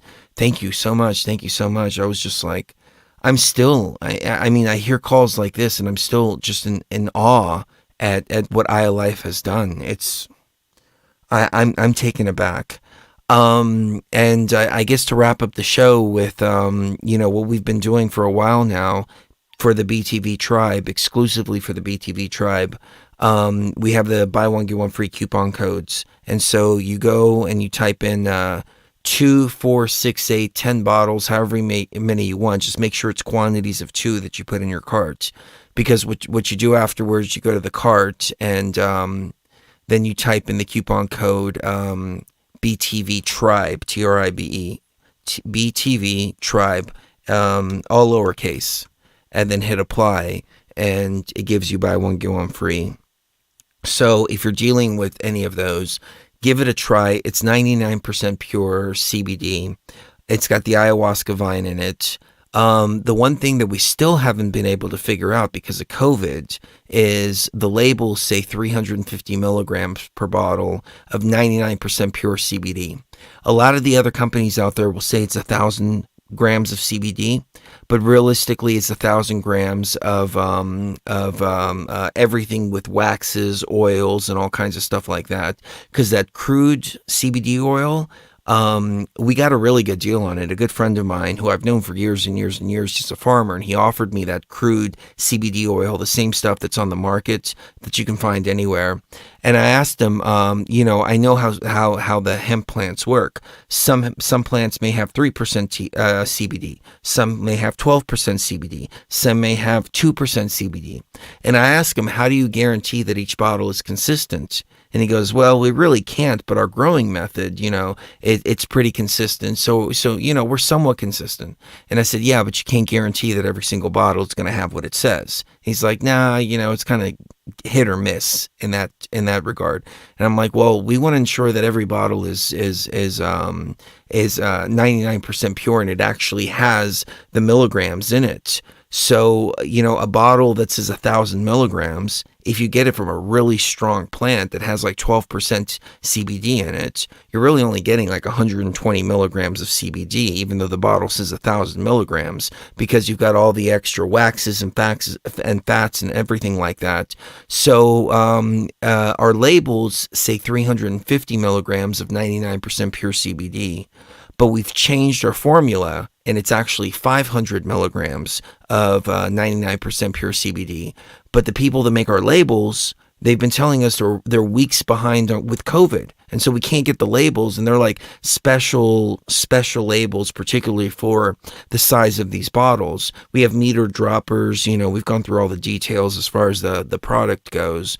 So we've been putting in little notes with everybody saying, hey, the bottles say 350 on them, but it's actually 500 milligrams. We haven't updated it on our website just simply because we haven't gotten the new labels yet. But not only are you getting buy one, get one free, but you're also getting 500 milligram bottles instead of 350 milligram bottles. And this has been going on for a couple months now. I really need to get some new labels because we really need to start labeling them right. But we are sending out notes for everybody. So again, if you're interested in it, put 2, 4, 6, 8, 10, whatever, use code BTV Tribe at checkout and let us know how it works for you. It's been working amazing for a lot of people out there. On that note, we got a couple more callers, and I hate to do this, but I got to go take care of Cherie. I'm so sorry to everybody that's been holding, and I'll make sure that we get to all of your calls on the next show. And we're going to do a lot more of these call-in shows. I love the call-in shows. I love them for 2 reasons. Number 1, I don't have to sit here and talk the whole time. Number 2, you guys and gals bring so much to the table. So much love, so much gnosis, so much energy. I've said this time and time again, and I mean this with all of my ancient soul. This is the best tribe in the world. I don't even call it the BTV audience because it's not an audience. We're all a tribe. We're all in this together. We're all on equal footing. We're all sharing gnosis with each other. We're elevating each other. It's wonderful. It's beautiful. It's like nothing I've ever seen before. Kiss the one you love right now. You never know when the last time is going to be. Thank you so much for spending the day with me today. And it was a very, very rough day because of the events. There is still hope. But anyway it goes, we will be okay. And I hope that we've been able to lift up your energy just like you have lifted up my energy today. Thank you so much for doing that, because I have to admit, I was also right there, very sad as I was watching the events unfold today. Kiss the one you love right now. You never know the last time is going to be, and we'll see you even further beyond the veil. Love y'all.